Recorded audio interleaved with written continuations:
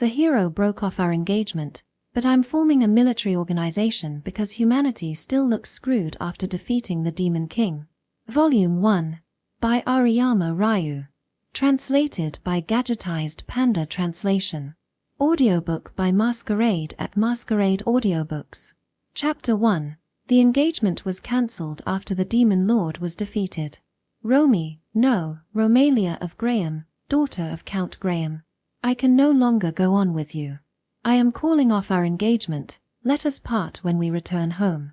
Just as Prince Henry's long-cherished wish to defeat the Demon Lord Zelgius was fulfilled, before the joy had even subsided, he suddenly said this to me. Should I say it was at this very moment, or rather because it was at this very moment, that Prince Henry stood with the Saintess Elizabeth of the Church of Salvation, the wise woman Ekaterina of the Forest of No Return, and the swordswoman Princess Lu of the East standing beside him, shooting me icy glances as he made this declaration to me. The unilateral dissolution of my engagement left me a bit stunned. Even though the Demon Lord has been defeated, we're still deep in enemy territory. Now is not the time for a leisurely chat. But Prince, now that the Demon Lord has been defeated, shouldn't such conversations wait until we return home? 10 years ago, Zelgius, who called himself the Demon Lord, brought the demon army that suddenly appeared in the Axis continent where we lived. Calling themselves the descendants of dragons, they declared that only they deserved to rule the continent and declared war on the human nations and began their invasion. The nations of the continent were all slow to react to the sudden attack of the demon army. In the 7 years since the invasion began, many countries were destroyed, and people were captured and enslaved. The attack of the Demon Lord's army was like a sharp blade, and in the blink of an eye, the flames of war closed in on our kingdom of Lionel. With the country's ruin at stake, Prince Henry, who had completed his coming-of-age ceremony at the age of 15, set out alone on a journey to subjugate the Demon Lord. And I, as the prince's betrothed, accompanied him against my parents' objections. We crossed high mountains and vast seas, and after a 3-year journey, we finally arrived at the demon-ruled demon continent of Gordia. And now we've finally defeated the Demon Lord. With Demon Lord Zelgius gone, the Demon Lord's army should collapse as well. Our goal has been accomplished. Now that the mission has been fulfilled, we can slowly discuss the dissolution of the alliance after we triumphantly return home, right? As far as I am concerned, we can talk about dissolving the betrothal after we return home. No, I don't intend to let you participate in the triumphal return. When we get back, we'll probably be welcomed and celebrated as heroes. That's not what we fought for, but we overcame great odds. But Romy, you didn't do anything, did you? Prince Henry, wearing ornate silver armor inlaid with beryl gems, pointed an accusing finger at me. That's right, you just followed the prince around without putting up a fight. Saint Elizabeth, dressed in pure white silk embroidered with gold thread, looked at me scornfully. Always a hindrance, tagging along, nagging away, it's really annoying. Ekaterina, wearing a wide triangular hat and deep blue robes, pointed her winding, serpentine wooden staff at me. Do you know how much trouble you've caused the prince all this time? Princess Lu, wearing an Eastern-style blade on her back and a deep green martial arts robe, glared at me with knitted brows. Her accusations were half true. I couldn't wield a sword and fight like Prince Henry or Princess Lu. I couldn't use magic like Ekaterina, and I didn't have healing powers like the Saintess Elizabeth. This was also evident in our clothing. The prince and the 3 women all wore beautiful equipment, while I wore a dirty shirt and dress fused together with a brown coat. Easily dressed, but no different than a common village girl. Although I had a short sword at my waist, I never used it in battle. Apart from that, I only carried the huge backpack. You could tell from what I was wearing that my job wasn't fighting. Mainly carrying the necessary luggage for travel, negotiating with people and resupplying them, gathering intelligence on the routes ahead, and supporting the enemy backline. I don't want to overestimate myself. Even without me, some clever people could surely take over. In Prince Henry's eyes, he said that the one who fought was the hero, while I was just an assistant. But I don't want to underestimate my work either. Their journey was not a smooth one. Both the prince and I were ignorant and naive at the beginning, not even knowing how to start a fire. If that had continued, we'd have died before we ever fought the Demon Lord, So I desperately learned the necessary knowledge and skills for the journey and led the prince and the others this far. Without the heroes and the others, they wouldn't have been able to defeat the demon lord, but without me, the heroes wouldn't have been able to stand in front of the demon lord. Even if that's true, it's useless to say that if they don't recognize my achievements. But Prince, can we really dissolve the betrothal with your words alone? I asked Prince Henry in return. Royal marriages were built on a foundation of political and military balance. My House of Graham also held an important position in the Kingdom of Lionel, with my father as one of its most important ministers. My betrothal to Prince Henry represented the unity of the royal family and House Graham. It wasn't something we could just dissolve ourselves. Just as I was about to point this out, the Saintess Elizabeth let out a most unmaidenly voice. Your parents just decided that, right? Besides, the prince is no longer the prince of those days, he's now the hero who defeated the demon lord, right? Can't you see that you're unworthy of the daughter of the insignificant count from the backwoods? I didn't react to the Saintess's words, only staring at Prince Henry as I asked. Will the prince inform His Majesty the King of this? Of course. I'll tell my father, the king, and the others in the country right away. Hearing Prince Henry's answer, I nodded obediently. To be honest, the prince and I had grown apart during our travels. Less than half a year into our journey, we ran into trouble. All due to lack of preparation and knowledge. I steeled myself, thinking it wouldn't be enough, but even then I had little energy to spare and accidentally shouted harsh words at the prince, souring relations. About that time he met the Saintess Elizabeth. Beautiful, she possessed the divine healing arts to heal wounds and injuries. Prince Henry took an immediate liking to her, and one look into Elizabeth's eyes revealed that she had love for the prince. People naturally develop an affinity for someone who has healed their wounds.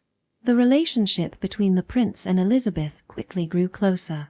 As a result, the distance between me and Prince Henry grew, exacerbated by our encounters with Ekaterina on our journey, and the arrival of Princess Lu, which cemented the estrangement between the prince and me. Ekaterina wielded the magical power known as the Wise Woman of the Forest of No Return, while Princess Lu possessed sword skills brought from the east. The three possessed fighting skills that I lacked. The prince favored them, and they worshipped him as well. My relationship with the prince grew colder and colder, and I no longer had the passion I had when I ran away from home, but I still followed the prince and the others, and I had my reasons for doing so.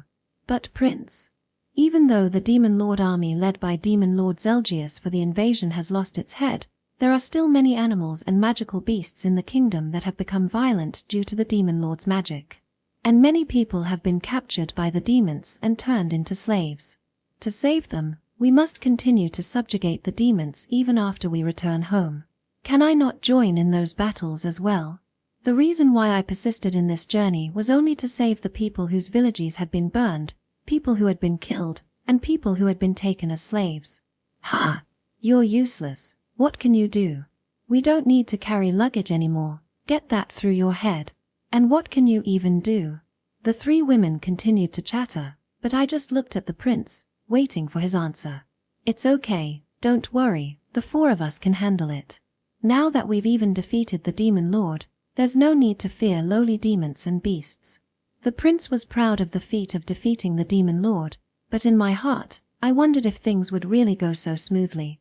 It wasn't love for the prince that brought me on this journey.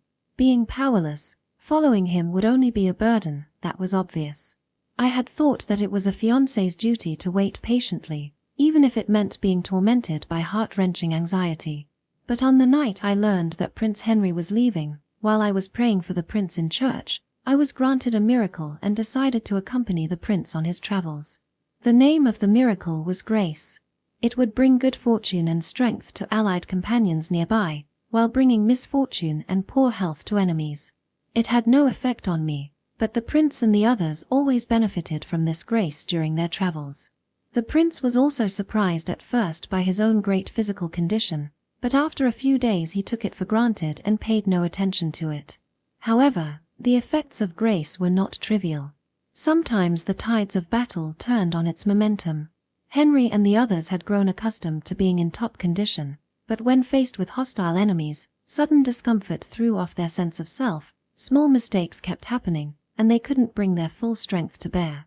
On the other hand, the ever-successful prince and his allies were able to gain the upper hand and turn the battle in their favor. The demon army's experienced officers and commanders were consumed by the momentum. Even the demon lord Zelgius could not resist. However, I didn't tell anyone that I possessed this grace. Considering the rarity of the grace ability, I shouldn't tell anyone. If I were in the position of the opposition and knew this, I would imprison the grace user and monopolize his wealth. That's why the prince and the others didn't know about my grace ability. Section. I understand. Since the hero says so, we'll cancel the engagement as soon as we return to the kingdom. I conceded, unsure if they could succeed without grace, but the prince had already said so much. Hearing that I had relented, the Saintess Elizabeth smiled smugly. For her, who wanted to be the next betrothed, she must have wanted to secure that promise no matter what while we were here. Well then, Prince, now that we've talked, let's prepare to escape from here. I clapped my hands and changed the subject. We were currently standing in the heart of the demon continent, which was occupied by demons. Even though we had narrowly killed the demon lord, it would be useless if we couldn't successfully escape. This wasn't the time for tragic tales of broken engagements. Prince, you must take the demon lord's head, it's needed as proof of the demon lord's defeat. Ha! Oh, I see. Got it. Prince Henry nodded, but Elizabeth showed disgust at the idea of taking the head back. But bringing the head was only natural. The demon lord's head, covered in scales with huge fangs lining its mouth, was severed by the prince. Even if it was just the head, it displayed the majesty befitting the dragon descendant the demon lord claimed to be. However, why he called himself demon lord instead of dragon king, even though he was a dragon descendant, was also a mystery. Next, I turned the demon lord's room upside down and put the documents and belongings on his desk into my backpack one by one. Why are you looting at a time like this? Elizabeth complained, but now was exactly the time. It's necessary. Oh, Ekaterina. Take back the staff the demon lord used.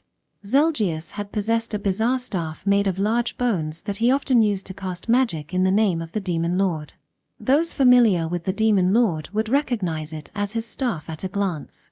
Aside from that, his backpack was filled with rocks, strange objects, notes, and other not too heavy items. Why would you go to such lengths to bring back such things? Of course, it's to leave the impression that the demon lord has been defeated. Princess Lu asked, and I replied while searching the demon lord's body. Let's take the crown that fell during the battle, the ring on the rough fingers, and the necklace. What proof of defeat? Shouldn't the head be enough? Prince Henry raised the demon lord's head and I shook my head. No, of course it's not enough. The people in our land don't know what demon lord Zelgius looks like. How can we prove that this is the demon lord's head? No need for proof. How could I lie? Prince Henry doesn't know how to doubt others. And he doesn't know that he might be doubted. Most likely, the people of our country will believe the prince's words. Considering Prince Henry's dignity, I said that for now, but it probably won't be that smooth. The king will believe, but there may be some important ministers who won't. However, it's necessary to show the demon lord's death both domestically and internationally. Our battle was a battle to win the war. Just defeating the demon lord is not enough. It's not just for the people in our country, but also for the powerful foreign nations and the enemy demon lord's army. It's useless if we don't tell them about the demon lord's death. In addition to the head, we need convincing evidence. Presenting the head will certainly work, but not all demons have seen the demon lord.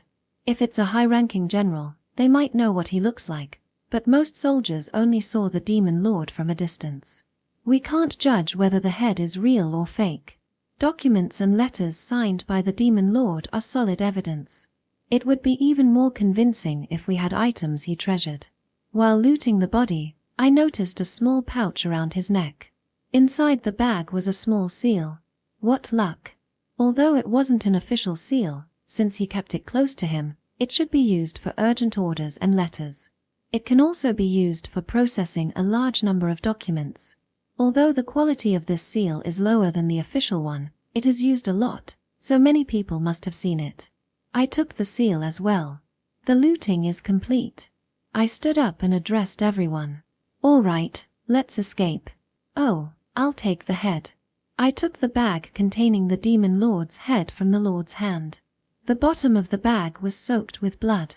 Finally, there's no time to waste, right? Although Princess Lu was complaining, I wanted to say that it's you who are dragging out the irrelevant emotional drama. Yes, let's hurry. Hearing my words, the prince and Princess Lu ran ahead, with Elizabeth and Ekaterina following closely behind. I walked at the back. Although the luggage is a bit heavy, it's not difficult to keep up with Elizabeth and Ekaterina since they're not very fast. We enter the strange building with our luggage. This place is really strange.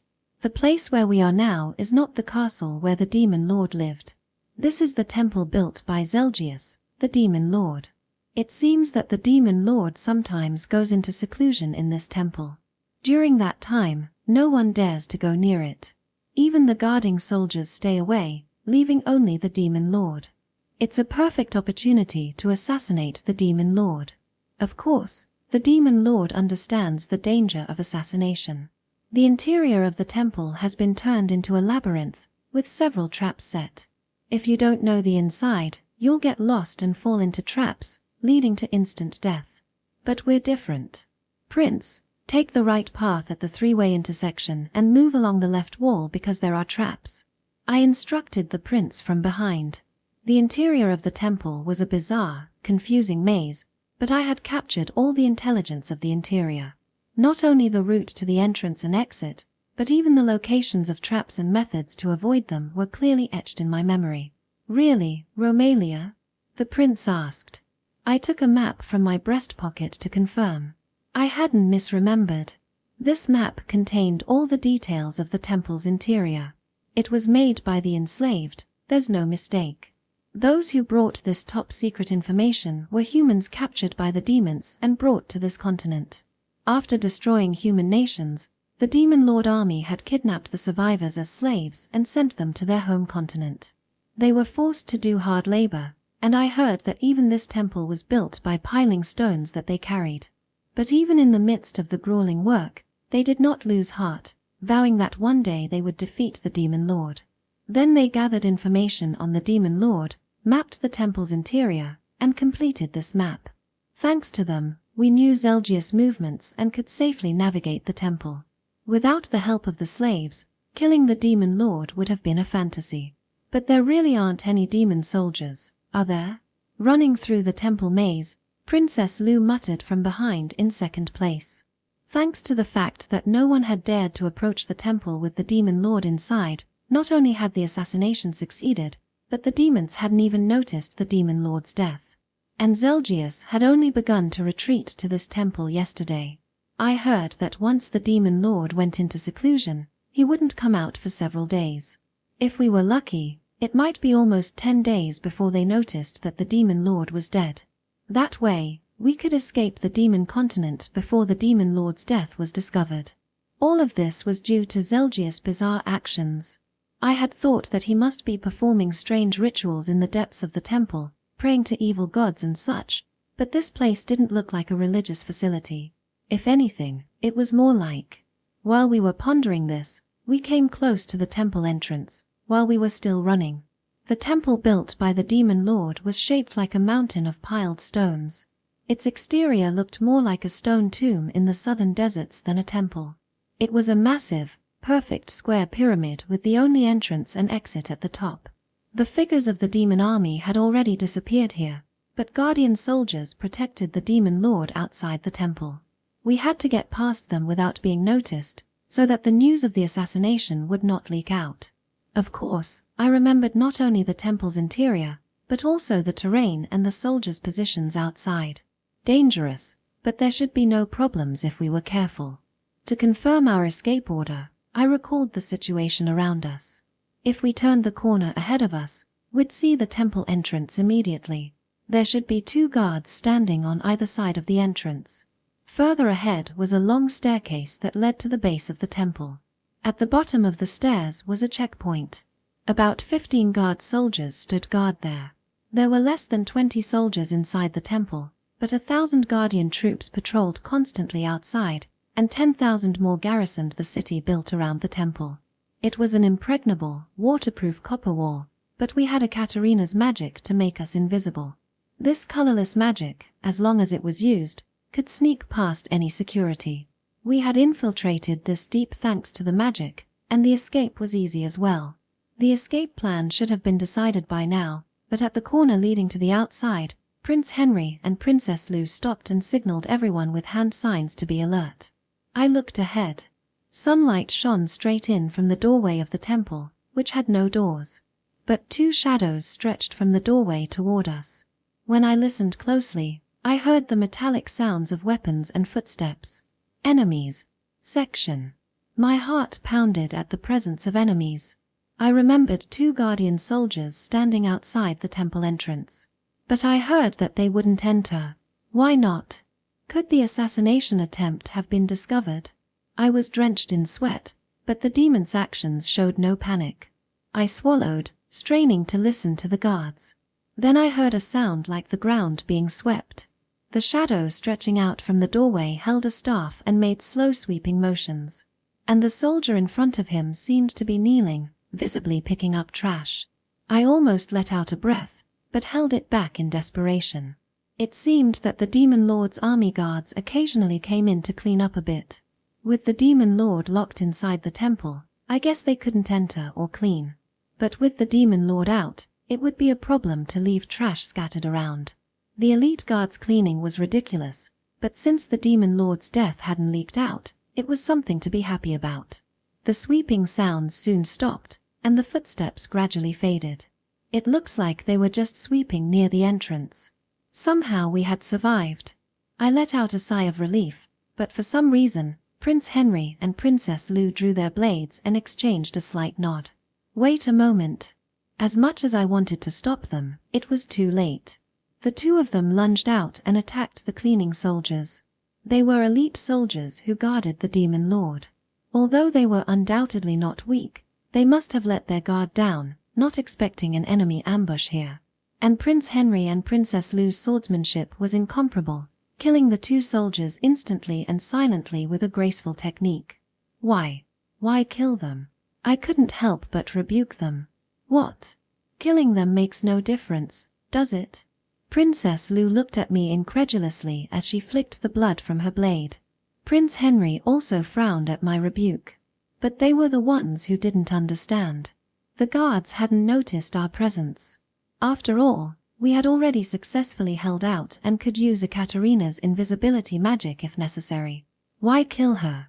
The other soldiers would quickly notice the absent guards at the entrance. Once a search began, the bodies of the guards would soon be discovered. Realizing that there were infiltrators, their first priority would be to confirm the Demon Lord's safety. The Demon Lord's death would then be revealed, and a dragnet would be set up to catch the assassins. Why didn't they understand that? Well, Prince Henry was the same, especially Princess Lou always wanted to solve problems immediately with her blade. Slaying the enemies first, then thinking about it after defeating them. On a battlefield where split-second judgment was required, this might be a talent. But right now, such thinking had caused a big problem. But it was too late for regrets. We had to leave immediately. Ekaterina, now. I wanted to ask Ekaterina to cast the invisibility of the colorless magic. But before I could finish speaking, chirping voices came from outside the temple. I rushed to the entrance, craning my neck to look down, carefully avoiding being spotted below. At the base of the temple, over a dozen soldiers with reptilian faces rushed out of the checkpoint. The dozen or so soldiers huddled together and quickly climbed the stairs. They had clearly sensed an anomaly. Too fast, much too fast. Maybe there was a mechanism to immediately report anomalies to their comrades. It was too late for regrets. The dozen or so guardians took the long stairs in one go, charging up at a run. Leave it to me. The mage Ekaterina stepped forward and grabbed her wand. Spheres of light were generated from the wand, unleashing an intense radiance. Please don't use an explosive spell. I wanted to stop her, but it was too late. The wish was drowned in the roar of the explosion. Known as the wise woman of the Forest of No Return, Ekaterina possessed tremendous magical power, capable of powerful spells. The explosion was tremendous, blowing away the dozen or so soldiers climbing the stairs in one fell swoop. And the thunderous boom must have reached as far as the horizon. Effortless. Ekaterina waved her wand as if dancing. Never mind that, hurry up and cast colorless magic. I begged her desperately. But why? What do you mean why? Look at this. I pointed to the puzzled Ekaterina outside the temple. Looking down, I could see hundreds of guardian soldiers approaching. They had come running when they heard the explosion. Ekaterina had learned some magic, and her magic power was impressive. But since she had no real combat experience and was hiding in the forest, she often chose the wrong spells. Making such loud noises would attract not only the guards, but all the soldiers in the area. That should have been obvious with a little thought, so why hadn't she considered it? Our presence is exposed, it can't be helped. I'll kill the enemies. Come on, demons. The one who defeated the demon lord will be your opponent. Prince Henry took off his cloak and stood at the temple entrance. He raised his long sword, the green jewel adorning his shining armor reflecting the sunlight. Though he looked wholly as a hero of myth, we had secretly infiltrated and assassinated him. What were we going to do to attract such attention? Besides, if we didn't show ourselves, leaving the possibility for demons who opposed the demon lord to assassinate him, the fact that humans were the killers would still be exposed. Prince, hide quickly. I immediately covered Prince Henry's back with the coat, trying to hide him as much as possible, but it was probably too late. I immediately instructed Ekaterina. Hurry and use colorless magic. Prince, escape now. We dragged the prince, who still wanted to fight, away by force and fled from there. Although the demon army was persistent in its pursuit, we somehow survived by the skin of our teeth and took refuge in a safe house provided by Collaborators. However, this hideout was far from comfortable. For one thing, it was cramped and dark. With 5 people and luggage crammed in, there was no room to lie down properly. Even though Ekaterina used magic to create a small sphere of light, it couldn't be too bright, lest it spill out. Besides, this hiding place was dug under the cattle shed, so it was full of the stench of feces and urine. Why are they so slow? Too slow. Prince Henry complained anxiously. According to the agreement with the collaborator, they would come to the hiding place at dusk. I reached into my breast and pulled out my pocket watch to check the time. It was an expensive artifact made by a craftsman. It had belonged to my father and was given to me on my birthday after much pleading. During the 3 years of this journey, the watch was covered with scratches and stains, but it could still tell the time accurately. Prince, it's not dark yet. There's still some time before the appointed time, I reassured the prince. I suppose we should just wait patiently now. But the wait seemed long in this terrible environment. Impatience permeated the air with every exhalation. Suddenly, footsteps sounded from above, instantly freezing the air. Prince Henry and Princess Lou stood up and drew their swords. Ekaterina also held her wand ready, while I put my hand on my staff. It was dangerous to use magic in such close quarters. The footsteps stopped directly above us, stamping twice, once, then 3 times. It was the secret signal of the collaborator. After the signal, the wooden planks above were slowly removed. Through the cracks we saw the faces of a beautiful black-haired woman and a little girl.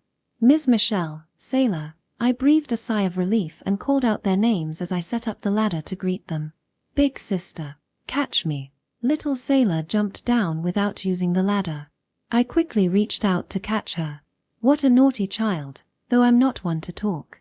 Really, Sailor. I'm sorry, Lady Romalia. Michelle scolded her daughter, then apologized to me, but I didn't mind at all. No, we're deeply indebted to you and Michelle for all your help. I should be the one to apologize, I said. They came from a land destroyed by the Demon King's army and were taken as slaves to the Demon Continent. They were also our collaborators. When we first infiltrated the Demon Continent, we had no intelligence at all. We didn't even know the name of the continent, let alone what the Demon King looked like or where he was. Gathering information on the spot was a reckless plan, even for me. But it was the only way, so we had no choice.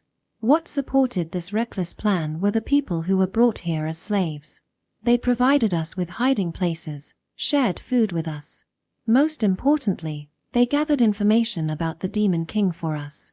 The maps of the temples and the Demon King's route were given to us by them. Without their help, we would not have been able to defeat the Demon King. I'm sorry for being late. It's not much, but I brought these. Michelle handed me a bag of bread and water-filled canteens. We were hungry and parched. Everyone jumped on the bread and drank water to quench their thirst. Seeing the prince and others devouring the bread, Sailor swallowed her words and remained silent. I'm not that hungry. Let's share half, Sailor, I said, even though I was starving too. Nevertheless, I broke the bread in half and gave it to Sailor. Sailor was delighted. Michelle apologized again, but the food was meant for the two of them. I ate slowly. Miss Michelle, the magic ships are still not sailing? I asked about the status of the magic ships. The magic ships created by the Demon King for periodic sea routes were docked at the great harbor of this city. Between the demon-inhabited continent of Goldia and our continent of Axis, there is a vast ocean. In the past, sailors have sailed there, but they have found nothing and returned home. But through some mysterious magic, the Demon King Zelgius built magically powered ships that crossed the stormy seas and invaded our continent of Axis. We had used Ekaterina's colorless magic to sneak onto the magical ship and set foot on the demon continent. Of course, we'd have to sneak onto the magic ship again to return home. But after today's riot, security was on high alert and the ship's departures were delayed. We couldn't even go outside now. Yes, the trip has been postponed. I don't know when it will start again, Michelle replied. Damn it, I don't have time to be stuck here, the prince cursed when he heard Michelle's words. I desperately stopped myself from pointing out that he was the reason for this situation. Blaming others wouldn't help. We had failed several times before coming here because of this, and our relationship with the prince had deteriorated. I had to forget the past and think of solutions for the present. Calm down. Let's wait and see, I told everyone. Since we didn't have any information from the outside, this was just speculation, but the death of Demon King Zelgius probably hadn't spread among the demons yet. In order to prevent chaos, they would likely conceal the Demon King's death for the time being. The heightened security now was probably under the pretext of searching for the rebels who caused the temple explosion and assassinated the Demon King. But what would happen next was anyone's guess. They might lift the tight security to hide the Demon King's death, or they might announce it publicly and thoroughly hunt down the assassins. When will Thomas be back? I asked about the return of Michelle's husband, Thomas. Thomas worked at the port. He had discovered us hidden in the cargo of the magical ship and hid us in this shelter. Though he had once been a knight, he now oversaw slaves. If he returned, he might know about the situation in the city and the harbor. I think my husband will return soon. Please wait until he does, Michelle said. I was eager for information but could only be patient. When I looked down, little Sailor had finished her bread and was stroking her left hand. There was a thin red mark under her index finger, probably a whip scar. The demons preferred to capture families with children as slaves from the lands they destroyed. They probably intended to raise the children as slaves as well. But to be blunt, they used the children as tools to control the parents. If the slaves rebelled, the demons would whip the child instead of the parent. If a slave died, they would lose manpower, so they used the beating of the children to keep the parents in line. It seemed clever at first, but it was a bad move. No one who saw their child being whipped would not resent it. They might obey for the sake of the child, but their hearts would not be subjugated even if they were enslaved. In fact, many helped us. Sailor, are you okay? I bent down to examine the wound. She blinked at the painful scar, then looked at Elizabeth. Recognized as the saintess of the Church of Salvation, Elizabeth had the power known as healing hands to heal injuries. She was worthy to be called a saintess, with extraordinary powers that far surpassed those of her peers. She could reattach severed arms and even regenerate lost organs. It was an amazing power befitting a saintess. But even though she saw Sailor's injury, Elizabeth didn't seem inclined to heal her. Anger flared in me for a moment, but I knew it would be useless to express it and gave up. She would immediately tend to the prince's slightest wound, but was utterly indifferent to the injuries of others. Even when we were risking our lives in battle, her priority was clearly to heal the heroes and ignore the other companions. Of course, if asked directly, Elizabeth would obey. But she wouldn't act unless asked first. Princess Lou and Ekaterina were also very unhappy with this aspect of Elizabeth. And I hated it too, although I'm one to talk. "Sailor, you're hurt.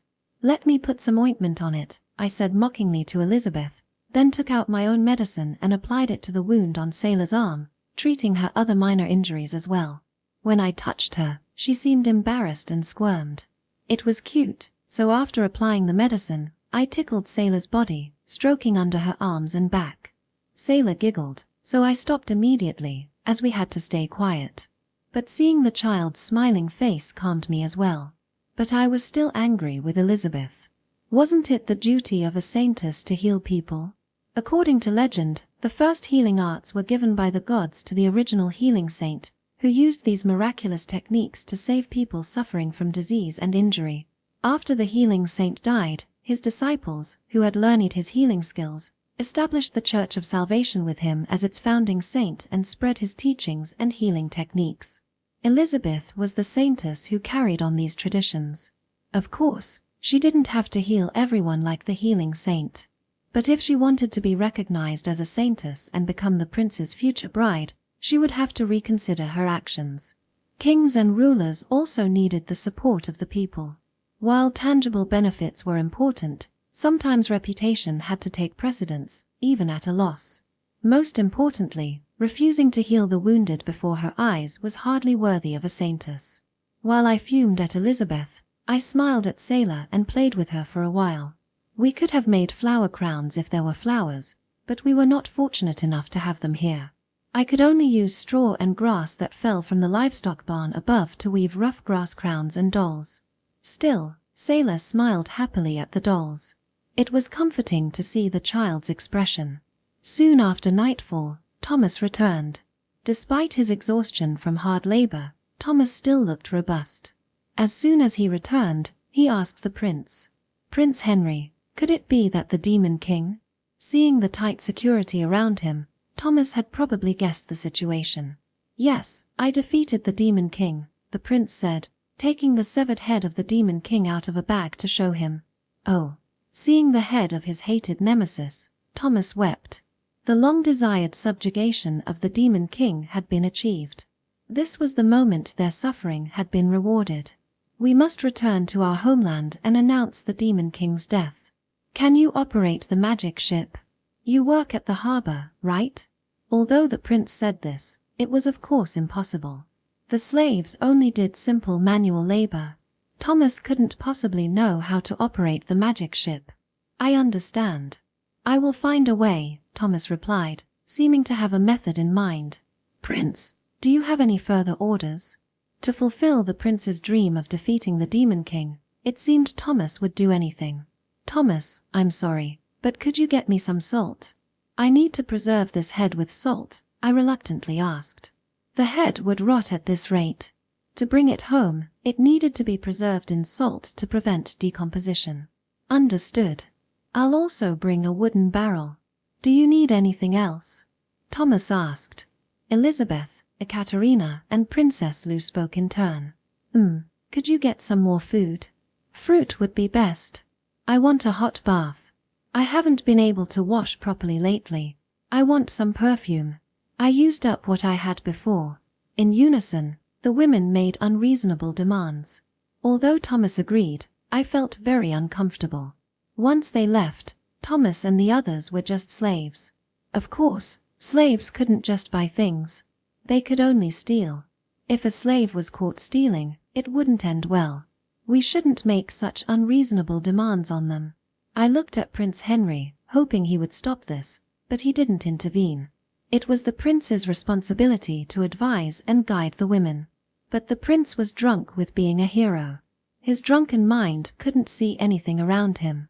How cool he looked when he defeated the enemy had become his main concern.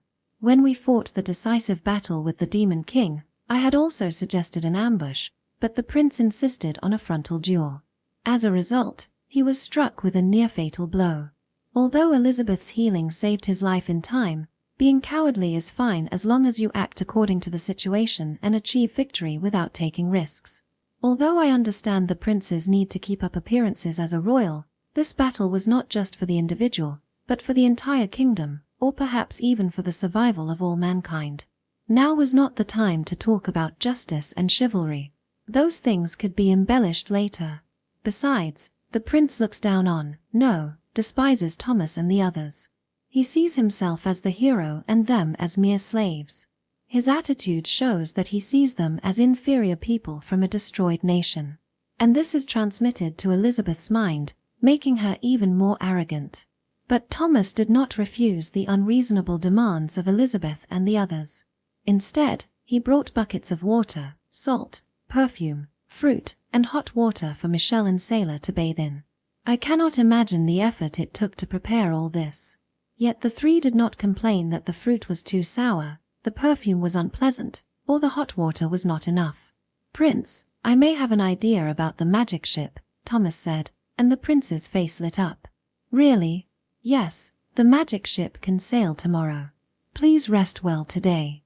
Also, to celebrate the defeat of the Demon King, I brought some wine. Please share it with your companions." Thomas held out the bottle of wine and the cups. "Oh, wonderful, you are so clever," the prince said, taking the bottle and pouring the red liquid into a cup. "To victory." He lifted it slightly, then downed it in one gulp. "Prince, give me some too," Elizabeth approached, followed by Ekaterina and Princess Lou. I wanted to tell the prince and the others not to drink too much, but that would be too ungracious to spoil their celebratory wine. And the amount probably wouldn't get them dangerously drunk anyway. "Romelia, will you drink too?" The prince lifted the bottle happily, seeming very glad to have wine after such a long time. "No, I'm fine. I didn't really like drinking." Elizabeth and the others passed around the one cup, their cheeks slightly flushed as they approached the prince. When Elizabeth first joined us, I was a little jealous when I saw her touch the prince, but now I didn't feel anything. Although the prince broke off our engagement, it was probably the right thing to do. The prince and I no longer had the feelings we once shared. "Does Lady Romelia dislike alcohol?" Thomas had a "that's bad" look on his face at my refusal to drink. "Ah, please don't mind me. No, let me get you something else to drink." Thomas was considerate and wanted to bring me something I liked. My preferences caused him unnecessary worry. "Please wait, Thomas." "Prince, let me have a sip too," I said, taking the cup from the prince's hand and holding it out to Thomas. "Thank you for your kindness, Thomas." I drank the red liquid, feeling the alcohol burn my throat and sting a little. Although I still disliked drinking, I smiled and said it was very good without making a face. Thomas looked relieved and exchanged glances with Michelle. Michelle looked sad for some reason. What was going on? I wanted to ask her, but I was probably tipsy from not drinking for so long. My mind was a little fuzzy. It seemed that I was really tired. We had been tense until we had killed the Demon King. Even though we were still behind enemy lines, with our long-held goal achieved, the tense nerves had snapped and the accumulated fatigue had set in. "Excuse me, Prince, may I rest first?" I asked the prince. To be on the safe side, we took turns sleeping. We usually drew lots for the order, but could I go first today? "Ah, sure, I'll take the first watch," the prince gently agreed, continuing to drink his remaining wine. "Lady Romelia, thank you very much." Thomas thanked me again when I started to fall asleep. "Truly, thank you very much." Michelle bowed her head in thanks as well. She and Thomas held hands. They seemed really close. I was envious. If only the prince and I could be like that. "Sis, let's play again tomorrow." Little Sailor approached me. I was too sleepy to react properly. I held out my little finger and hooked hers, promising her. I hooked Sailor's little finger and promised. What a sweet child. Would I have a child like that one day? Just as I was too sleepy to keep my eyes open, I heard the sound of something collapsing. When I looked in that direction, the prince and Elizabeth had fallen to the ground. I tried to wake the prince, but my body wouldn't move. "Prince Henry, good luck. You must defeat the Demon King's army and avenge us." Thomas, standing in front of me, looked at the prince. Michelle was holding Sailor's hand, tears streaming down her face. Why was she crying? My questions were swept away by sleep as I fell into darkness. I was awakened from my dreamless sleep by the concerned voice of the prince. "Romalia, wake up." When I heard that, I immediately snapped awake. Then I realized that we had been tricked. We had been tricked. I jumped up immediately. 1 cup of wine shouldn't have made me this drowsy. I must have been drugged with a sleeping potion or something. Thomas and the others had tricked me. No way. Why? Fear, a sense of crisis, and a host of questions flooded my mind. I prepared my stance and confirmed our situation. Prince Henry looked worried in front of me. Behind him was a nervous Elizabeth, then Ekaterina, who seemed to be propping herself up with her wand from the drug. I saw Princess Lou holding her sword, watching the entrance above us. None of us, including myself, were injured. There were no signs of enemies nearby. But the prince's condition was strange. His usual sword and armor were gone. These 3 betrayed me and took my sword and armor. Damn those wretched slaves. Prince Henry lamented that his weapons had been stolen. We were drugged. Ekaterina frowned. Just a slave after all. As expected, not to be trusted. Princess Lou said contemptuously, "To betray the prince hero and us is unforgivable." Elizabeth looked angry, but something seemed wrong. "Let's escape now." The prince said it was dangerous here and wanted to set up the ladder at the entrance of the hideout, but I stopped him. "Please wait. I agree that we should take action, but was anything else taken besides the weapons?" I checked the items I had with me. It was obvious that the prince's weapons had been stolen, but Princess Lou's sword and Ekaterina's staff remained. The bucket with the Demon King's salted head was also there. I immediately confirmed that it was still there. Otherwise, the items taken from the Demon King and our luggage were untouched. Only the prince's sword and armor had been stolen. Why would Thomas and the others do that? I muttered, tidying up the luggage. No matter how I thought about it, I couldn't believe that Thomas and the others would betray us. After all, they're slaves, not to be trusted. Weren't you also wary of treachery? The prince expressed his anger at the betrayal. In fact, before killing the Demon King, I had been on guard against the possibility of Thomas' family betraying us. Because reporting those who tried to assassinate the Demon King would be a great achievement. I didn't want to imagine that fellow humans would betray us, but humanity was easily stripped away under harsh conditions. I had seen so many betrayals in exchange for a pittance, for the peace of not being whipped today. But the reason for the betrayal is still unknown. Betrayal after defeating the Demon King makes no sense. If they had handed us over to the Demon King before the assassination, they might have gotten a reward or 2. But why did they do it now? Besides, although they stole the prince's sword and armor, they left Princess Lou's sword and Ekaterina's staff untouched. This also bothered me. If it was treason, shouldn't they have taken all the weapons? Why leave some behind? Anyway, let's get out of here first. Ekaterina, use your colorless magic. Prince, take this short sword. I handed him the short sword that I carried with me for traveling. It was better than nothing. Ekaterina used her colorless magic and shot silver light from her wand to surround us. Even though it looked like we kept our forms, we should be invisible to others now. It was convenient magic, but there were a few points to note in its use.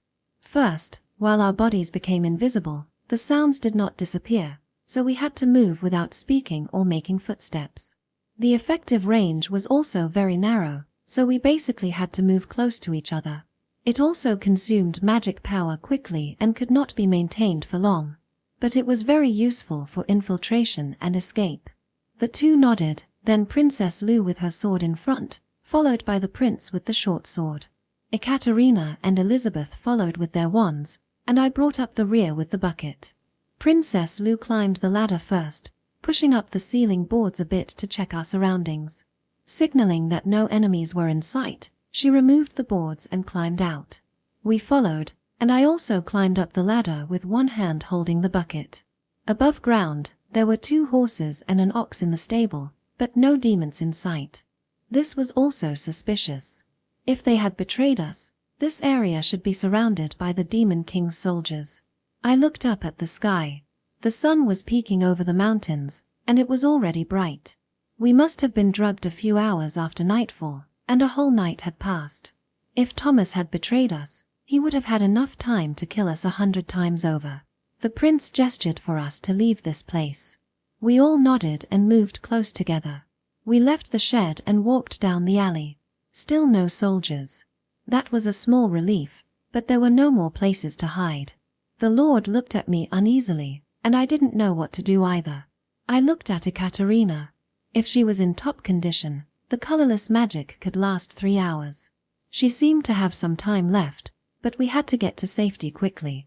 But we didn't know anyone here except Thomas. To prevent betrayal and leakage, we had no contact with the other slaves. There was no one else we could rely on besides Thomas. Princess Lu raised her blade and pointed to a nearby residence. She gestured that she intended to kill the demons living there and occupy the place. That's brave, but absolutely impossible. We didn't know when anyone would come, and security was tight. They would certainly search the houses. If we killed them, it would be even harder to escape. Perhaps it would be better to sneak into the magical ship and wait in the cargo hold until it left. However, in the current high state of alert, ships that set sail would likely be thoroughly searched. The meticulous searches of the Demon Lord's army, and whether Ekaterina's magic alone could withstand them, would become a gamble. Suddenly, a sharp whistle echoed in my ears. The whistle made my whole body tense. It was the whistle used by the Demon King's army to summon allies. I quickly looked around, but saw no Demon King soldiers. The whistle wasn't coming from here either, but from the main road. Loud shouting and screaming echoed from the main street, telling me what was happening. Was it dangerous to check out the commotion? Or necessary to understand the situation? I couldn't judge, but the prince gestured for me to take a look. I followed the prince. The morning main street was crowded with demons and enslaved humans at the morning market. The roadside stalls were piled high with vegetables, fruit, meat, and fish. A group of the Demon King's soldiers pushed through the crowd and marched down the street. I followed them with my eyes. The stalls ahead were destroyed, fruit strewn on the ground. There were people everywhere. The soldiers brandished long spears, warning the onlookers not to approach. The soldiers were trying to disperse the crowd. In the center were 3 cloths lying on the ground. Arms and legs were sticking out from under the cloths, blood pooling. People had been struck down and killed. Judging by the size of the cloths and the protruding limbs, there was an adult man, a woman, and a child. I held my breath and almost dropped the bucket in my hands. Though their faces were covered, the slain man's equipment was the prince's emerald armor and sword. What's going on? Is that mine? The confused prince broke the silence with a small voice. It's Thomas. He took our place as bait, I squeezed out in a remorseful voice. Until the infiltrators were found, the tight security would not be lifted and the magic ship would not sail. In other words, once the infiltrators were found and killed, the alert would be lifted. Many of the Demon King's soldiers had seen the prince's flashy armor. So Thomas had worn the prince's armor as a substitute. The Demon King's soldiers, summoned by the whistle, had commandeered a nearby cart and tossed Thomas' body onto it like luggage. Just then, the cloth on the cart suddenly fluttered open for a moment, revealing a woman's face and a little girl's hand. The woman had beautiful black hair. The girl was clutching a straw doll. It was Michelle and Sailor. I bit my lip to stop myself. I might have screamed. That fool, getting a child involved in this, too? The prince muttered in disbelief. I felt the same way. But that was all Thomas could do. He became the scapegoat for the Demon King's assassins. Even if he claimed that his family had nothing to do with it, the Demon King's army wouldn't listen. His family would be tortured together and then executed. The family decided to act together and face death together. Regret and helplessness tormented my entire body. Why didn't I think of it then? Looking at Thomas' face, which hid his determination, I blamed myself for not noticing yesterday. But no matter how much I blamed myself, the 3 wouldn't come back. My ears, trembling with regret, suddenly heard a scream. When I looked in the direction of the sound, many Demon King soldiers came down the street. They brandished long spears and seized slaves one by one. What? Hey, Romalia, what are they doing? When the prince saw the demons capturing slaves who had done nothing wrong, he asked me. Because the slaves killed the Demon King, they're being arrested as dangerous elements. It was only natural. I knew it would be like this. This was how it should have been. What will happen to them if they get caught, Romalia? At worst, they'll be executed. I squeezed out an answer to the prince's question. Since many slaves were already integrated into society as laborious, not all would be killed. But as a warning, some might be executed. Moreover, their treatment would be harsher in the future, and a cruel fate awaited them. What did you say? Then we must save them. Seeing the abuse and killing of women and children, the prince became indignant. But I stopped him. No, we can't. If it were just a few soldiers, we might be able to defeat them. But there were tens of thousands of the Demon King's soldiers gathered here. We couldn't defeat them all. Besides, Thomas' sacrifice would be meaningless. Since Thomas was used as a scapegoat, there's no reason to maintain the tight security. That means the magic ship should also sail now. Let's board it. Thomas had promised that the magic ship would leave last night. That was the reason. If we missed this chance, there might not be a next time. But if we don't save them, they'll be killed. The prince wanted to save the people who were being slaughtered. But the priority was different. I know. But bringing home the news of the Demon King's death takes precedence over everything else. I replied firmly. Just killing the Demon King wasn't enough. We had to bring the news of the Demon King's subjugation back home, and let the Demon King's army that was invading our land know about it, so as to crush their morale. Only then would it be worthwhile. This information was more valuable than hundreds of lives. The Demon King's army would stop its invasion and become a smokescreen for a counterattack. It would save more lives than hundreds. We had to send it back no matter what. Besides, I knew it would happen eventually. When word got out that humans had killed the Demon King, the slaves would naturally be considered dangerous and punished. Everyone who helped us, including Thomas' family, understood this. Nevertheless, they helped us. When I decided to abandon the captives, the Lord and others looked at me as if to say, how heartless, and seemed to look down on me. But no matter what others thought, my decision wouldn't change. That was a bit loud.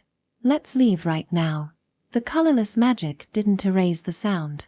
We might not have been noticed because of the commotion in the street, but we should leave for safety's sake.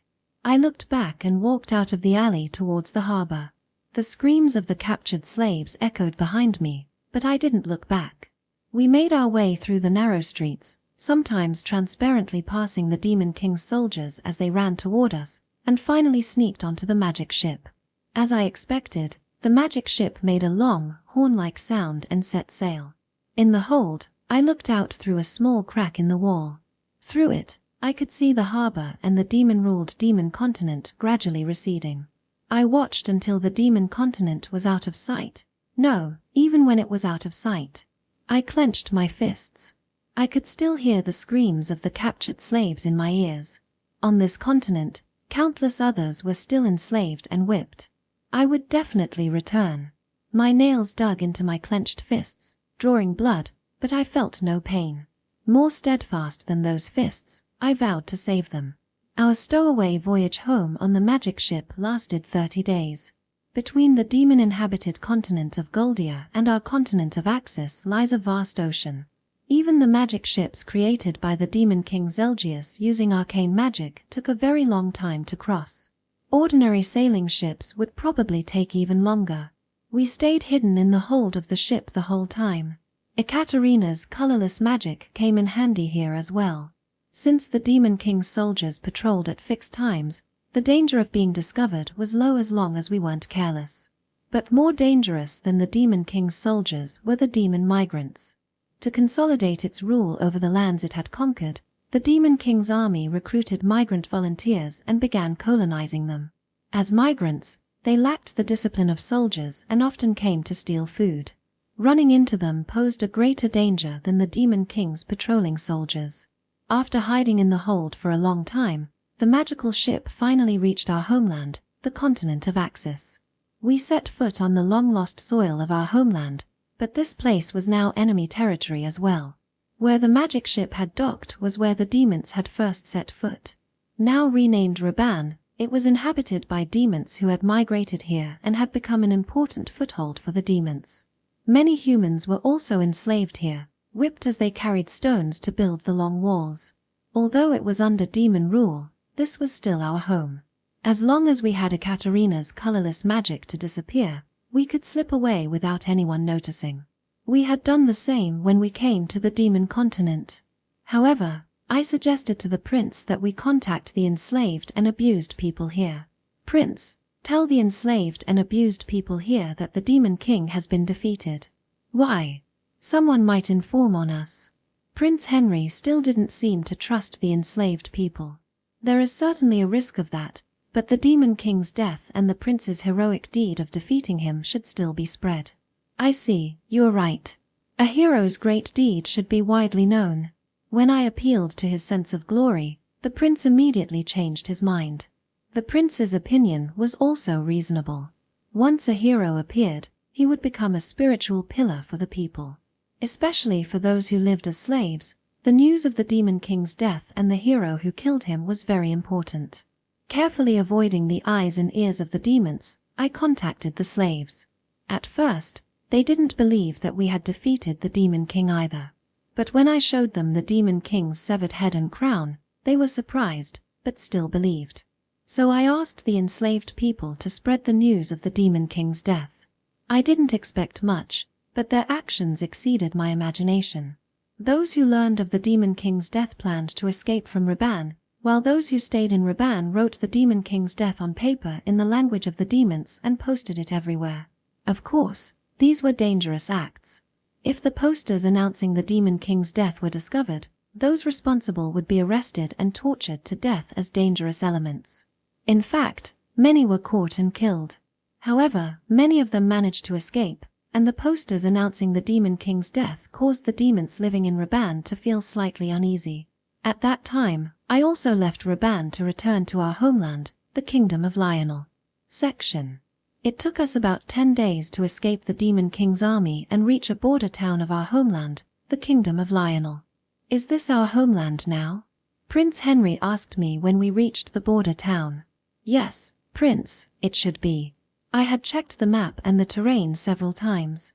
Neither the prince nor I had been to this town before, and Ekaterina and Ludmilla weren't from the kingdom either, so they didn't recognize it. Elizabeth didn't seem to know it either. But she didn't seem to be wrong. Surveying the whole city, it was peaceful here. Choosing this city to avoid the demon king's attacking army made sense. Announce our identity and have the royal capital of Lionel send horses to welcome us. I suggested to the prince that if the kingdom was informed of Prince Henry's return, people would likely come to greet him in a few days. You are right. Let's rest here until they come to welcome us. The prince agreed. So we visited the mayor of the town to announce our identities. At first I wondered if he would believe us, but that worry was unnecessary. Besides, the whole town was in an uproar. It seemed that news of Prince Henry's subjugation of the demon king Zelgius had already spread from the escaped slaves. Seeing us, everyone was surprised to learn that the legend was true. Speedy horses were immediately sent to the royal capital with the news. The mayor asked the prince to stay in his mansion until the welcoming party arrived, and the prince accepted. Well then, Prince, I'll say goodbye here. While the mayor was out, I told him about the farewell with the prince. Since we had returned to the kingdom, our personal safety was assured. Our journey could be considered over. There was no reason for us to continue together. Yes, that's right, Romalia. It seemed that the prince had forgotten the words he had said after defeating the demon lord. I also have business to attend to in the capital city of Lionel, so our destinations after this will be the same. When we left 3 years ago, my father was a high-ranking minister in the country. If things haven't changed, he should still be in his villa in Lionel. However, I will not be attending the prince's triumphal return. Rest assured. As for the handover, the demon lord's head, crown, staff, and rings, as well as jewelry such as necklaces. Please let the prince take them as spoils of war. Can I keep everything else? The prince and the others don't know about the seal and the other things we took, but I want to keep them. Ah, yes, that's fine. Prince Henry nodded. All right, I have his promise. And may I keep the rest of my travel expenses? It would be strange for me to stay at the inn, wouldn't it? I'll just stay at a cheap inn in town. But the rest of my traveling expenses won't be enough to pay for a horse and carriage ride back to the capital, so I'll have to send a messenger to ask my father for money. Hey, Romalia. Just as I was thinking of my next plan, Prince Henry spoke up. Prince, is there something else? I turned to ask. The handover was all done. Was there anything else? No, nothing. For some reason, the prince shouted loudly and walked away. I tilted my head, turned away from Prince Henry, and started walking. And so we parted. I walked without much emotion. There were still many things to do next. Although we defeated the demon lord Zelgius, there are still many remnants of the demon army on this continent.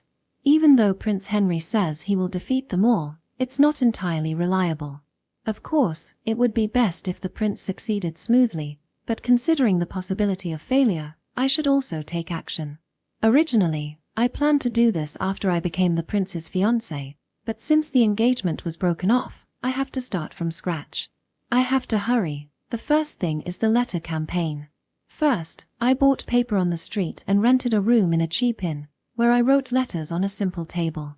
The first recipient of the letters is the royal palace.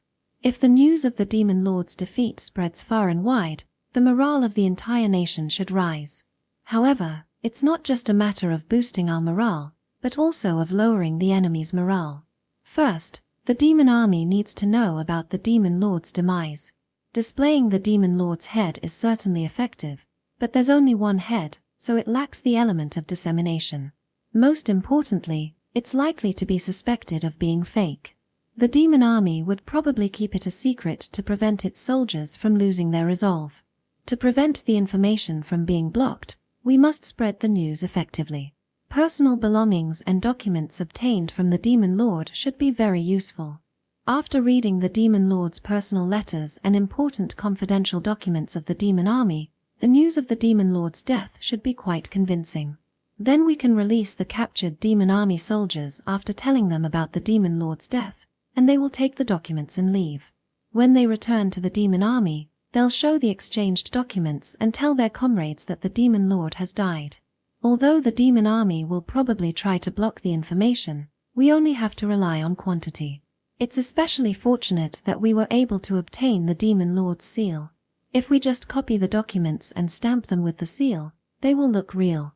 Some officers may have received orders and letters from the demon lord or seen this seal.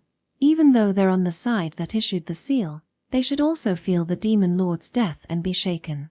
I sent all the methods I could think of to the palace, following the same format as Prince Henry's thoughts. And since the palace might ignore these suggestions, I plan to distribute the documents with the stamped paper to other influential people as well. Speaking of the most influential people in the country, the first to be mentioned is General Salia, who leads the Black Hawk Knights.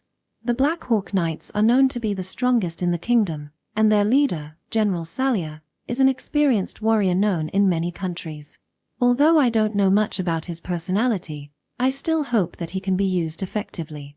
Next, as the actual leader of the Salvation Church, the state religion, Archbishop Firmin is also someone not to be forgotten. He is the one who discovered the current Saintess Elizabeth, and his influence can even rival that of His Majesty the King. The question is, are they still alive? It's been 3 years since I left the country, and I have no idea of the current power dynamics within the palace. Before the trip, I didn't even care about the power structure in the palace. Speaking of influential people, these are the only 2 I know. That should be enough, is that all? I've mostly covered what I had in mind, but I still feel like I've forgotten something. What was it? After thinking about it for a while, I realized that I forgot to write to my hometown. Right, I forgot Father. First, I need him to send me money, and second, I need to tell him that Prince Henry has broken off the engagement. Come to think of it, My father is also one of the most influential people I know. My father was highly trusted by the king and served as a minister in the palace. Even though I was just a kid and had no idea what kind of work he did, since he held an important position, he should have some authority. If I sent him letters with the same content as the general and cardinal primates, I might be able to make good use of him. I immediately began to write a letter to father, but after the first line, the previously flowing pen stopped and I agonized over what to write.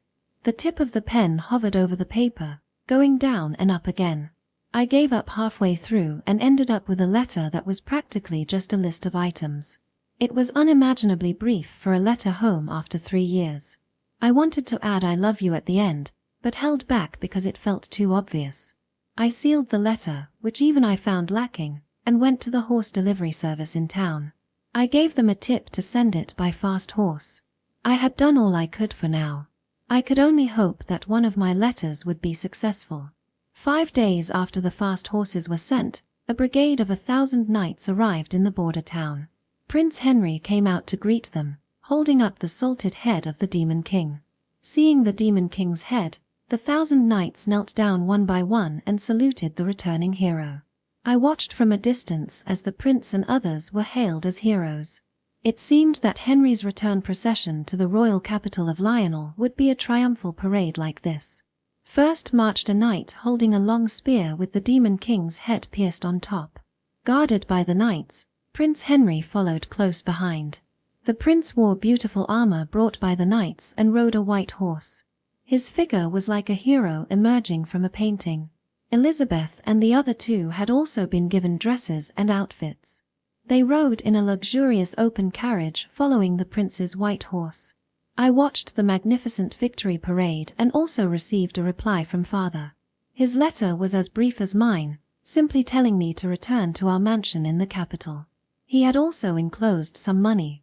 With it I hired the cheapest carriage and followed the prince's parade to the royal capital of Lionel. The prince was in no hurry, stopping for days in every major city along the way. It seemed he wanted everyone to know his name, as crowds gathered wherever he went. Unable to keep up with this slow procession, I bypassed the prince and headed for the capital first. Arriving in Lionel, I found preparations underway to welcome the prince as well. The capital was full of smiles and vitality. Seeing this, I thought that our journey had not been in vain.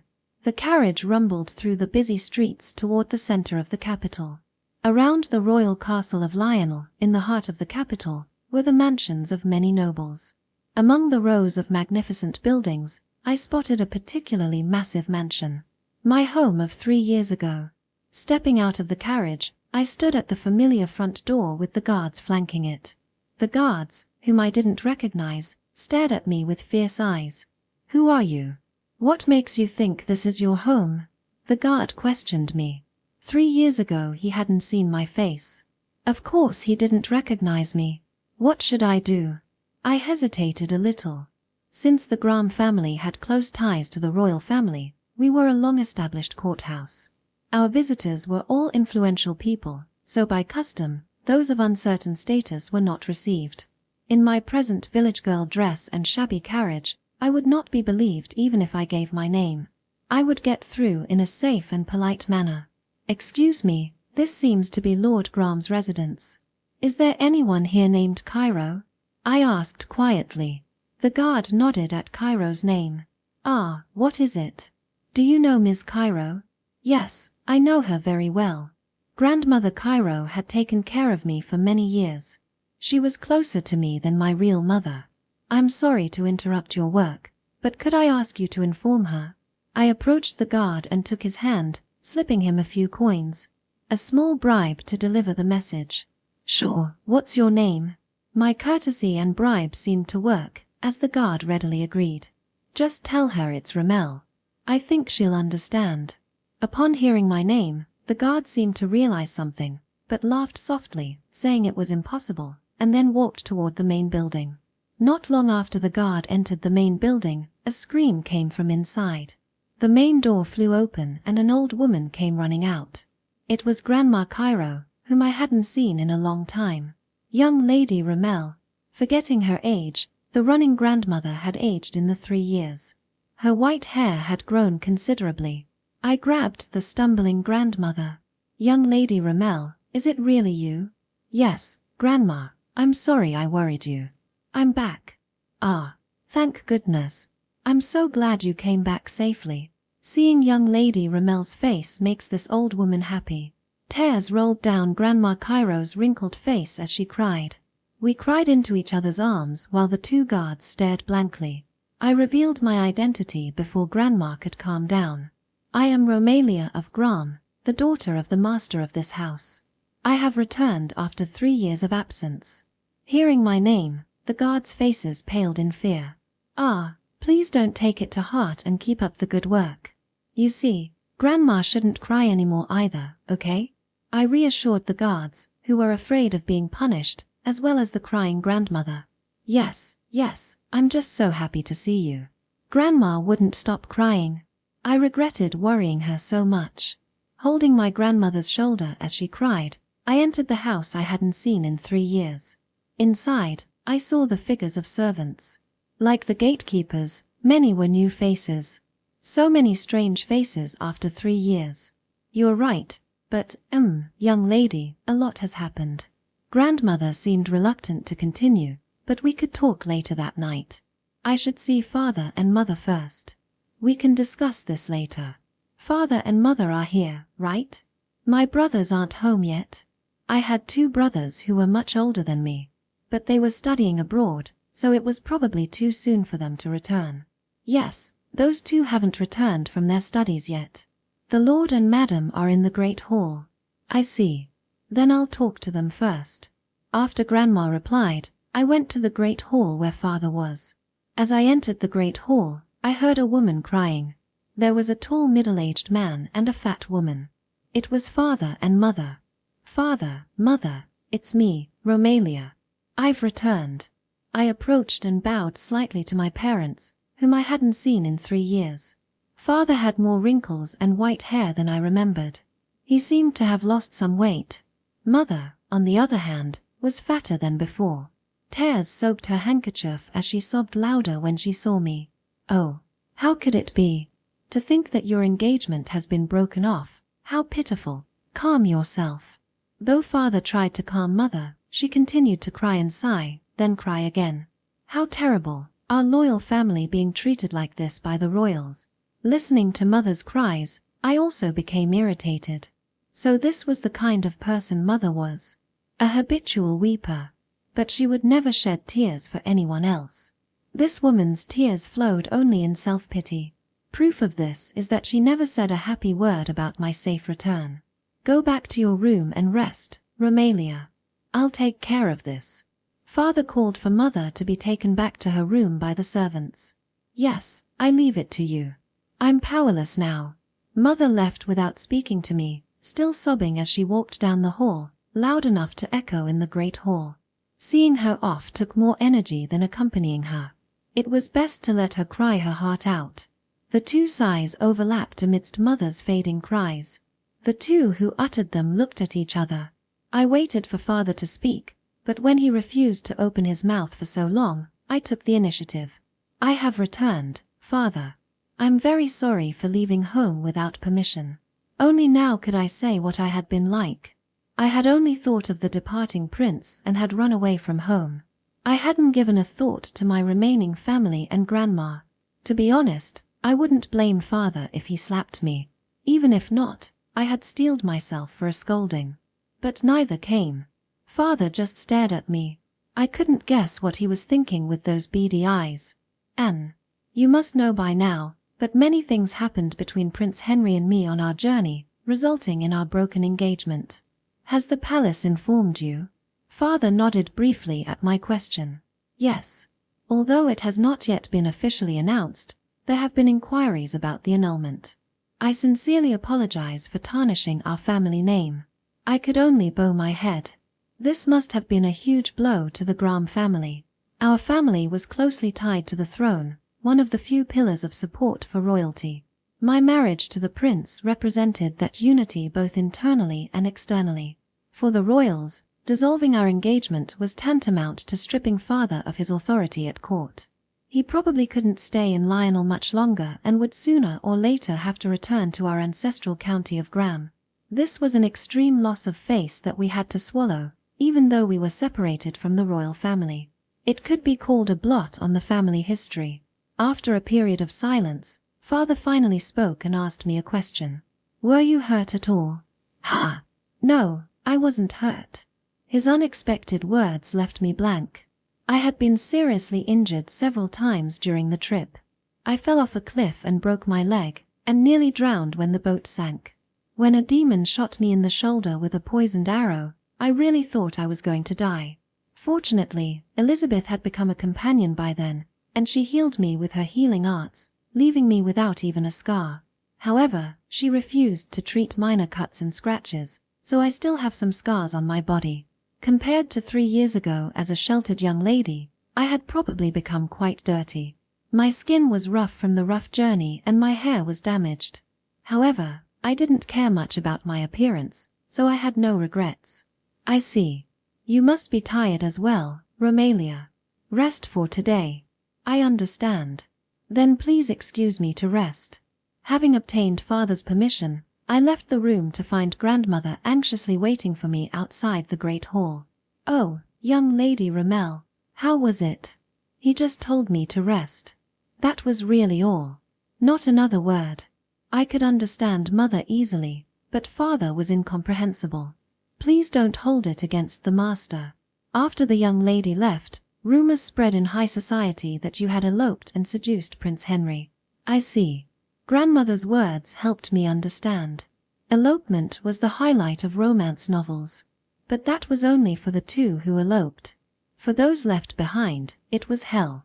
Children's marriages were decided by their parents and they had to obey them. If a child rebelled and eloped, the parents and family were seen as unable to control their own child and were severely blamed. Since the royal family could not be criticized, the rumor spread that I had seduced the prince. The constant change of servants was probably because many got tired of the gossip and quit. But the prince should have left a letter and told them about our trip, right? 3 years ago, the prince said that he had left a letter when he left.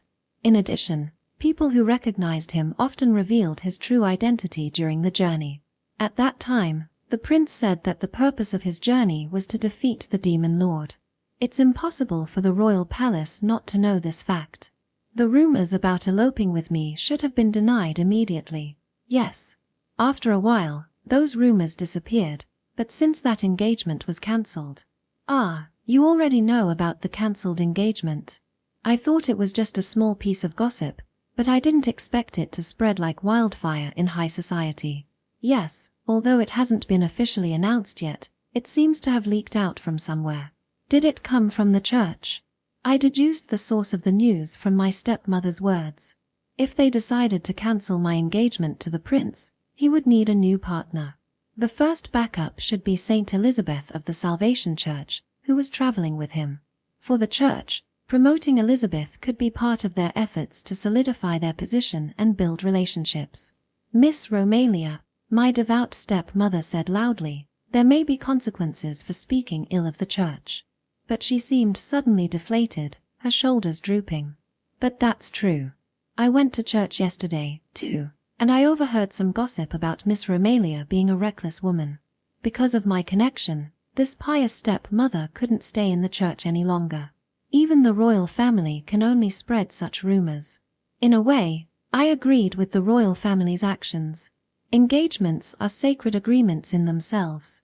Since it's broken unilaterally, there must be a reason for it. But incompatibility of personalities wouldn't be enough.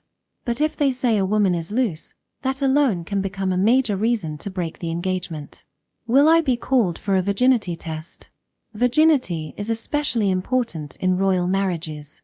As far as I know, you have to prove your virginity to several female officials before marriage. While I've managed to maintain my purity so far, it's still a little intimidating to expose my body in front of others. "Miss Romalia, that's not something a lady should say." My stepmother scolded me again. Even though my body is that of a girl, my heart doesn't seem to be anymore. "I'm sorry.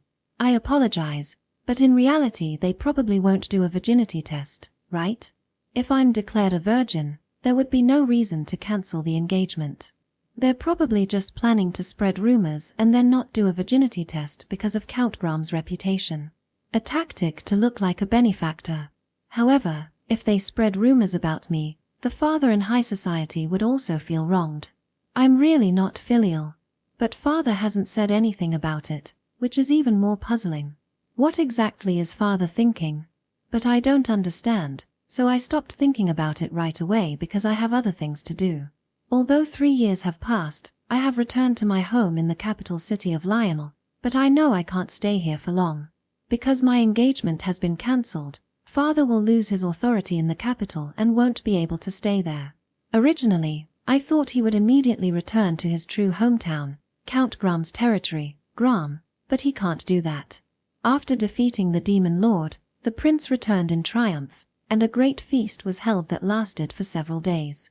Although I didn't attend, father, as a member of the count's family, could not miss the celebration. It was an unprecedented grand celebration, and the whole nation was celebrating the birth of a hero, but father couldn't enjoy the celebration. It was impossible to enjoy. Before the celebration, my engagement to Prince Henry was officially announced as cancelled. This is a gnashing of teeth humiliation for father, but he also can't badmouth the prince who has achieved a monumental feat that will be remembered in history. No matter how angry he may be inside, he must put on a smiling face, mingle with the people, and attend the never-ending feasts every day. When I was in the capital city of Lionel, I stayed in the mansion and did not go out even once. Even though father is going through a difficult time, as the main cause of this situation, I can't just go around recklessly.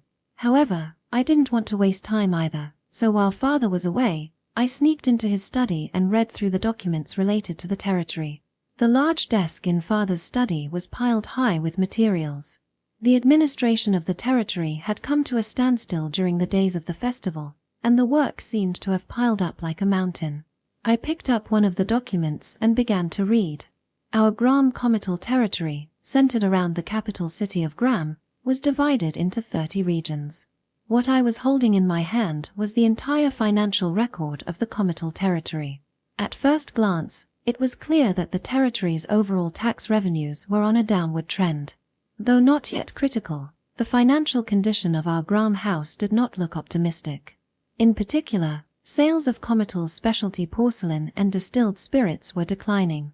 The demand for luxury goods had decreased due to the turmoil of the war. It seemed that merchants with excess goods were pushing down prices. Father tried, but he struggled with working capital. If there was a large amount of money, the finances could probably be improved, but there was no room to accumulate profits. Only small amounts could be invested gradually, which worsened the trend. As a disloyal daughter, I should do something for father. After thinking about it for a while, I put the financial records back and looked for documents on the regional areas instead. After searching for a while, I found a report titled Cashew. The Cashew region was at the eastern end of the kingdom and was considered a border area. Because it bordered other countries, it was directly ruled by the comital house as a territory, but it was a small area with only one steward sent because of its low military and economic importance. It was a very small region even among the comital territories, one that no one would pay attention to. But when I looked at the report sent from there, I found the situation quite interesting. Because of its remoteness, father hadn't examined it closely, and the financial manager had skimmed over the reports as well, since it wasn't an important area. However, if one read them carefully, one could find anomalies. Further investigation would probably reveal all kinds of problems. I gathered all the documents related to the Cashew region here and went to the archives to trace back through the past records and get everything I could about it. When I returned to my room with the pile of documents and records, Grandma Cairo came into my room. "Young Lady Rome, what are these documents?" Seeing me holding the books and papers, Grandma Cairo was surprised. "It's nothing, Grandma. Perfect timing. Could you open the door for me?" With both hands full, I asked her to open the door and walked into the room. My room was full of clutter and I weaved my way through it to get to the desk and set the documents down. "What brings you here, Grandma? Did you need something? Young Lady Rome, are you really going to sell all this?" Grandma looked sadly at the pile of luggage. It was my old clothes, accessories, and knickknacks from the past. No point in keeping clothes I can't wear anymore. After 3 years of hard travel, I had grown a bit. My clothes from when I was 15 no longer fit. More importantly, my interest in clothes and decorations had changed, and I was no longer as attracted to them. Looking to the future, I decided to sell everything but keepsakes and exchange everything for money. But for the Graham comital house to sell things.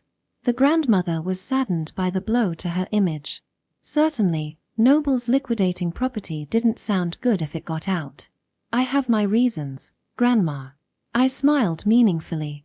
There could be great profit in this. So you came to tell me that? If so, I wanted to finish this conversation with Grandma quickly.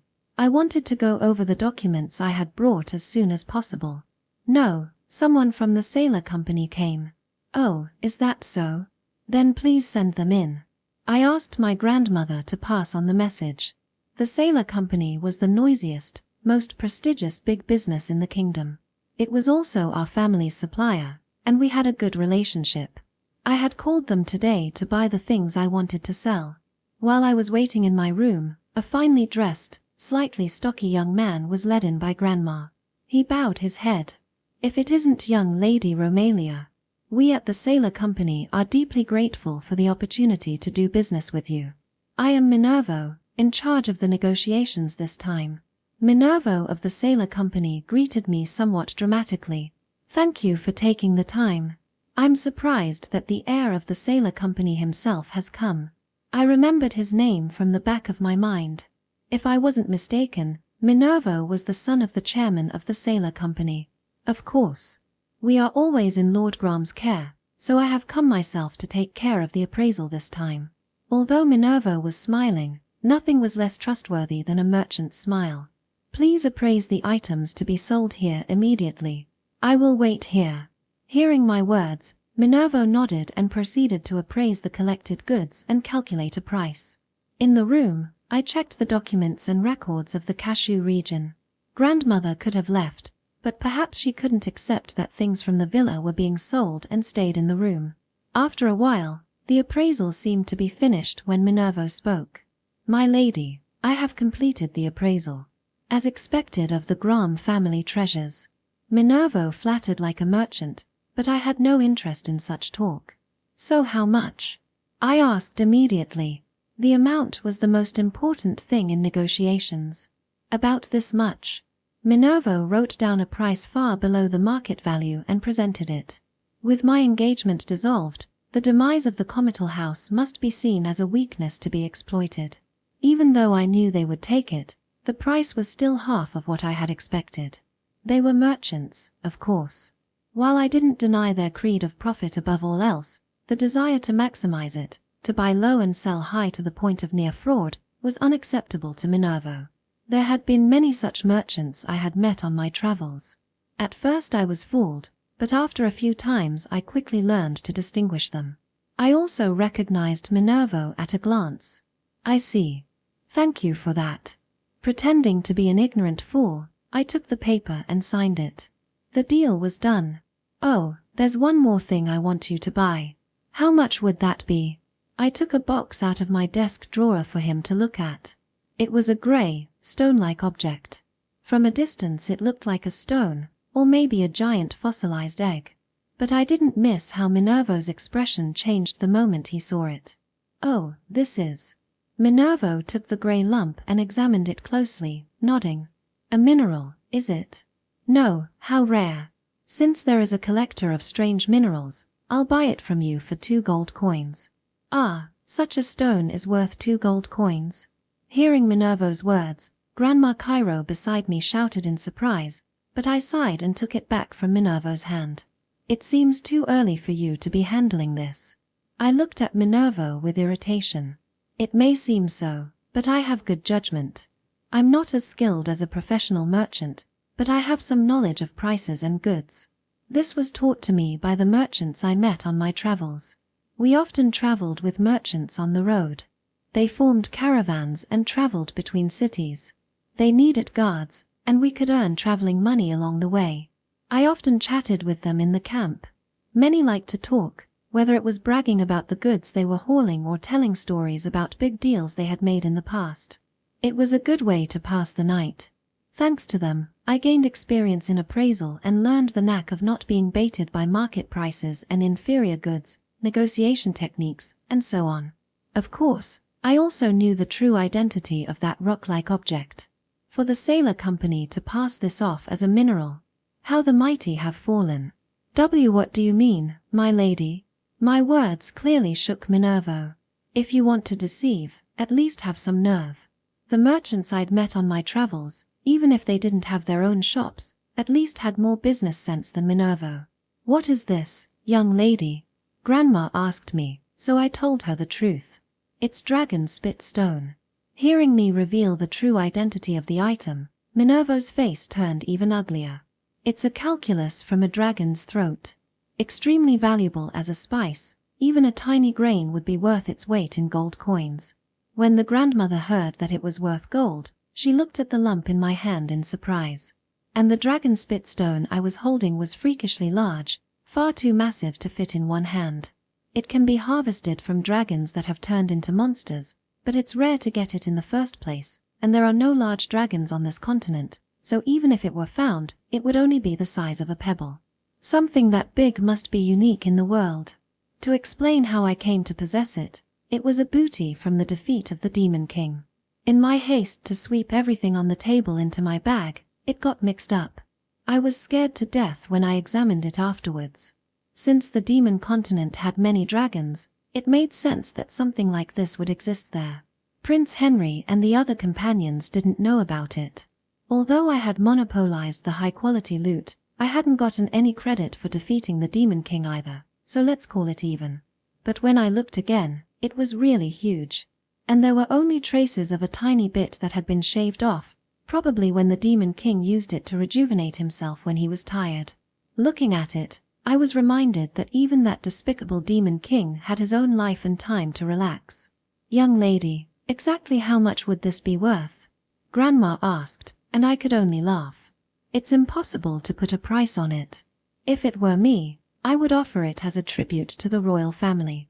It's unparalleled on this continent. Obtaining it would certainly enhance the prestige of the royal family. The royal family collected treasures and invited representatives from different countries to show off their national treasures. The massive accumulation of rare artifacts demonstrated financial power, culture, history, and credibility. For this dragon spit stone, they would surely be honored to receive it. With such a tribute, wouldn't the royal family agree to any request? I was sure that the value of this item was priceless. What requests could be made after presenting it to the royal family depended on the merchant. Depending on who was doing the negotiating, anything could be obtained regardless of what was wanted. I turned around and looked at Minervo with a roll of my eyes. Grandma also stared in shock. To think that this man had called it an ordinary mineral and tried to buy the priceless treasure for 2 gold coins. About that, my lady. Minervo seemed to want to say something, but I had no intention of hearing it. I do not wish to speak with you further. Please leave today. I drew the line clearly. The iron law of buying and selling was to buy low and sell high. I didn't deny that, but to Minervo it bordered on fraud. There had been many such merchants I had met on the street. Although I was fooled at first, after a few times I learned to tell them apart. I recognized Minervo at once. Lady Romalia. Did I not say that I do not wish to speak with you anymore? Please leave. Take the sold items with you. After making it clear, Minervo fled as if running away. Young lady, will you really forgive him just like that? The grandmother seemed quite angry. She probably couldn't forgive the attempt to deceive the capital family. It's okay. More importantly, Grandma, please tell father as soon as he returns. People from the sailor company would probably come tomorrow. I was thinking of leaving the rest to father, but the kingdom's top company acted faster than I expected. That very night, Minervo's father, sailor company chairman Sailor himself, came. Although father had returned tired from the banquet, he could not refuse a meeting when the chairman himself came. To explain, I also attended the meeting with the 3 of us. So, Sailor, What business brings you here tonight? Sitting in his chair, father made no effort to hide his fatigue from the feast and addressed him in a somewhat curt tone. Because today my boy did something terribly rude to the young lady Romalia. Sweat ran down Chairman Saylor's forehead as he apologized. Rude? What exactly happened? Romalia, did something happen? Father, unaware of the situation, looked at me. It's this dragon spit stone. I took out the hard lump that once belonged to the Demon King and told him the whole story. As he listened, Saylor's expression turned bitter. This was a great loss of face that would sever relations. Of course, I was disobedient myself, so I couldn't ridicule Minervo either. My foolish son has made an unmentionable mistake. If possible, please sell me the dragon spit stone. We will buy it for a reasonable price. Chairman Saylor bowed his head and asked to negotiate with me again. Although the situation had developed favorably, direct trade with Chairman Saylor seemed beyond someone like me. The Saylor Company was the most important business in the kingdom. Moreover, the Saylor Company valued credibility and dignity. For someone they had once tried to drastically underprice, they would surely charge an exorbitant price regardless of the cost. Considering the amount that would be mobilized, it was too much of a burden for me at this time. Besides, I had also disappointed father regarding the cancelled engagement, and I wanted to make up for it a little here. Chairman Saylor, I'm afraid I can't sell this to you. It was meant to be a gift for someone. I picked up the problematic dragon saliva stone and looked at father. Oh, that reminds me, I forgot to give father a souvenir from my travels. Please accept this. Saying that, I handed the dragon spit stone to father.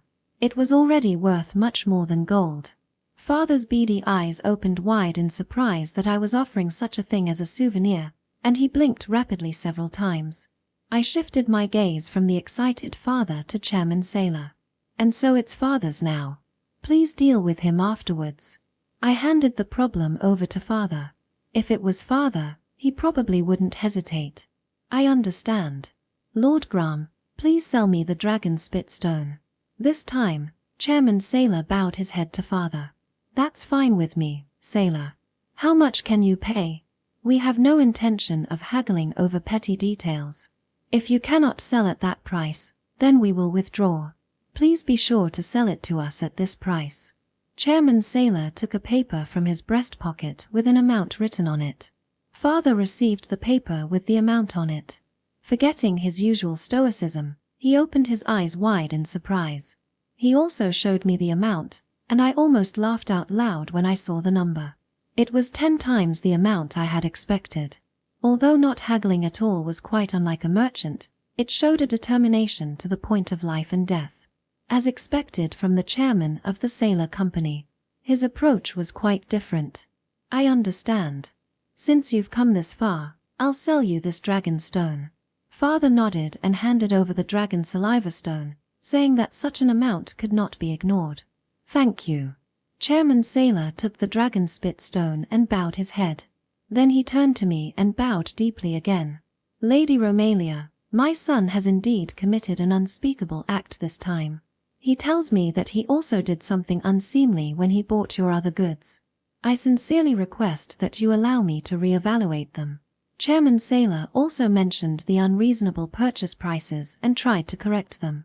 But I flatly refused. I'm afraid that's impossible. These were closed transactions. Although I knew my weakness had been exploited, I had agreed and signed. What's sold is sold. However, we cannot leave such deals as they are. As the chairman, he probably couldn't overlook his son's impropriety either.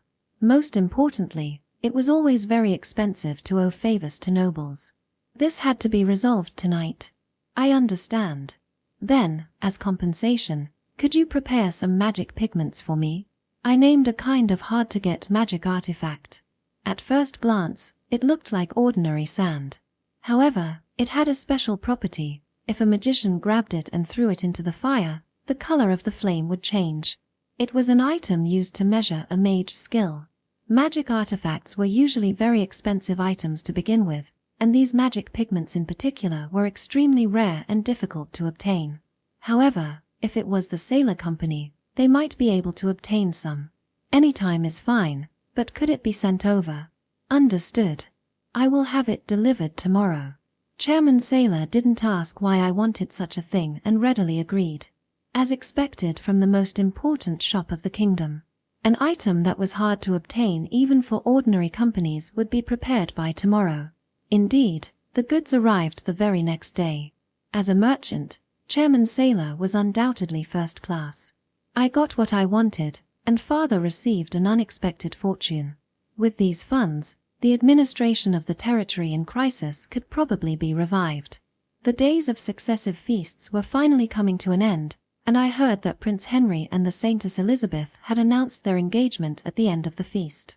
Although it was no longer my concern, I was quite curious to know what kind of conversation had taken place between Elizabeth, Ekaterina, and Ludmilla.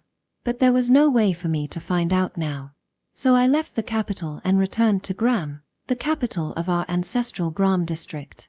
When I returned to my real hometown Graham, I was busy going around in circles. First, I had to hurry and make clothes. I had barely managed to borrow formal clothes in the capital, but to be honest, I disliked such clothes. I needed practical, sturdy clothes, so I went to the tailor and had about 10 outfits made in styles I liked. Next, I went to the workshop and had custom-made armor, helmets, swords, and so on made. The master craftsman was surprised to see me, a woman, wearing armor, but I lied that it was becoming fashionable among the nobles and got away with it. Then I sent people to investigate several people and thoroughly examine the documents I had borrowed from father's room, busy every day. Speaking of busy, mother and father were also very busy. Especially mother, who spent every day crying, her wailing and screaming audible incessantly. She seemed unable to accept returning to the countryside from the glamorous capital of Lionel. The servants who had been assigned to comfort her looked rather haggard, but that was their job, so they had to put up with it. Father was busy every day calculating how to spend the huge amount of money he had received from the dragon spit stone. But from the financial records, father seemed to have little resistance to the money in front of his eyes. Although I felt that more long-term considerations were needed, as his daughter, it wasn't my place to interfere, so I kept quiet. Still, there was no conversation between us as a family. Mother holed up in her room, seeing father only at meals, where they would exchange perfunctory small talk without any real discussion. At a loss as to how to deal with them, the preparations were finally almost complete. The clothes ordered from the tailor would be delivered tomorrow, and the supplies ordered were ready. All that remained was to talk to father. Father, there is something I would like to discuss with you. I went to father's side as he enjoyed his afternoon tea and spoke up. Actually, I was thinking that I'd like to go to a charming place on the border to relax after the long journey. It was a lie, of course, but not such a strange act.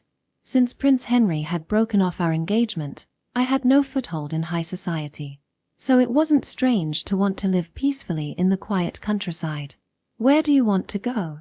Hearing father's words, I answered immediately. Cashew in the east. I named the place I had already chosen. I see, do as you wish.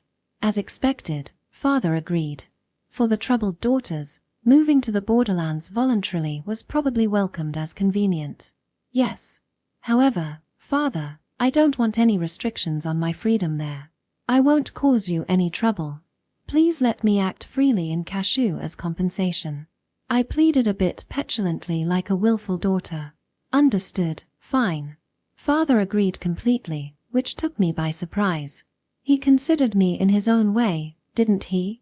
I had received approval for what I wanted to do in Cashew. I would formalize it in documents later. Romalia, when will you leave?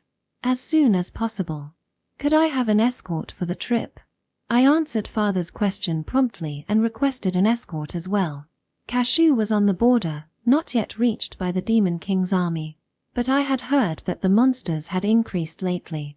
Considering that bandits might be around, an escort was essential. I also wanted to take a detour to see the land. With an escort, I could explore the area along the way. I understand, I will arrange it. Father agreed with me completely. I should also say goodbye to mother. I mentioned mother's name. If things went badly, I might never see them again. I didn't make it 3 years ago, so this time I should say goodbye properly. Father agreed, so I immediately went to Mother's room. I went into Mother's bedroom, her wailing could be heard outside. I sighed and steeled myself. Mother, it's Romalia. I'm coming in. I knocked and entered the room. The spacious bedroom was a mess, with clothes, shoes, jewelry, underwear, handkerchiefs, and more strewn about. Oh, Romalia. What am I going to do? It's the end of the world. That was the first thing she said when she saw me. Mother really had a gift for spotting the tragedies and disasters in this world. She felt that servants were cold to her, friends looked down on her, merchants sold her inferior goods, even her pets didn't approach her, and all of creation shunned her. Then she would lament endlessly, absolutely refusing to meet my eyes.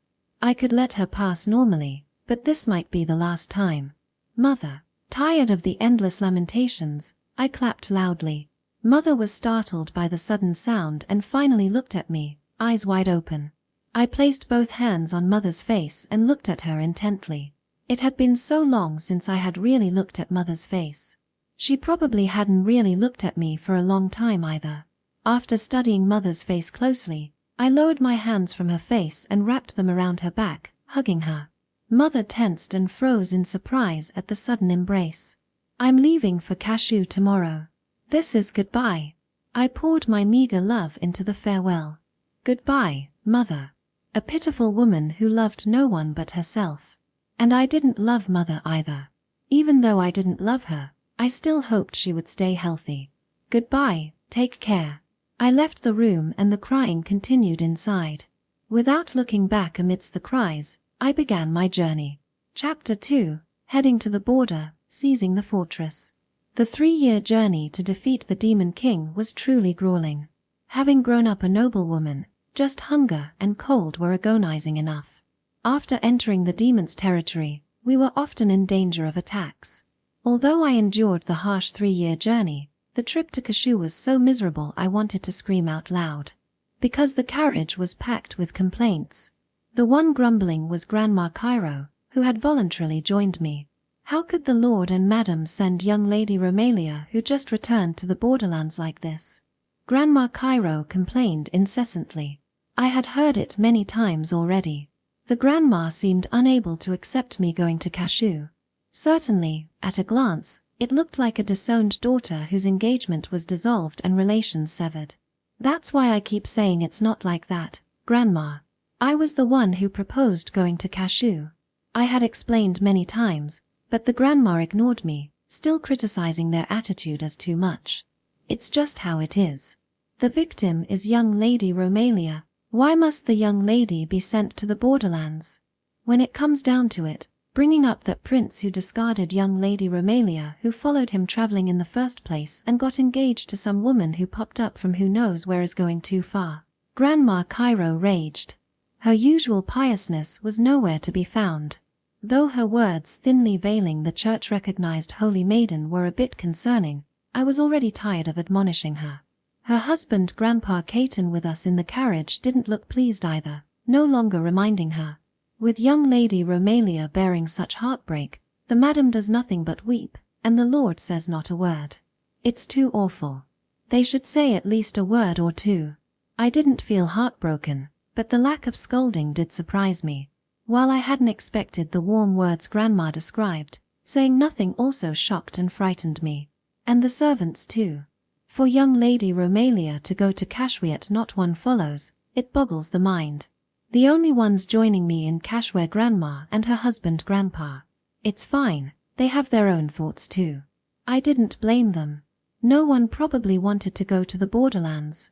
But still. Grandma kept chattering on. I was tired of listening already. That's enough, Grandma. This was all my decision. But young Lady Romalia, we're going to Cashew in the borderlands. Won't monsters appear there too? It's too much to send the young lady to such a place. I know, but it's not a bad place. The scenery there is beautiful. It's nice. I told Grandma of Cashew's merits. Of course, that was really the only one. Young Lady Romalia, have you been to Cashew before? Just once. I briefly answered the grandma's question. While traveling with the prince, we had unexpectedly passed through Cashew once. Though an unplanned detour, I did learn some interesting matters because of it. Alright, no more griping. There's much to be done. I looked out the carriage window at the scenery outside. We had entered Cashew now. Though it was tranquil rustic scenery, damage could be seen on the fences lining the road here and there. It was probably caused by monsters. If even the roads were being affected, that would be a problem. The situation was likely worse in the remote villages. An on-site investigation was definitely needed. Grandpa, pardon me, but could you have the coachman stop the carriage? Let's take a detour. I changed direction, taking a roundabout route through the territory's more secluded areas to investigate the state of monster damages. Due to this, the journey was delayed further, and we arrived at the new residence, Coulas Fortress, 10 days later than scheduled. This is the easternmost end of the kingdom, Coulas Fortress. It's unexpectedly quite nice. Alighting from the carriage, I murmured at Coulas Fortress, which we had reached 10 days behind schedule. It was a fortress surrounded by stone walls on 4 sides. Oh my, so this is Coulas? I may faint. Faced with the rough fortress, Grandma looked ready to swoon, but I already knew this place would be like this. I didn't want a pretty mansion. I wanted a military facility capable of housing soldiers. Yes, nice right? The nature is beautiful. We'll be safe even if monsters appear. I told Grandma. Cashew was blocked by the steep Gera Mountains to the north and wetlands to the south. The east was wilderness, then the border with the neighboring country. There was a history of war with them in the past. Though Coulas Fortress had been built at this easternmost end for defense against the enemy nation, Cashew itself held no strategic value. As such, Coulas Fortress also never faced battle. Perhaps because of that, the fortress had an air of negligence about it. The 2 gatekeepers flanking the main gate yawned, leaning on their spears. With the Demon King army advancing in the kingdom's west, far removed from the main battlefield, morale here was low as well, one reason for sure. Young Lady Romalia, we can't stay in a place like this. Let's return to Mirado City immediately. We can still live decently there. We had passed through Mirado, the largest city in Cashew, on the way here. Certainly, life there would probably be comfortable. I have business here. Go to Mirado yourself if you want. No need to worry. Anywhere will become home if you live there long enough. The soldiers escorting us conveyed my identity to the gatekeepers. The gates opened and our carriage entered the fortress. The interior of Coulas Castle was spacious.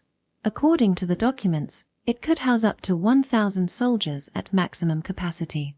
It looked to only have 50 or so currently, but the record stated 100. They were probably out training or patrolling. I alighted from the carriage and a scholarly man came to receive me. The governor in charge of Coulas Fortress was apparently away for training.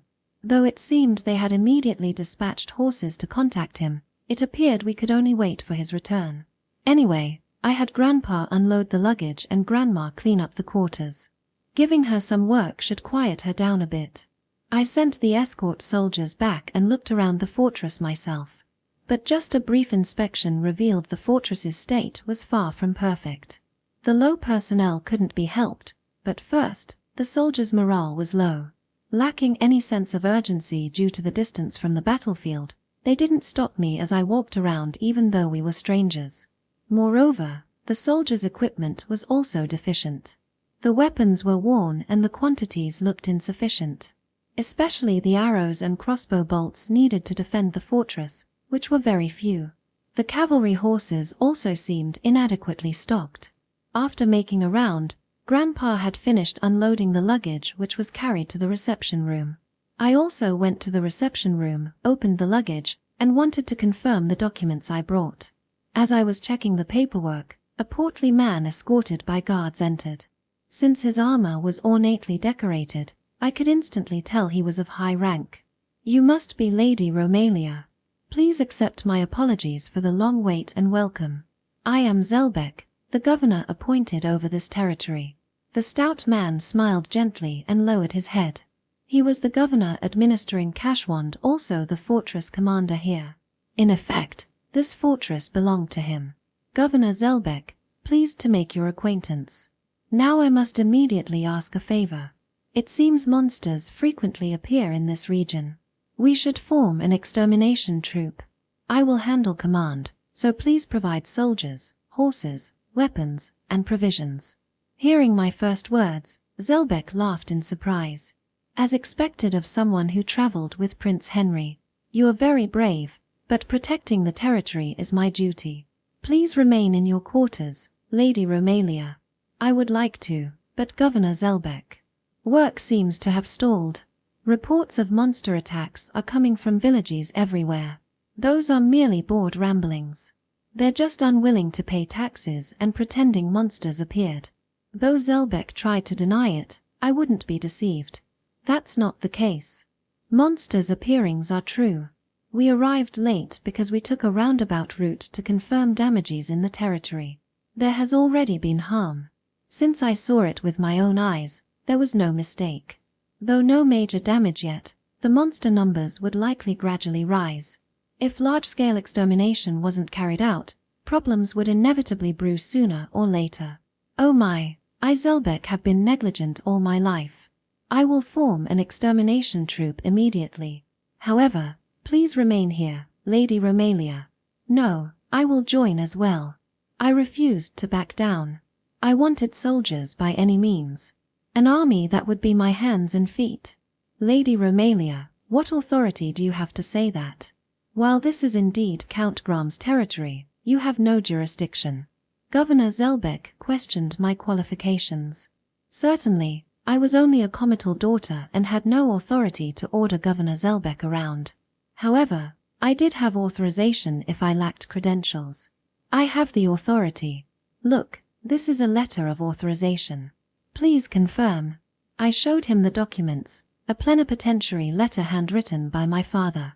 With this, I held the same power over Cashew as my father the Count. There was nothing I couldn't accomplish here. Father probably gave me living expenses and servants, ample money to live as I pleased. But with that funding, I could also mobilize this fortress's soldiers. I could even dismiss Governor Zelbeck if I wanted. This is just a scrap of paper. Even a comital daughter, the soldiers won't obey a woman. And Count Graham didn't give you this paper for that purpose. I just have to write and have him withdraw it. Governor Zelbeck signaled to the soldiers behind him. The soldiers firmly nodded. They were the governor's men. Choosing the governor they had long interacted with over the noblewoman they met today was natural. But isn't your head also in danger? Tax revenues have continued dropping due to ignoring the monsters. What would father think if he knew this? I mentioned the poor management of Cashew's territory. Since it was a border region, the low baseline numbers hadn't drawn notice, but father would likely replace him immediately if he knew. Threatened, Zelbeck's eyes changed color. "My lady, I'm quite troubled by your misconception.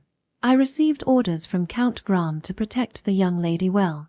If the young lady will not heed me, though it pains me, I will have no choice but to confine you to your quarters." Zelbeck declared he would forcibly detain me. He didn't even intend to give me a chance to send word. But this was also as anticipated. Oh, that's right. I forgot I have another document. It's a copy, but have a look. I showed him some more documents and his expression immediately soured. They were evidence of the governor's corruption and embezzlement. Underreporting tax revenue, misappropriating public funds. This was to, manage this territory. I had no choice. Everyone does this much. Zelbeck defended himself. Indeed, this level of conduct probably happened everywhere. For the people's sake. That's good and all, but selling weapons too is awful, isn't it? Moreover, those weapons ended up in the hands of bandits who used them. That's a serious loss of face. I brought up Zelbeck's corrupt practices. Perhaps carefully to avoid discovery, but the weapons he had sold being used by bandits was problematic. Zelbeck had bribed the investigator looking into the weapon source to drop the matter, but I had spent more money to obtain evidence. Selling weapons is a grave offense of treason. You probably can't escape execution. When I pointed out his crimes, killing intent appeared in Governor Zelbeck's eyes.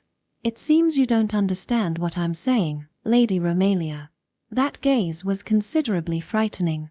At a glance he seemed incompetent, but this governor was quite bold. In fact, his predecessor had died under mysterious circumstances. Unexpectedly, someone not to be underestimated. I might be killed tonight. Take the young lady to the tower top. No one is to meet with her. Don't let her leave for a single step. Receiving Governor Zelbeck's orders, the soldiers approached, but I didn't resist at all. I understand. Please do as you like. I look forward to what excuse you'll give my father. What do you mean? I raised my hands indicating I wouldn't resist. Governor Zelbeck's expression changed drastically at my words. Didn't I say that was a copy? The original is with an acquaintance in the capital Graham. If I don't send word, the original will be made public. Hearing my reply, Zelbeck's eyes opened wide in shock. Very well. Men, please take me to my room. I won't trouble you. I won't request to see anyone or even write a single letter. Please wait, Lady Romalia. Governor Zelbeck grabbed my wrist trying to stop me, but I shook him off. How rude to touch a woman's body without permission. There should still be limits. I occasionally forgot that, crude as I looked, I was still a comital daughter. Please wait, Lady Romalia. What are your demands? No, I will discuss it with your replacement governor. I smiled and replied to the desperately pleading Zelbeck. The governor's expression was as if he might start crying. No, I'll do it. Command me. Governor Zelbeck conceded defeat swiftly. Looking at the downcast acting officer, he sighed inwardly. Sighing internally at the dejected governor, things had progressed very smoothly. This was just the first step. How many more remained? I felt a little glum thinking about it. But I promptly pulled myself together again. Because the road was still long. After negotiating with Governor Zelbeck, I decided to first change in the assigned room. I took off the formal dress befitting a comital daughter and changed into the clothes tailored just before. Over a white blouse was a dark blue top with a wide collar. It was a style I hadn't seen in the 3 years, something called a jacket apparently. It had recently come into fashion in the Western powerhouse Julian. The cuffs and collar were embroidered with gold thread, very beautiful. There was a white lily pattern on the chest. The bottom was black pants. They clung tightly to the skin, clearly outlining the legs, but shouldn't impede horse riding.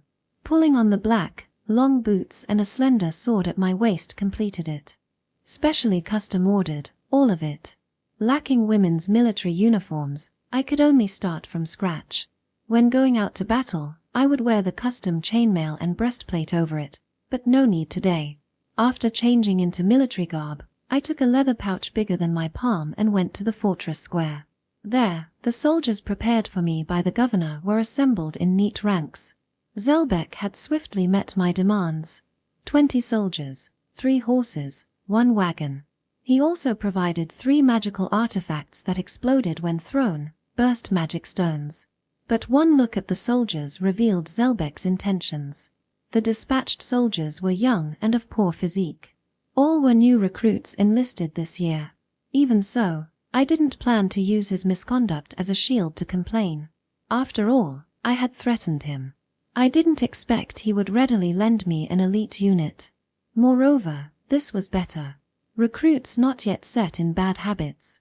I would forge them first, molding them into independent soldiers. Rousing their motivation was the first step. I stood before the assembled recruits and greeted them. Nice to meet you all. I am Romalia, acting with full authority as eldest daughter of the Graham comital house. As you've likely heard, I will be forming an extermination troop to eradicate the monsters running rampant in the region. Moreover, this extermination troop will also consider battling the Demon King army. I hope you will all work diligently. Hearing my words, the recruits broke into laughter. Why must we do this? Won't the army led by your prince, no, the prince who abandoned you, defeat them? At the red-haired youth's insolent words, the others around him laughed too.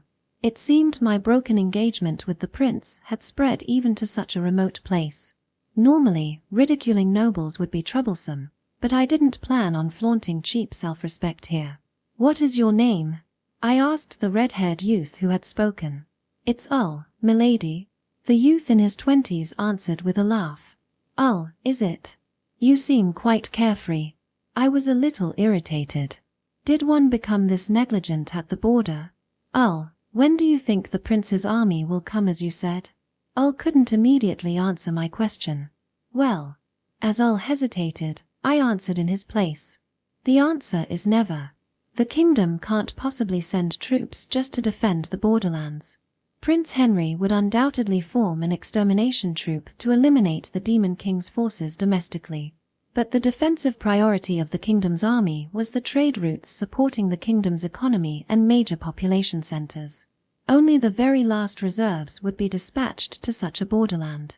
Talking like that, people will ridicule you as ignorant of the ways of the world. Being called ignorant of the world by a young girl smaller than them irritated the soldiers led by But they should have been more anxious. Though I'm younger than you, I know the threat of the Demon King's army better than anyone from traveling with the prince. The cities and villages destroyed by them were absolutely appalling. I recalled the Demon King army's threat I had witnessed in the past. Even now, the scene still wrenched my heart. People who lost homes and fields from the Demon King army's attacks await either freezing, starving, or wasting away from illness. Though I suppose they're still fortunate. To describe how gruesome the deaths from the Demon King army and monsters are is beyond my capability with words. The Demon King army either takes captured humans as slaves or tortures them to death. Some are devoured alive by monsters. I can still hear to this day the screams of muscular men shrieking, "Stop, please don't eat me." Speaking of the hellish battlefields I had seen with my own eyes, the soldiers fell silent. For recruits who had just enlisted this year, this might have been a little harsh. When I first witnessed that scene, I couldn't sleep for days, secretly vowing to defeat the Demon King as soon as possible. The reason I followed that hopeless prince and those women was because I thought of those killed and those who could be killed in the future. As said, the prince will form an extermination troop, right? What do you think will happen? I asked the soldiers. I didn't know what process the clash between Prince Henry's kingdom army and the Demon King army would lead to either. In war, one could never predict what would occur. However, the Demon King was slain and the Demon King army cut off from supplies. They certainly couldn't maintain fighting strength. No matter how much time it took, the kingdom's army would gain victory in the end. The kingdom's army will be victorious. But the defeated Demon King army has no way to flee home. Their homeland lies across the sea on the continent of demons. There are no ships for them to return. For the demons to go back to their homeland required the magic ships we had stowed away on. But no ships would come to retrieve them. With the Demon King's death, their demon continent was surely in a state of utter chaos. They certainly wouldn't think of sending rescue ships. Thus, the demons invading the continent of Axis were stranded in this unfamiliar land. The remnants of the Demon King army routed by the prince's extermination troop can't escape back home. They will likely spread in all directions simultaneously. Most will probably become warlords in various places, attempting to establish their own countries. Naturally, border regions like Cashew are ideal targets. Though untouched until now, an invasion will certainly come someday. No one can guarantee it absolutely won't be your hometowns. After I clearly indicated the approaching future, the soldiers lowered their heads. They were probably imagining family and lovers back home. I'm not telling you to fight for the kingdom. You should fight for your own hometowns. Hearing my words, several soldiers' expressions changed. The feeling of needing to protect one's hometown themselves was ignited within. But most still had their heads lowered. As inexperienced recruits, they likely didn't believe they could defeat the Demon King army and monsters. Considering the instinct for survival, it was only natural. So that instinct had to be provoked. Even saying it's to protect your hometowns, I won't send you pointlessly gambling with your lives. I intend to provide rewards. I held up the pouch I had brought for all to see. With that, amidst faint cheers, 40 eyes were drawn in as if sucked toward what I held up. What I lifted was a golden coin, polished to shine. It was a gold coin from father for my living expenses in Cashew. It was also the large coins nobles used to pay national taxes. You don't know how much this is worth, right? Let me just say, with this alone, you could fool around for 3 years comfortably. Hearing me say that, I could hear gulping. I will reward you according to your achievements. If you render great service, this coin is yours. My words excited the soldiers. Gold truly had an astounding effect. Though just pretty metal, it attracted many hearts. I took out as many coins as I could grab from the pouch and flaunted them. Look closely at the sheen. It's not fake. These are real gold coins. The soldiers' eyes were drawn by the golden shine. I walked before their ranks, bringing the coins right up to the tips of their noses. The eyes of the soldiers enthralled by the gold changed color. Doing this, it was as if I allowed them to smell the scent of gold. Of course gold had no smell, but the important thing was making them sniff it in their minds. It was a technique used by traveling merchants I had met before. One was the worst type of merchant who would do anything for money, but was very skilled at manipulating hearts. According to him, there was nothing one couldn't accomplish with money and intimidation. While they were the words of a man possessed by gold, it was true to some extent. The greater cause of protecting one's homeland combined with the spell of gold. Just righteousness alone wouldn't spur people to act. Those driven by desire were fragile at critical moments. Bringing both together would become a force. Somehow I had unified the soldiers. This was the second step. Next was practical experience. The ranks of long spears raised in unison plunged down. Wearing the kingdom-issued helmets and breastplates, the soldiers shouted slogans as they charged forwards. Reaching the square's end, they lifted their spears, pivoted in place to the right. Then brought down the spears, repeating the same motions. In the training grounds set up beside Kula's fortress, the recruits were training. I also went to observe the soldiers training from afar. Since they had completed basic training and physical training, they could be considered decently molded. But veterans they were not, so the training was mere aping. How effective they would be in actual combat remained unknown.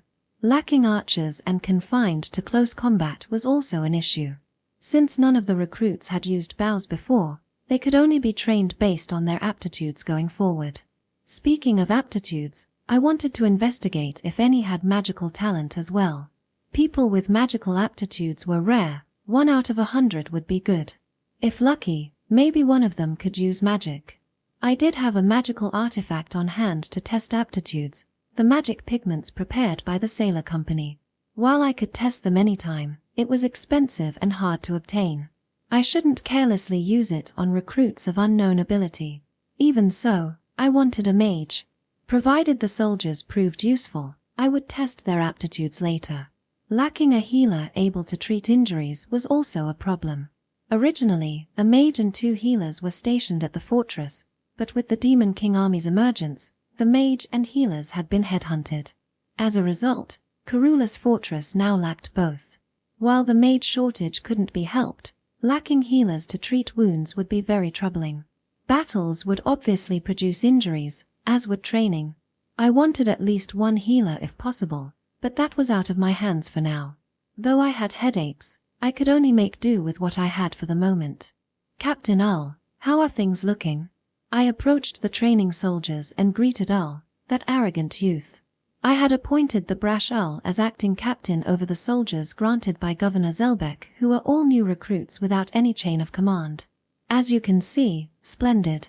I held back on pointing out it was an overly confident remark. I would let Ull keep his captain position until he failed. Wonderful. Training ends today.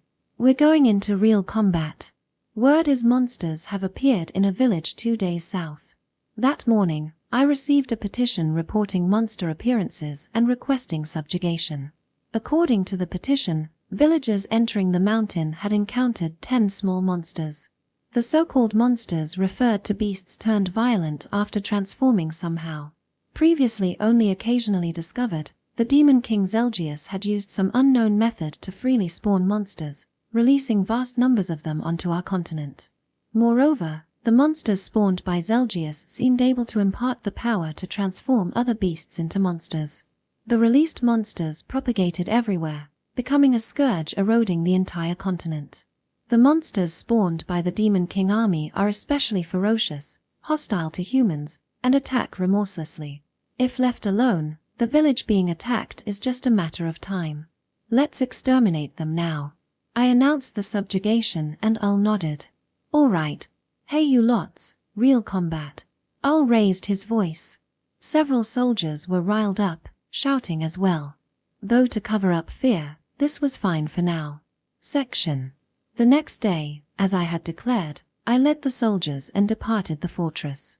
Including myself, 3 were riding horses, with a wagon loaded with provisions bringing up the rear.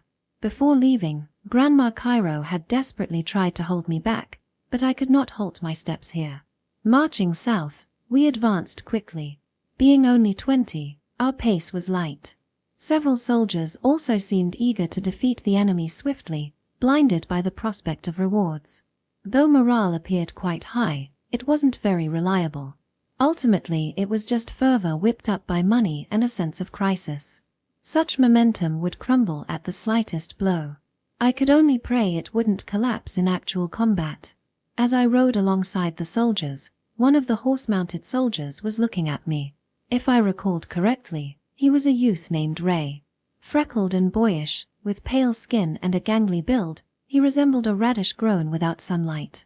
Though he should be older than me, he looked even younger because of his looks.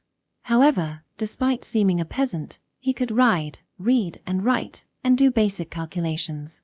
A rather peculiar young man. Did you need something? Ah, no. I just thought you were very skilled at riding.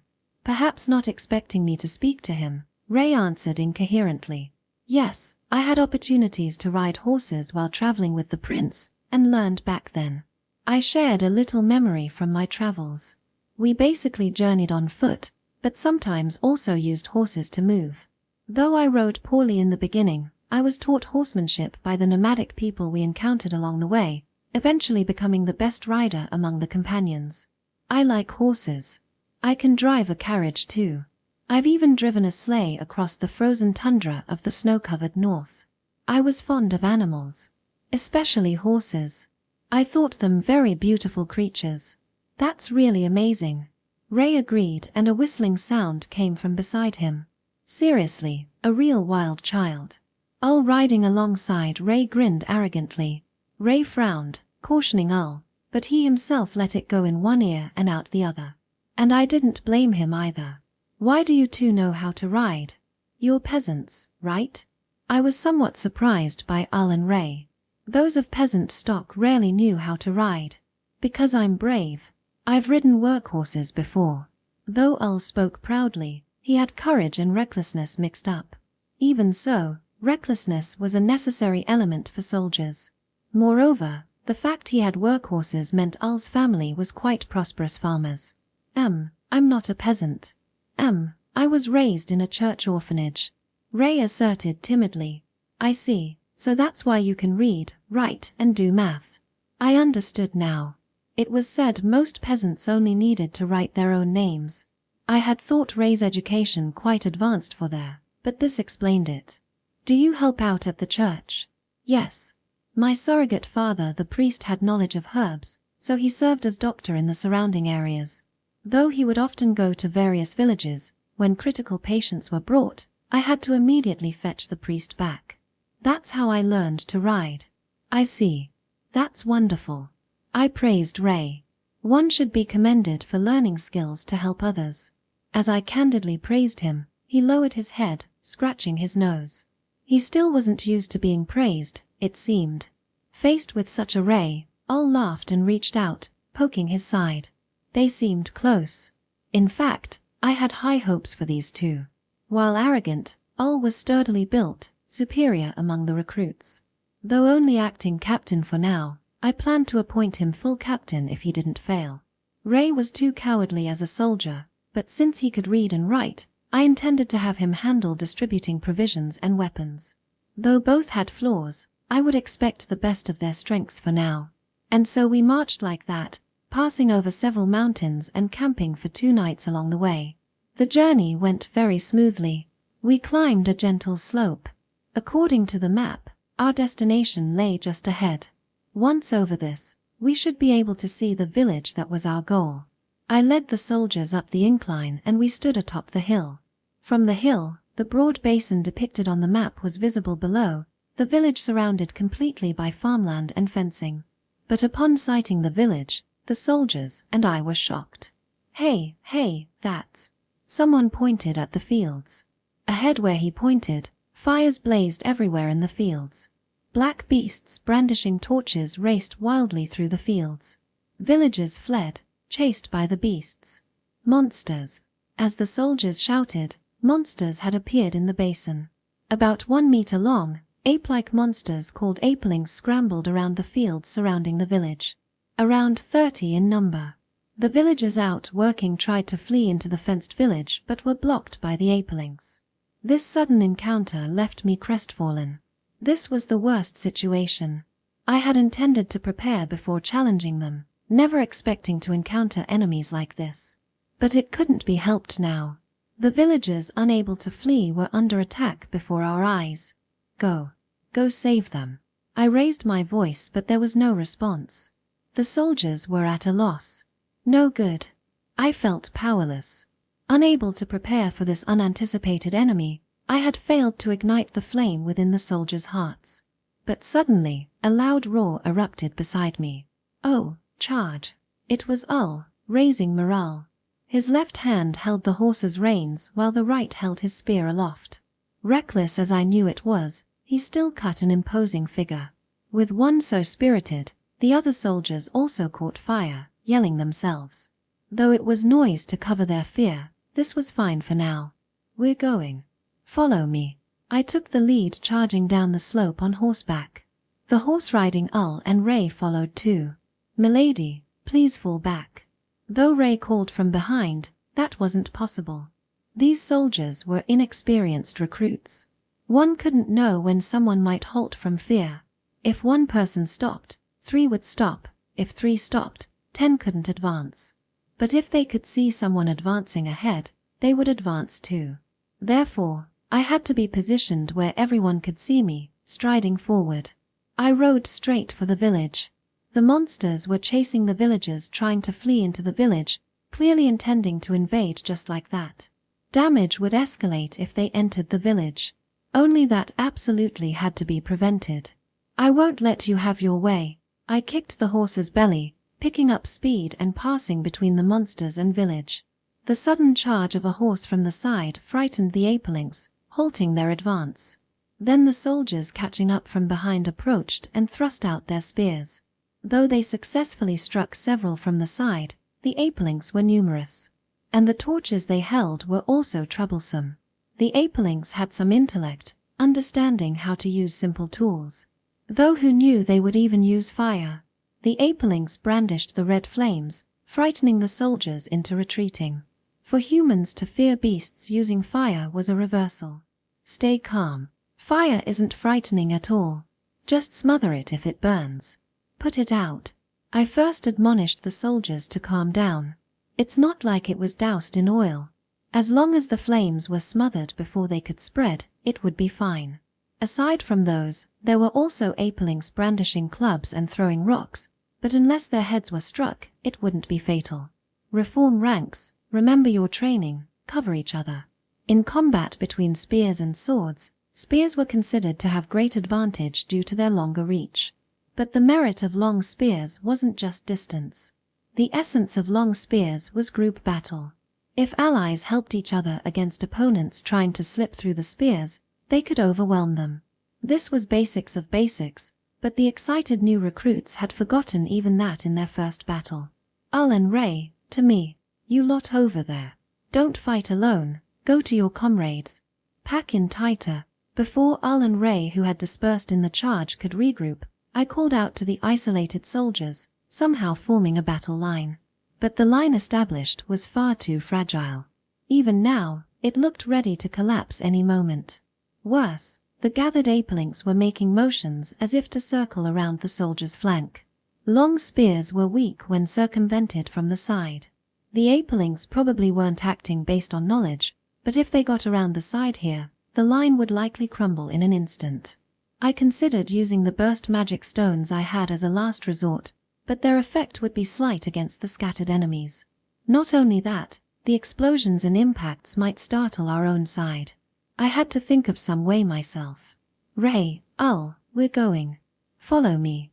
Seeing the two who had spread out return, I called out to them. Please wait, milady. Geez, what a willful young lady. Though Ray tried to stop me from behind and complained, I had no time for them now. I charged on horseback, aiming for the monsters gathered before the spear infantry's rear. Drawing the slender sword I could wield, controlling the reins one-handed, I rushed at the apeling's back. Shouting loudly, I flailed the sword about haphazardly. That said, the act of swinging my sword itself had practically no effect. The apelings were only about 1 meter tall. My sword swung from horseback could barely reach them. Only a few monkeys were probably startled by the horse galloping up from behind. While my attack didn't accomplish much, Ul's activity following me was quite eye-catching. Wielding his long spear astride the horse, he struck down several apelings. Partway, the long spear broke in two from the force, and Ul used the broken half to fiercely bludgeon them. Assaulted from behind by Ul, the apelings instantly fell into disarray.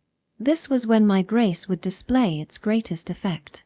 Keenly sensing the reduced pressure from the apelings, the soldiers immediately raised their spears and charged forward. Several apelings were skewered in a row. The monsters crumbled at once. The soldiers advanced forcefully, pushing on. After they had advanced 10 steps, the apelings had lost their will to fight. Throwing down the rocks and clubs in their hands, they began fleeing every which way. All right. Seeing the escaping apelings, I couldn't help voicing it. Victory was now certain. But it wasn't over yet. Rather, now it would properly begin. If they escaped into the mountain, it would take considerable time to eradicate them. It was necessary to resolve this here completely. If I had archers here, I could easily shoot them down as they fled. But I had to think of something since there were none. Before I could catch my breath, I pivoted my horse around. Ray, once more. Let's go. Seeing the two conveniently near each other, I called out to them again. Gathering was easy since there were few of them. The two followed me, pursuing the fleeing apelings. Our role now was that of sheepdogs. For the apelings running every which way, we traced a wide arc, herding those trying to escape outward back to the center. There was no need to even swing swords. Simply threatening them as we ran by to deter their flight was enough. Perhaps thanks to my grace, the scattered apelings were gathered in the basin's very middle. The soldiers speared up the amassed apelings. Ray, are you both okay? I slowed my horse, looking back to check on them. I hadn't had time to look back until now. Glancing again, Ray was right beside me, his face pale. Breathing heavily, he seemed to be clenching his jaw for all he was worth. Further back was Ul. He held no spear, but had drawn his sword, leaning out from his horse to slash at the apelings. Having discarded his broken spear, he was fighting with a sword now. Swinging the blooded blade, he looked quite valiant. I surveyed our surroundings, confirming the state of battle. Though they had felled nearly every apeling, one had escaped unfelled. Ray, come with me. Calling out to Ray beside me, I spurred my horse on. At this point, I wouldn't let even one escape. I rode in pursuit of the fleeing apeling. I lacked the strength to fell the monsters with my bare hands, but that was wholly unnecessary now. Riding straight, I simply trampled the scrambling apeling under my horse's hooves. A shriek rang out from below, accompanied by the sensation of something being crushed flat. A fleeting sense of wickedness flashed through me but was swiftly brushed aside. This was war. One couldn't spout naive nonsense in a life-or-death situation. I halted my horse and looked back. The apeling lay prone, unable to stand. But it wasn't dead yet. Its right thigh was deeply sunken in, yet still it lived. Milady. Ray looking down at the apeling writhing in pale agony. Ray, finish it. Ha!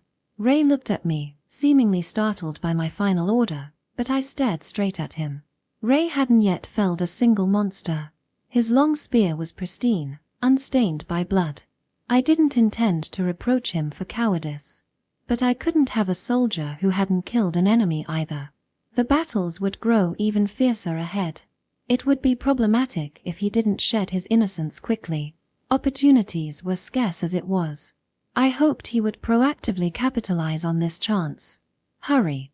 It's a soldier's duty. Why yes. At my command, Ray raised his spear as if it was the natural course of things. The apeling struggled desperately, screeching. Daunted by the apeling's expression, Ray couldn't lift his spear. Now, at my shout, Ray reflexively raised his spear. But it missed, stabbing into the ground instead. Aim properly.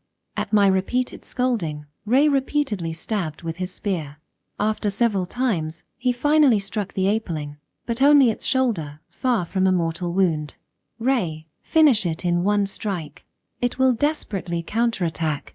Unable to finish it off, Ray lifted his spear again, but still couldn't hit a vital spot. Damn it. Damn it all.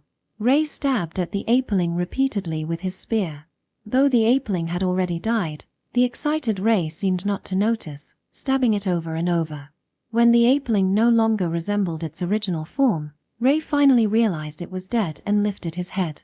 I did it. Ray smiled, his face spattered with blood, eyes wide open. I remembered that same face. When we first set out and he felled his first monster, the prince had worn this face too. Back then, I had embraced him, wanting to become his pillar of support. But that was all in the past now. Well done. Return to formation. I briefly praised him. Ray answered in a tremendously loud voice. It was a little funny, so I smiled, returning to the unit. Here too, the apelings had been annihilated. Everywhere were new recruits repeatedly finishing off enemies like Ray just had. At a glance, there seemed no major injuries. The soldiers were absorbed in the excitement of defeating the enemy and the thrill of victory, but it wasn't over yet. Ray, gather the wounded and treat them. Take 5 of the uninjured and stab check the apelings. Watch for possibles playing dead. I ordered Ray and using people so mercilessly, The blood-drenched complained, but still obeyed with a smile. He was probably excited about defeating monsters. Yes, personnel management is so difficult. Covered in blood, complained, but still smiled and obeyed. He was probably excited about defeating the magical beasts. Those of you with free hands, go extinguish fires and rescue injured villagers. After swiftly commanding the soldiers, I headed towards the attacked village.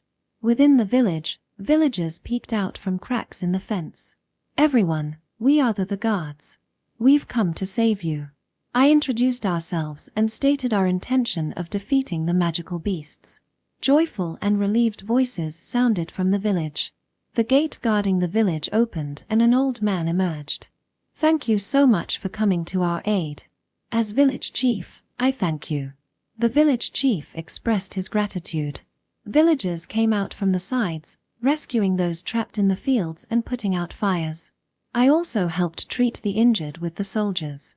After the rescue ended, I confirmed the villagers' damages. 3 villagers had died and 5 were severely injured. If only we could have arrived sooner, I thought with regret. But there was nothing to do but accept what had already happened. To the guards, thank you for saving our village. It's not much thanks, but I'd like to prepare a small feast, with some wine and meat. The soldiers were of course overjoyed at the village chief's proposal. Although the banquet that night was small in scale, the atmosphere was very lively. The soldiers all laughed and said nothing could make them happier. Though they were a bit overly excited, this was after all their first great victory. Dampening things would be too ungracious. Among the soldiers some were not holding cups but silver coins, drawing the gaze of others. This was the reward silver given for their efforts this time. 1 coin could buy a sheep. Though a bit much considering it was just defeating small monsters for their first battle. For future motivation it was necessary to be more generous this first time. The new recruits were extremely excited at the first huge windfall in their lives. They were probably thrilled at the prospect of becoming wealthy. The loudest voice at the banquet was Ul's, holding a cup in one hand and a huge chunk of meat in his mouth. As the top contributor, Ul was given 2 silver coins. He was ecstatic at this first huge sum to come into his hands. He immediately used the money to buy a whole roasted lamb from the villagers, heartily devouring it. Of course, it was not an amount one person could finish, so he treated everyone too. I thought to tell him to use it more prudently, but this sort of wasteful character was just right. Seeing him squander his reward so extravagantly, the soldiers would think next time I'll be like that too, and become more motivated. Besides, money spent is naturally gone. To afford more indulgence in the future, they'd have to earn more money again, and go to the battlefield to gain military exploits bravely fighting. This was a good thing. You all did great today. As the banquet was ending, I decided to give them some final words. Tomorrow, we will leave this village and head to the next village. I hear magical beasts have been appearing there too. Even hearing of new enemies and battlefields, the soldiers did not cower at all. Some even whistled happily. They thought it a chance to gain exploits and make money. Let's defeat all the magical beasts. We can do it. The soldiers became excited and cheered together. Though letting them get arrogantly carried away would be dangerous, I had to motivate them. Because the next battlefield awaited us. 18 long spears stood in formation, pointing straight to the heavens. The soldiers gripping the long spears swallowed their spit as they stared fixedly ahead. In front of their gaze was a dense forest. The soldiers stared at the forest. They could hear sounds of branches being pushed aside coming from the forest, and see small animals and birds escaping. Slightly later than the birds, a black shadow jumped out from the forest. In an instant, the soldiers readied their weapons, but soon realized it was the silhouette of a companion. The one galloping out from the forest on horseback was Ull, who was acting as bait. He passed through the forest with his body covered in sticks and leaves, riding straight toward us. A few seconds after Ull, 5 black shadows pounced out from the forest. Charging forward on hooved feet supporting massive bodies were boars that had transformed into magical beasts. With vertical stripes on their backs, the boars had been enraged by Ull's attack on their nest and charged out without even glancing sideways. Make way for Ull to get back in. I ordered the 4 soldiers in formation to retreat, opening up a gap in the ranks after Ull escaped inside. Immediately plugging up the hole, the soldiers went to confront the boars. Just as the name suggests, the boars charged forward fiercely. Even seeing the soldiers, they did not change course. Just as I wanted, they headed straight this way. I gauged the distance, and at the optimal moment to lure the boars, I commanded the soldiers. Strike them down. Following my order, the upright spears swung down in unison, forming a thicket of spears. The boars did not even have a chance to change direction and willingly impaled themselves. The soldiers used their long spears to block the fierce charge of the boars. If it were me, I wouldn't have been able to withstand that weight and speed no matter what, but the soldiers firmly held their ground even as they slid back a little, and 3 of the boars were fatally pierced on the spot. But the 2 remaining boars were not dealt mortal wounds. They burrowed past the spear formation to the inside, shook their heads and deflected the spears. Hold the formation. I issued the instruction to deal with it calmly, but it was unnecessary. The soldiers did not panic and calmly responded, maintaining the formation. The boars could not get close as 2 other soldiers showed outstanding coordination, unleashing their spears together. With nowhere to escape, the boars were skewered by 2 spears. And as for the last one, the soldiers calmly drew back their spears and stabbed it dead without panic. I was deeply satisfied with the soldiers' movements, clenching my fist around the reins even tighter. Even in the face of the boar's charge they did not fear, and could calmly respond even when met with resistance. From their first battle until now, the 4th real combat experience, their proficiency had increased through experience. This was not the effect of grace. It was their real ability. Seeing the soldiers kill all the boars, Ray beside me on horseback moved to step forward. Ray, calm down. I know you want to fight badly, but you have to protect me. I calmed Ray down. Cavalry was useless against the boar's ambush. And not only as a guard, in case anything happened I needed combat power by my side too. Looking back, Ull who had escaped earlier had returned on horseback and was next to me. That's right Ray, from here on out is the real deal.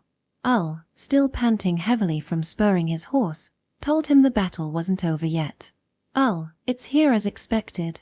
Yup, the big one. Replying to my question, Ull nodded. I saw the magical beasts that had been beaten down. It was already about the same size as a fully grown boar, but had vertical stripes on its back. In other words, these were still just piglets. Ray, I'll leave the reins to you. I dismounted and handed the reins to Ray. From the bag tied at my waist, I took out a spherical object wrapped in cloth. Carefully removing the cloth revealed an englazed ceramic ball sealed with talisman tags. Strange patterns were drawn on the tags. This was an explosive magic stone obtained from the governor. The explosive magic stones were a kind of magical tool that would explode when thrown. Packed inside the ceramic sphere was a magic catalyst that would explode with just a slight impact. The affixed talisman tags were a safety device. As long as they were attached, it would not explode even if impacted, but once torn off, care had to be taken. If the ceramic sphere cracked open and the contents inside were exposed, it would explode. I carefully tore off the tag, taking care not to drop it, and transferred it to my right hand, while also gripping the explosive magic stone in my left hand in reserve. Preparations were complete. I was ready for it no matter when it came. I looked toward the forest.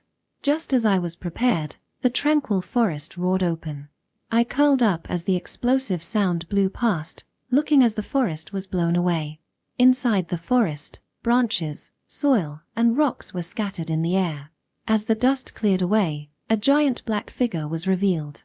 It was a boar possessing a massive body rivaling a horse carriage. Its whole body covered in bristling fur like steel wire, with ivory tusks pointing straight to the heavens. On its jet-black face, its red eyes brimming with bloodlust shone bright. Those red eyes looked upon the boar corpses fallen at our feet. The enormous boar shook its body, letting out a roar like dozens of horn players blowing together at once. The giant boar was the parent of the magical beasts that had been killed.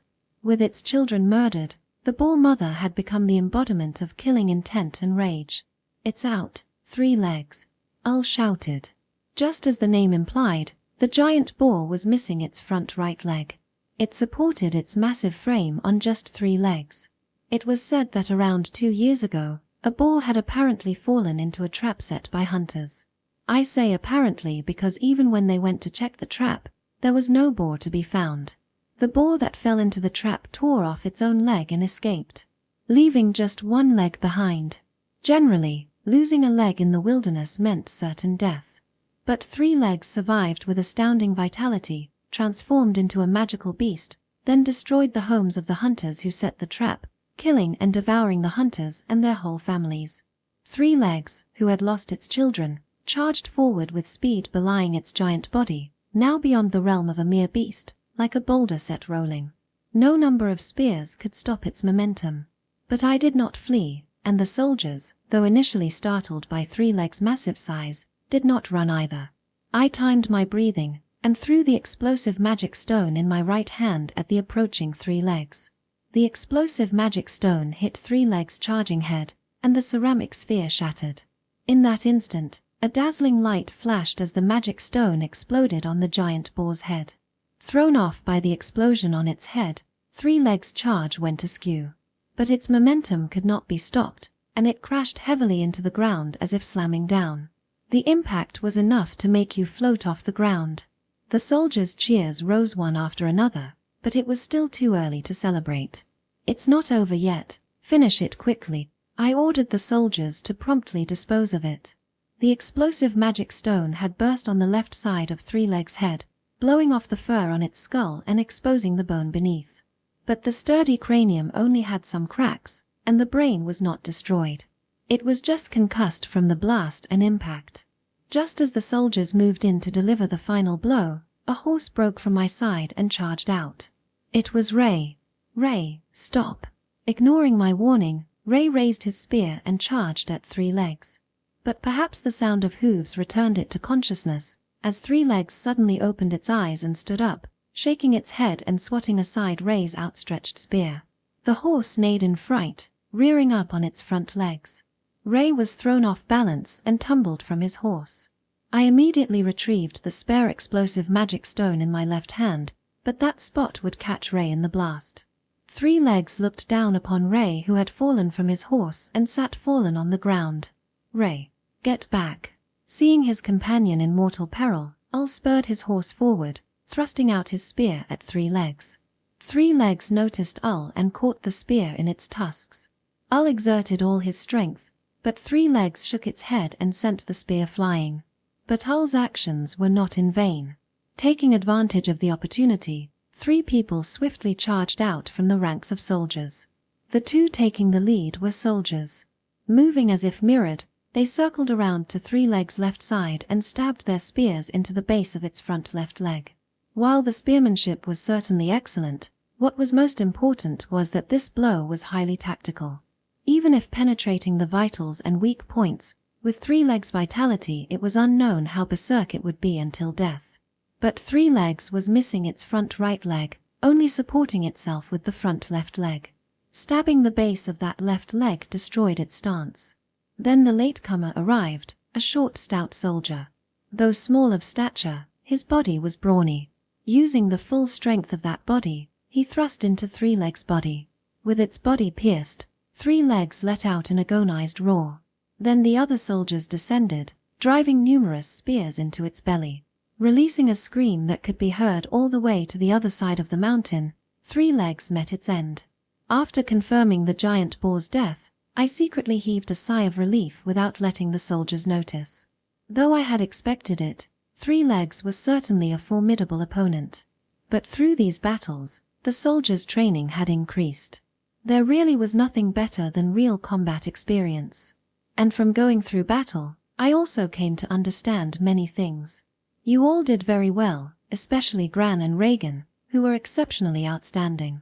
I praised the two soldiers who had aimed for Three Legs' front left leg. They were twins who always acted together, moving in perfect mirrored coordination. Their simultaneous attacks were very beautiful, and they repeatedly killed the enemy. And they were crafty, able to provide cover like today. They were an existence that could be entrusted as the core of the troops. Otto also did very well. I made sure to praise the soldier who had charged after the two of them to pierce Three Legs' heart with his spear. Though small in stature, his physique was robust. And his hands were nimble like a carpenter's son. I'd also seen him whittling wood shavings into decorations and such. He seemed to have high aptitude as an engineer. Surely he could be utilized well someday. And it's thanks to Kale finding the nest. Without you, this operation plan would have been impossible. Among the soldiers, I looked to a particularly noticeable youth. Despite his emaciated cat-like appearance, he was able to nimbly climb up trees. While his pure combat ability was slightly below average, he was quick and dexterous, possessing strong scouting ability. Thanks to him locating Three Legs' nest, we were able to lure it out of the forest.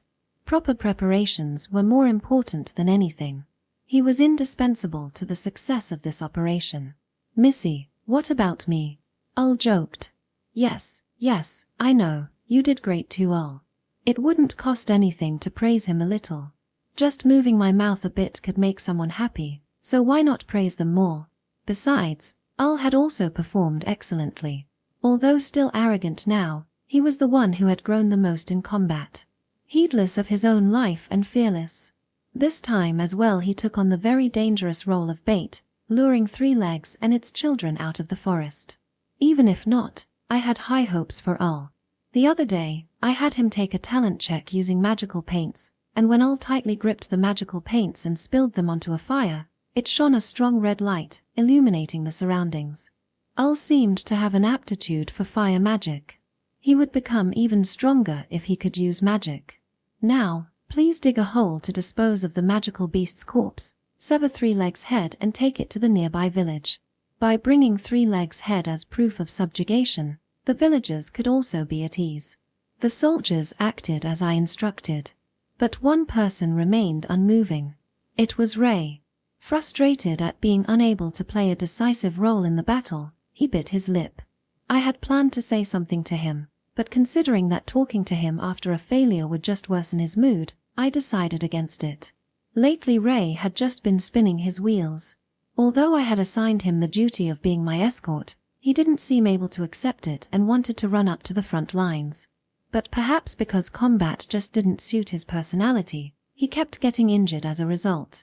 Compared to fighting on the front lines, Support from the rear was more suitable, but he seemed to want military exploits. I didn't know how to deal with him either. This was the difficulty of personnel management.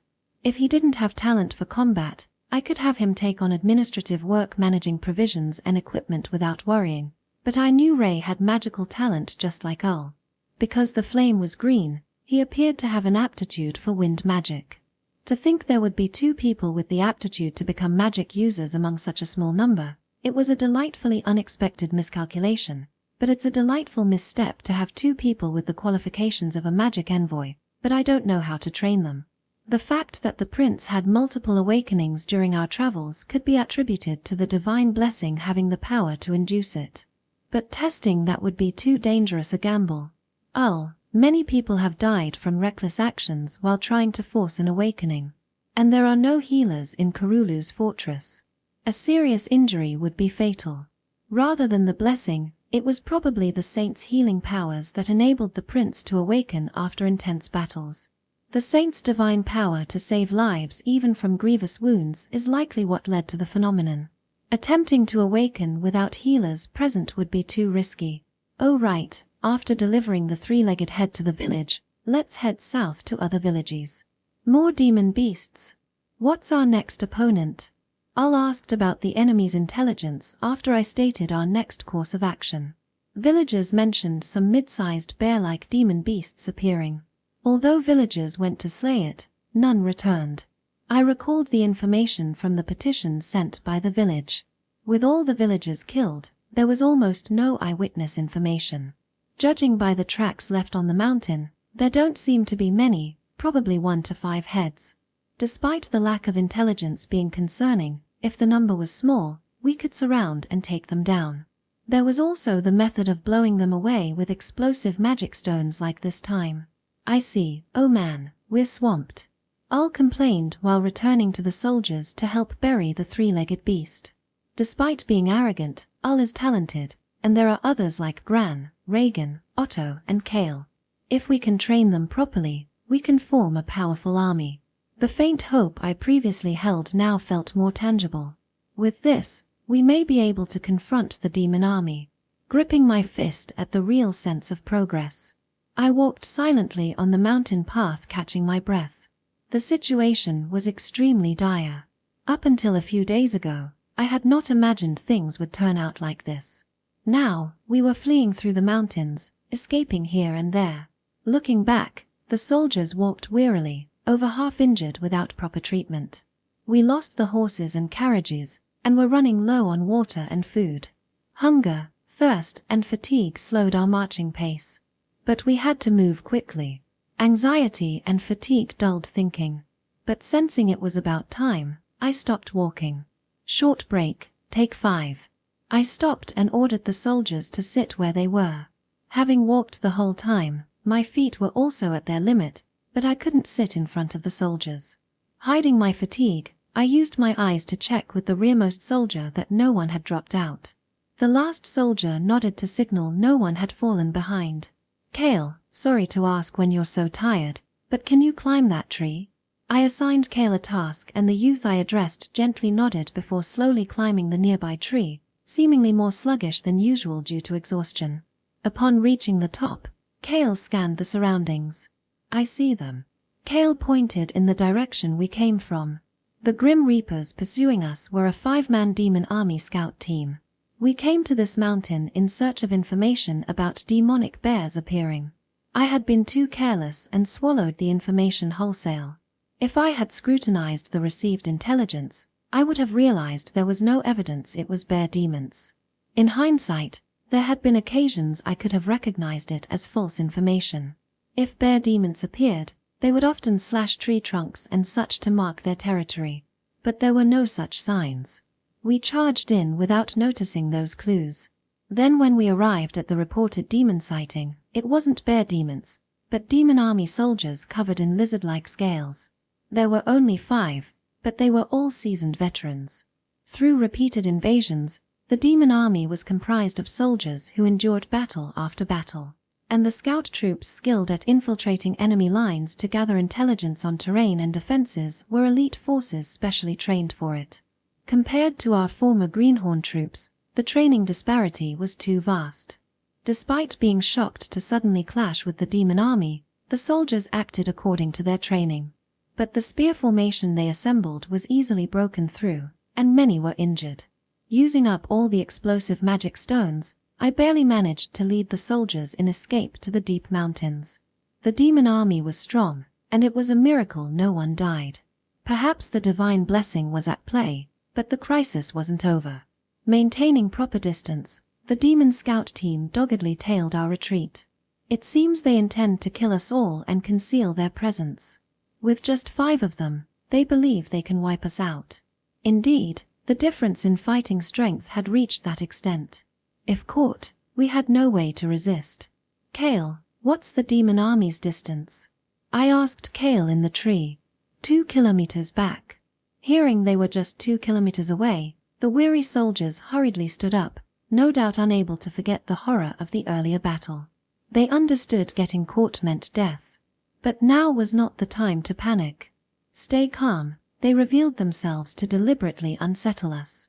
The scout team skilled at covert operations wouldn't be somewhere visible from just a glance upward.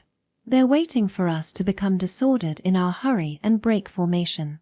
I took out my pocket watch, a long-time companion from my travels with the prince, which I always kept on me. March for 1 hour, rest for 5 minutes. Maintaining this pace, we can keep going the longest. That was the advice of an experienced soldier I met while traveling. He often said marching was a soldier's job. Moreover, it wasn't critical they were visible now. When out of sight was most dangerous. Rest well for now. At this pace, we won't be caught immediately. I calmed and reinvigorated the soldiers. The problem was nightfall. They would likely strike when darkness fell. Some measure had to be taken before then. As I pondered what to do, I inadvertently met eyes with Ray. Despite being uninjured, Ray's face was so ghastly it made one wonder if he was already dead. He was probably blaming himself. During the earlier battle, Ray had inadvertently dropped his spear, slightly disrupting the formation. The enemy exploited that opening to throw the formation into disarray. While it was a failure born of impatience, it wasn't worth blaming. The formation would have collapsed regardless.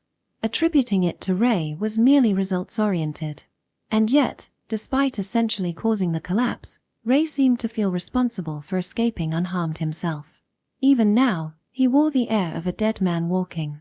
I should say something, but anything could backfire on his current state.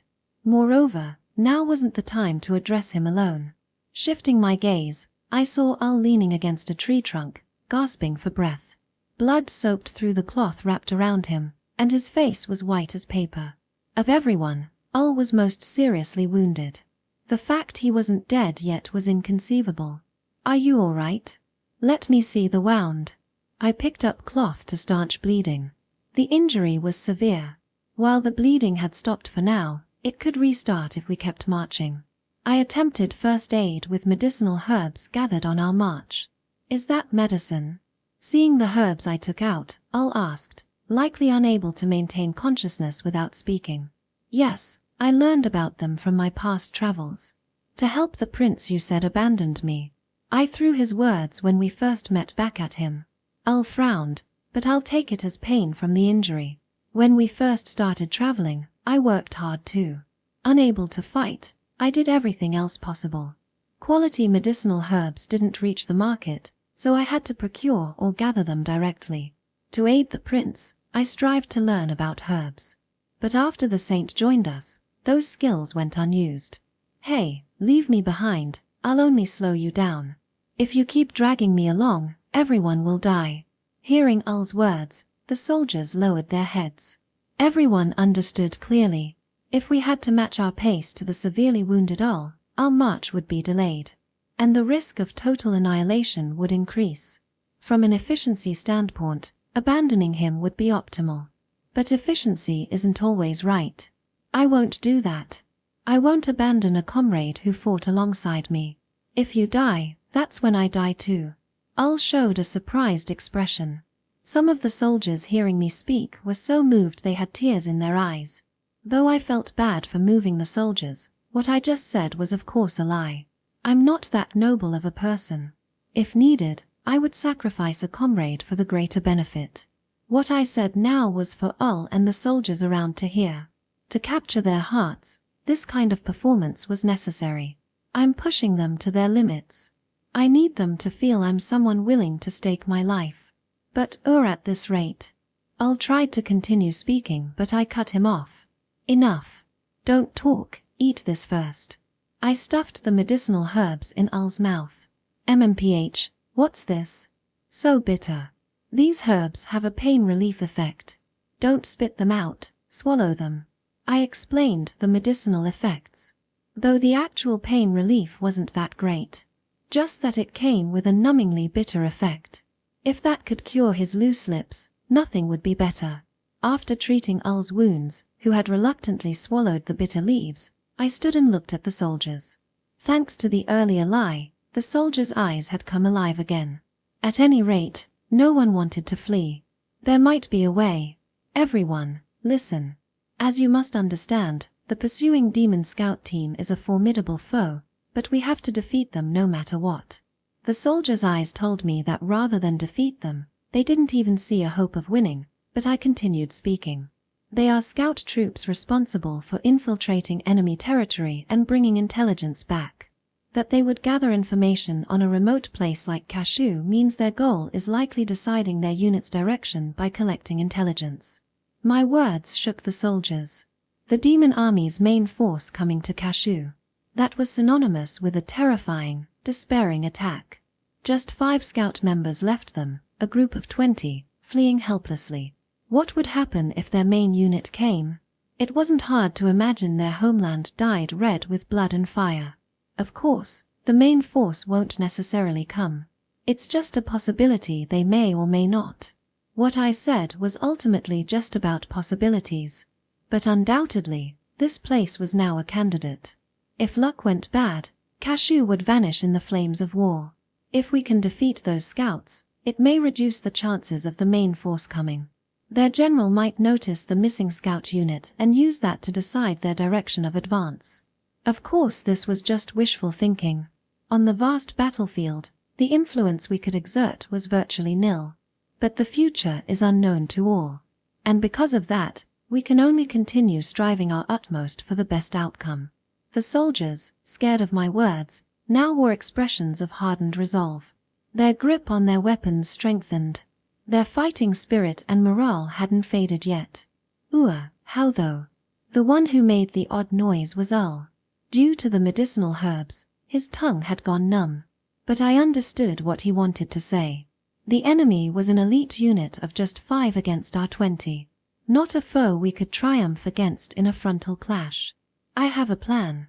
Ull, Ray, and the other soldiers looked to me, who believed we had a chance, with dependent eyes. The responsibility weighed on me, but I couldn't falter. Showing even slight unease would spread it. I took a deep breath to steel myself internally and stated the battle plan. First, we have 2 advantages. One is familiar terrain. We were currently climbing over the mountain we had fled over, moving along the mountain path we had come here on. Proceeding like this, we could return to the original road. And we had grasped the geography ahead. Next is numbers. We have a total of 21. Making effective use of our superior numbers will be key to victory or defeat. No matter how the 5-man enemy could fight like 20, in the end it was just 5. First, we'll split into 4 small teams of 2, and have 2 teams each take a different route to advance toward Masquerade City. Masquerade City had a garrison of hundreds. If we could convey intelligence of the demon army there, the scout troops would likely flee rather than fight. Thou one were. Ull showed an incredulous expression at my strategy. I understood what he wanted to say. Despite numbers being important, dispersing was a foolish plan. In truth, dividing combat power was a mistake. But even so, dispersal still held meaning. First we must seize the initiative. If they make the first move, we'll be pressed and lose. Noticing our dispersal tactic, those guys won't commit the folly of dividing their forces, but quickly move to crush each one starting with us as the main force, the ones here. I clenched my fist and continued speaking firmly. If we keep going, we can return to the path we took here. Then continue that way, through the steep mountain slope. At the end of the narrow path is a small clearing where we'll lie in ambush. We had rested there on the way too, so I remembered it clearly. It was surrounded by steep cliffs above and below with narrow paths front and back. There, even with just a few fighting strength, we should be able to engage the enemy. But Lady Romalia, can we really win like that? The frail Kale asked uneasily. Certainly, just forming up in the confined space wouldn't let us beat them. And the demon army were elites. They would surely outdo us. Seeing our ambush, the scout troops will likely split and attack from both sides. While this was ultimately my conjecture, I dared to declare it. The seasoned demon army would avoid a frontal clash. Most importantly, circling to attack from both sides meant not having to worry about us escaping. While we may be attacked from front and rear, that is our aim. We'll use the remaining 2 teams to counter-ambush the forces hitting us from both sides. I revealed the crux of the battle plan. The real purpose of the dispersed forces is to deceive about our numbers. Then we position the teams in front and back along the path as ambushers. If the enemy attacks, the main force here will buy time holding out while we lure the enemy in. Then the ambushers strike from behind, enveloping them. There are 5 enemies. If attacked from behind, they can only allocate 2 to defend. That leaves 3 enemies in front. One side will only have to face 1 person. The demon army may all be well trained, but individually they are 2 to 3 times our own. Considering the strength ratio, our 20 should have the advantage. And yet we were still routed because the demon army has long experience on the battlefield, able to cooperate seamlessly. That coordination enhanced their might. So if we can divide them and prevent their cooperation, we'll gain the numerical edge. Hearing my plan of envelopment, the soldiers also nodded in agreement that it seemed they could win this way. Of course, this didn't guarantee certain victory. Even factoring the divine blessings effects, I didn't know if it would work. But we had done all we could now. If we had archers and mages, more options would be possible, but this was all we could do.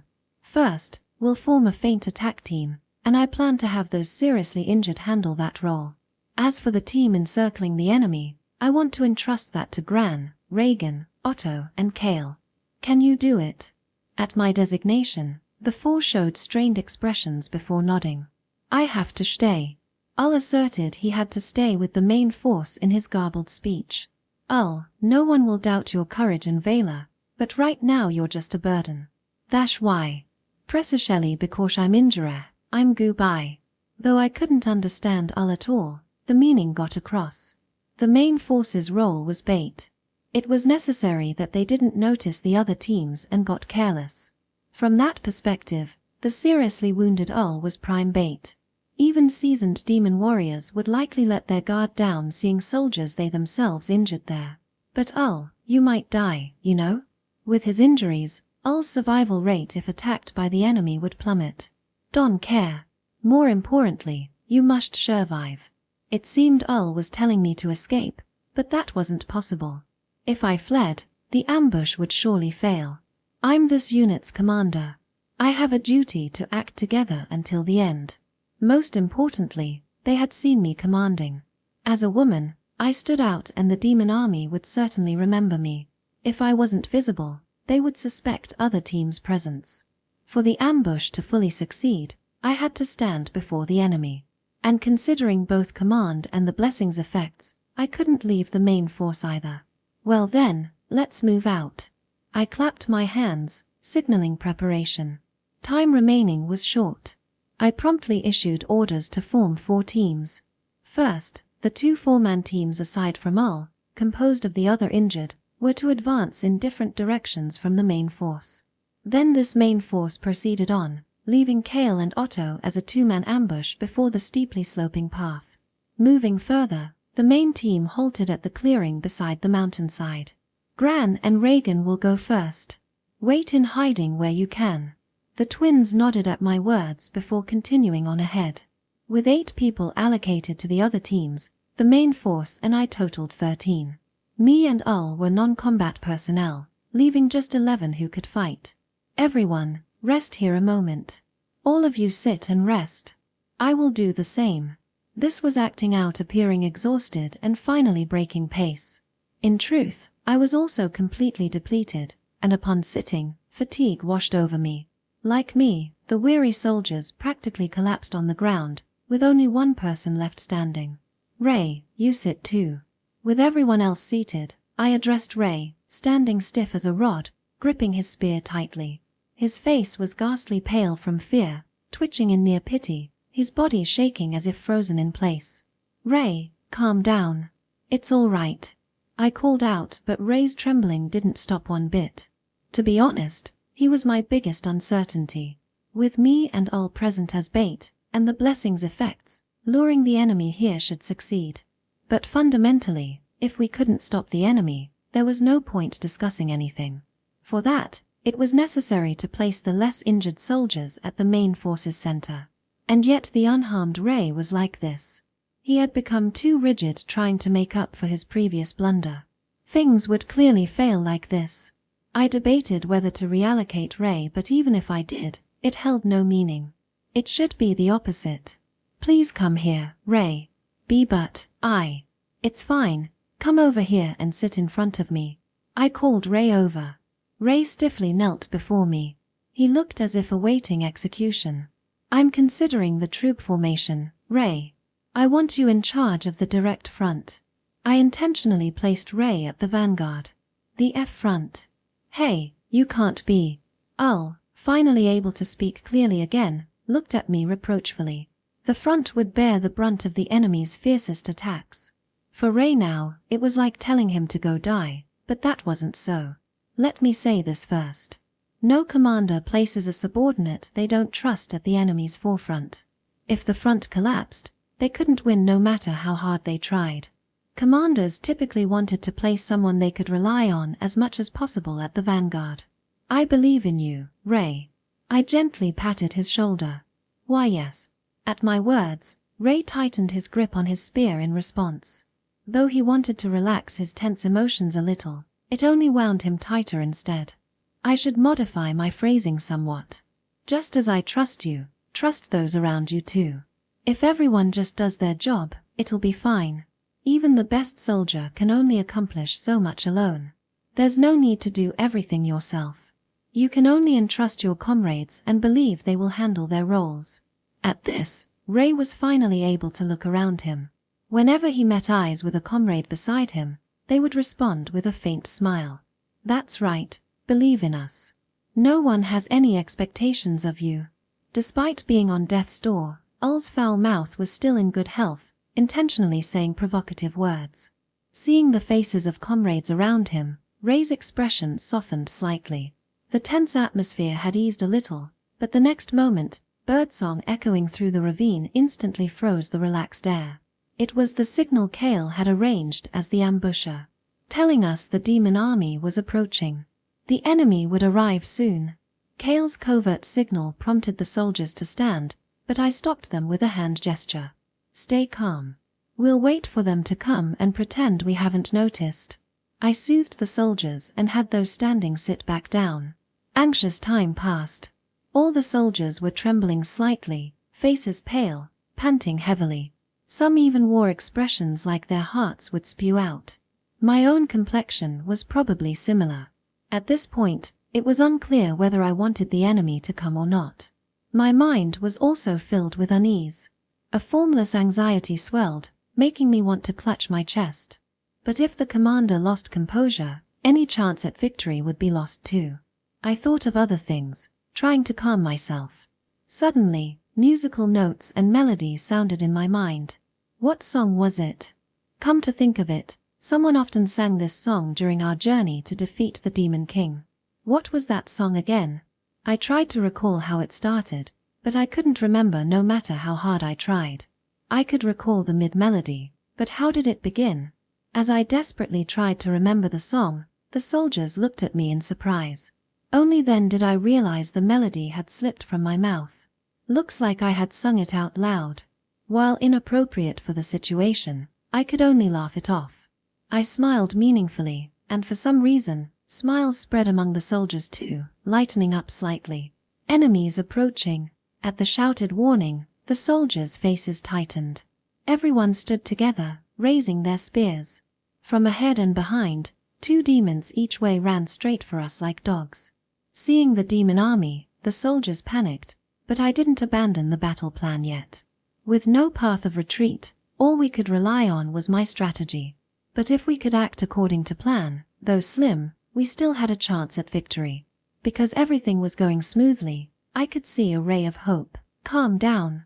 The first 6 people, the last 5 people, form a team and block the way. I utilized the power from my dantian and spoke loudly. While motivating the soldiers, I also aimed to attract the attention of the demon army, so that the decoy team positioned at the back wouldn't be detected.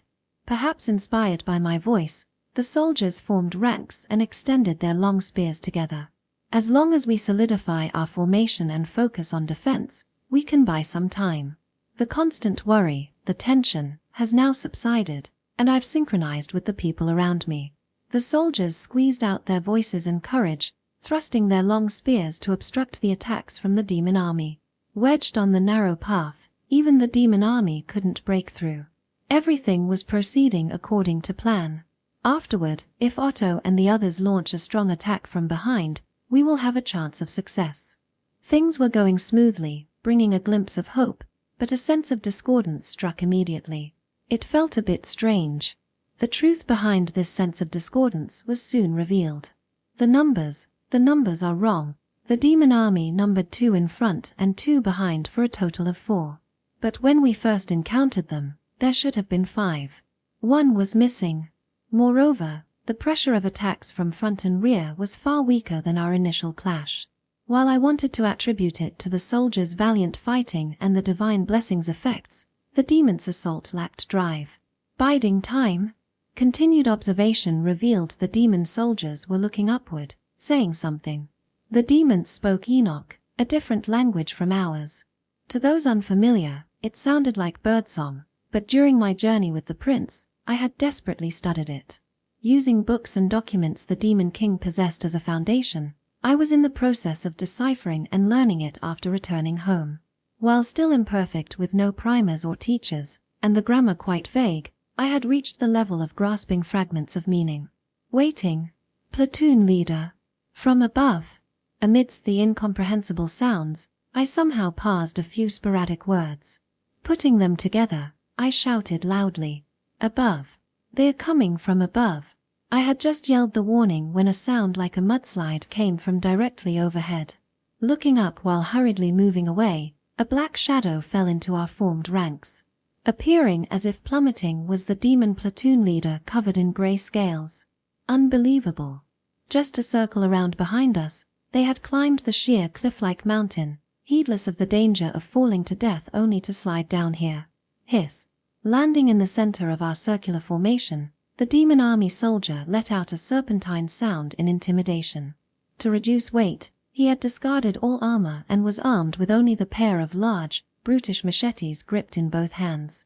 The platoon leader spread the blades in his hands like wings and stared at us with reptilian eyes. Lady Romalia, Ray shouted, but it was already too late. No good, we're done for.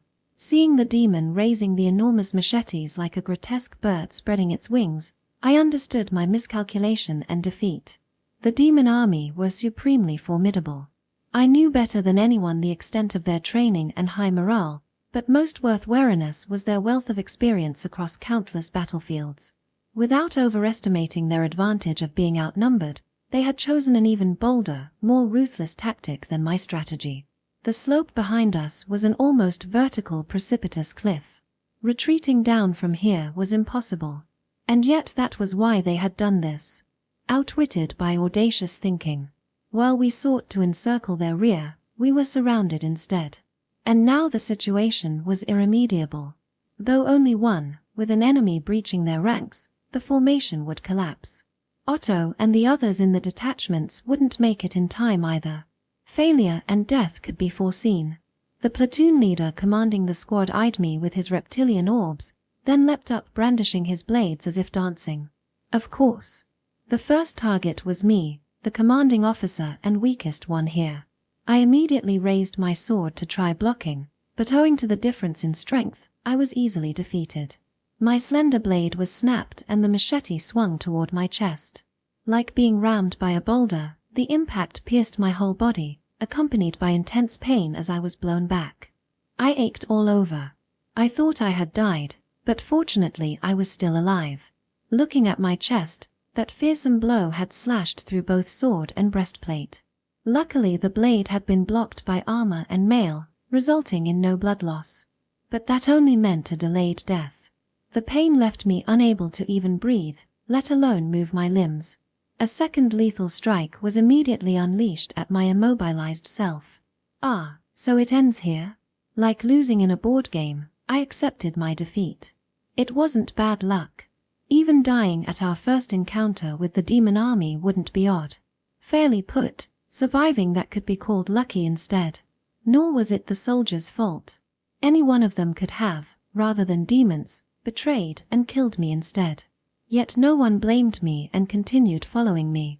I had good subordinates. Everything was my responsibility. My plans and tactics were too naive. My incompetence had caused this failure. I could only accept it. As the commanding officer, I accepted defeat and abandoned everything. The situation was just so hopeless. But in this critical moment, only I gave up. The others did not. It's not over yet. As the dull flash of the blade reached before me, 2 soldiers blocked its path. The 2 overlapped their swords and barely managed to suppress the deathly blow before it landed. "We won't let you have your way. I won't let you touch her." It was Ray and Ull, reacting swiftly to the enemy's attack. Ray, Ull, unable to even shout their names, I could only watch their figures wordlessly. Before me, the 2 drew their swords to stand against the demon scout platoon leader. Protect the commander. Defend this position. Everyone. Reform ranks. Ull and Ray yelled loudly. But it was impossible. With the ranks already breached and me as the commander downed, no one could command them. In my hazy consciousness, despite thinking it futile, something astonishing happened against my expectations. Without Ray saying so, the soldiers themselves shrank the formation, reforming in a circle with my fallen self at the center. Mitch, Ban, Bray, Say. Left wing. Gran, Red, Shura, Melly. Right wing. Partner up to cover each other. Iku and hands between each pair to assist both sides. Me and Ull will take the vanguard. Ray swiftly assigned everyone roles. Faced with the situation, Ray issued orders. Regardless of whether it was optimal, just giving orders made the soldiers obey him successfully as their leader. Moreover, not one soldier fled. Though I, their commander, was incapacitated, they raised their spears as one, undaunted by the prospect of enemy retaliation, and charged ahead valiantly. Faced with the unexpected counterattack from the soldiers, the demon army scout platoon retreated a step. Then Gran and Reagan deployed as the detachment, as well as Otto, Kale and the others, assaulted them. The timing couldn't be more perfect, but unfortunately the formation was far too poor. The original plan had been to divide the enemy and stab them from behind. But now with me at the center, they had shrunk formation to reassemble in a circle formation, backs to the precipitous slope, crowded together as the enemy surrounded them. Even with Gran, Otto, and the others attacking from behind, the demons calmly allocated 2 to fall back and engage Gran and Otto each in confrontation. In my hazy consciousness, I watched Ray and Ull standing before me.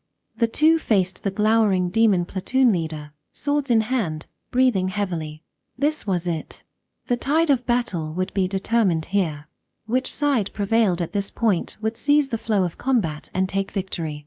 But Ray and Ull had no prospect of winning. The opponent was a trained demon army veteran and their platoon commander at that. Though bereft of armor with only scaly skin, his body was honed to durability and overflowing with strength. The demon army was a battle-hardened force. They followed survival of the fittest, with the stronger rising in rank. Against that platoon commander-class enemy, Ray and Ull's level differed vastly. And most importantly, Ull was gravely injured at death's door. They had no chance whatsoever. The 2 surely understood this, yet they stepped forward without fear. The demon commander pounced as if soaring, swinging machetes from all sides. Ray desperately swung his blade, his body slashed down, but still warded off the demon's strikes. Considering Ray's actions so far, it was a veritable miracle of defense. Then in the opening created by Ray blocking the attacks, Ul slipped in a strike. Though Ul was as good as dead, the blow shook the commander's blade, making his arm quiver slightly. Despite the seemingly miraculous offense and defense, neither let up in their counterattack. Ray blocked the distant enemy's blows while Ul unleashed fierce individual strikes. Both displayed peerless swordsmanship and explosive power they had never revealed until now.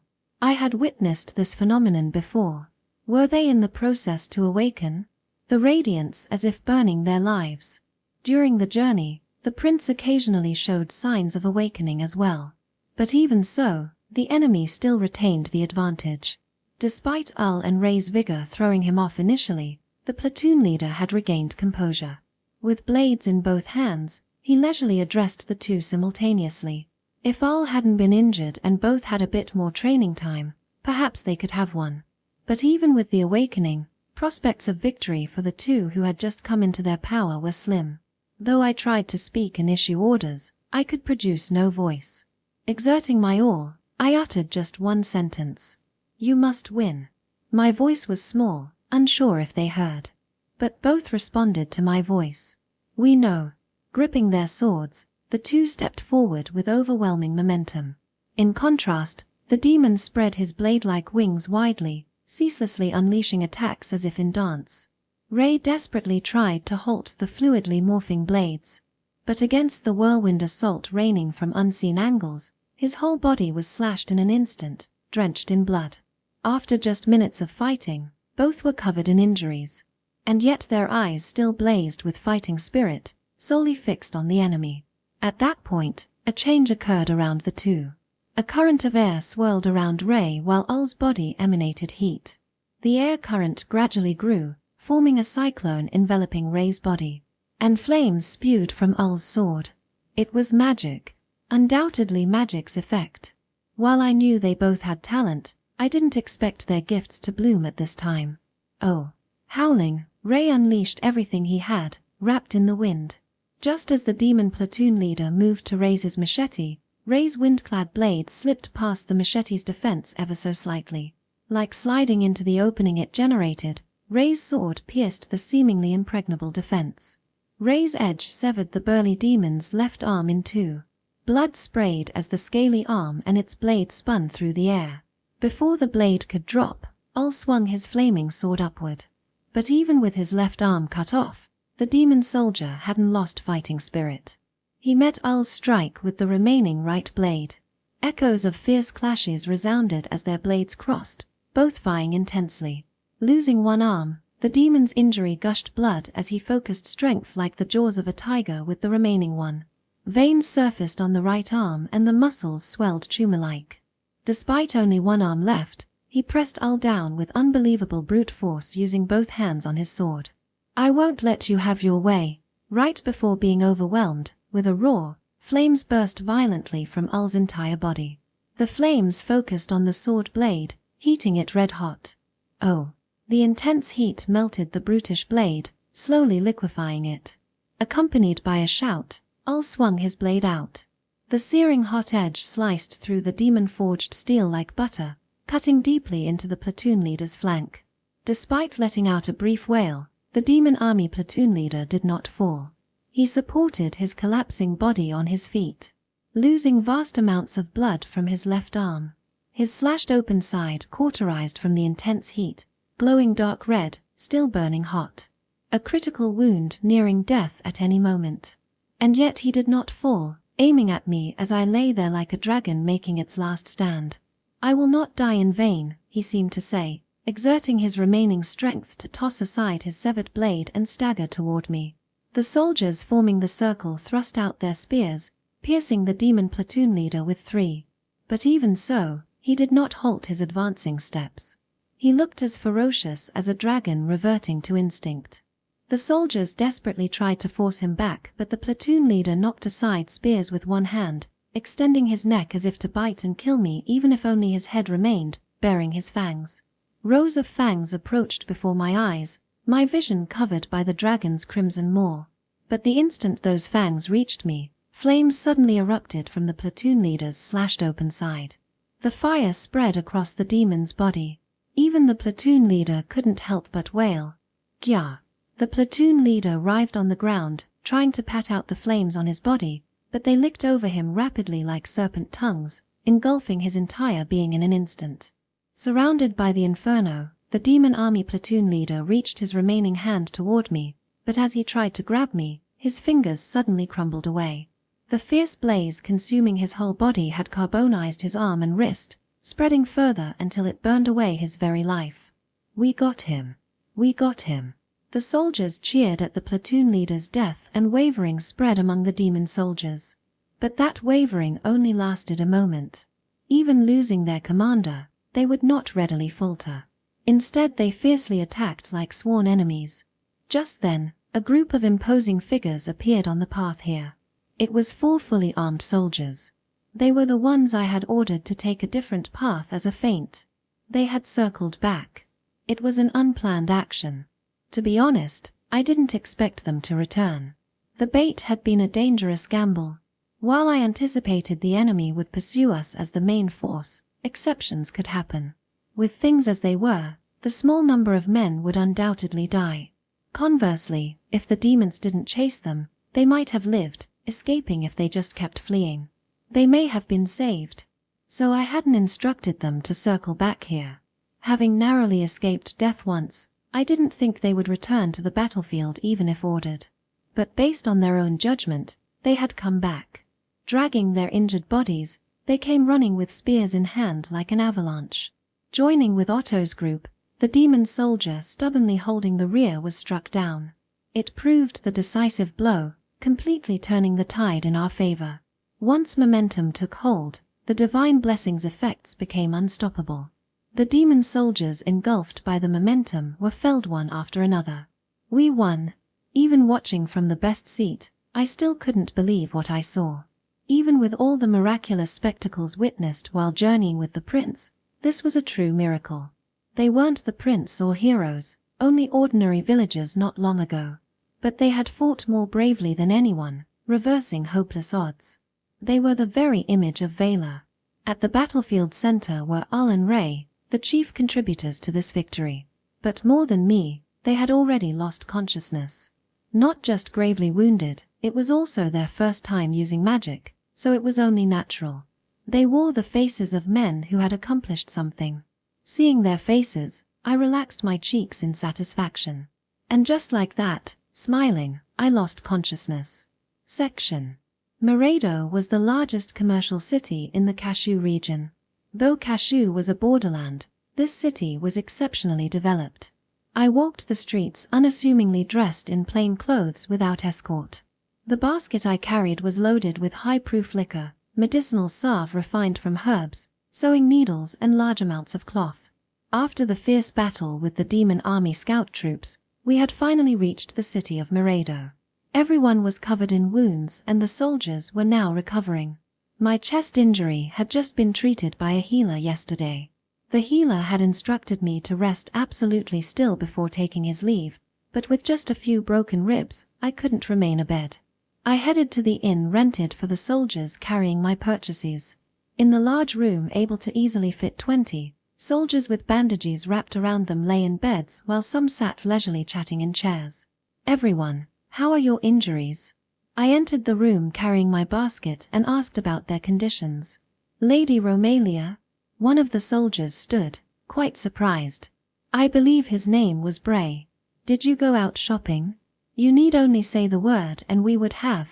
Bray began to stand but, as an injured man suddenly rising, he was unsteady on his feet. Please, I'm fine like this. Ray, how are your wounds? I went to Al and Ray's beds, the two most gravely injured. For them to still live was unbelievable. I'm all right, Lady Romalia. The healer treated me yesterday and my wounds are recovering. Though Ray only moved his mouth to speak, he was seriously injured, unable to even rise. His complexion was also poor, looking utterly unlike someone fine. I didn't want to badmouth the healer, but honestly, his skills were lacking. He had been paid a small fortune, yet my chest still hurt and everyone's condition seemed inadequate. If it had been Elizabeth the First once travelled with, wounds like these would have been healed in minutes. Of course, comparing to her known as the Saint was perhaps unfair, but that healer's technique was decidedly subpar. Let me see the injury, I'll examine it. I removed Ray's clothes as he lay in bed, about to undo the bandages, but he faltered. Lady Romalia will look. You know I can treat wounds, right? I don't trust what that healer said. I stripped him, removing the bandages, exposing Ray's skin. For some reason, Ray turned his face away. He probably didn't want to see the injury. It was severe despite being treated. The large gashes were barely closed while the small ones weren't fully sealed. And a few had become septic. NNH. I placed my fingers on the wound. It must have hurt badly as Ray let out a sound. Sorry, did that hurt? No, I'm fine. Though Ray said that, it had likely pained him. He was making faint noises whenever I touched the wounds or his body. There's an issue with this injury. It needs minor surgery. I'll take care of it. Even small wounds posed risk of deterioration, septic ones especially so. I should wash them with strong spirits, drain the pus by running a heated blade over them, apply medicinal salve, then suture them shut. Captain Romalia, you can even do that. Lying in the bed beside Ray's, Al glanced this way, only moving his eyes. I was bothered by the Captain Romalia address but let it go since he didn't seem to mean it mockingly. Yes, I learned before. Ray, this will likely hurt. Please bear with it. I began treating Ray's wounds. Though it must have been painful, Ray endured. But it probably did still hurt. He would let out faint moans whenever I touched the injuries or his body. All right, you're next, Al. After finishing Ray's treatment, I looked to Al lying beside him. Me too. Your wounds are more severe, right? Answering Al's question, I stripped him and removed the bandages. Checking the injury, his was more serious. This will hurt a lot. Please bear with it. No sooner had I finished speaking than a shriek resounded in the room. It hurts, it hurts. That's really painful. Be more gentle. Though Al accused me with tearful eyes, I could only stare blankly. What are you saying? You saw Ray, didn't you? He endured it, right? Do the same. No, that's not it. That guy was really enjoying it. Al said something absurd. Who would be happy about having their wounds touched? Please be quiet. Your injury is deep. I have to be careful or it'll hurt to the bone. Though I had warned him beforehand, Al let out dramatic screams of agony. Once I finished treating everyone, it had indeed taken considerable time and night had fallen. But the soldiers seemed satisfied at receiving care. I should come check their progress tomorrow as well. Even though we agreed beforehand, Al exaggeratedly let out a scream. After the treatment, Al and Ray both looked inexplicably worn out. Even so, the two most seriously injured individuals didn't deteriorate much, while the others seemed to be fine. Captain Romalia, you examined only those two. Aren't the rest of us important too? This isn't fair.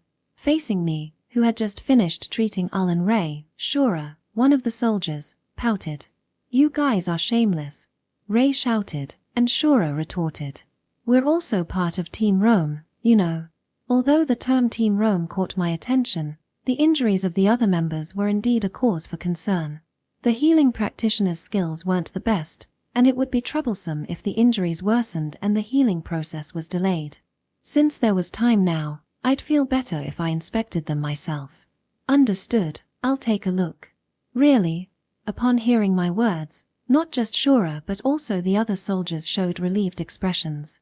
It seemed everyone was concerned about the healing practitioner's lack of skill. I began to examine the soldiers, and they took off their shirts, lining up their upper bodies. The longer the line, the more anxious they became. Darn it, you guys. Ray, perhaps not wanting to inconvenience me, looked at his lined-up comrades and furrowed his brows. It's okay, Ray. Besides, I have the time. As I said this, I examined the soldiers' wounds and applied treatment. After treating all 20 of them, it indeed took quite some time, and the sky had darkened. However, the The soldiers seemed satisfied with receiving treatment. To see their progress, I planned to come back again tomorrow. But we couldn't keep doing this. We should arrange for a proper healer as soon as possible. I'm sorry, Captain Romalia. We've caused you trouble.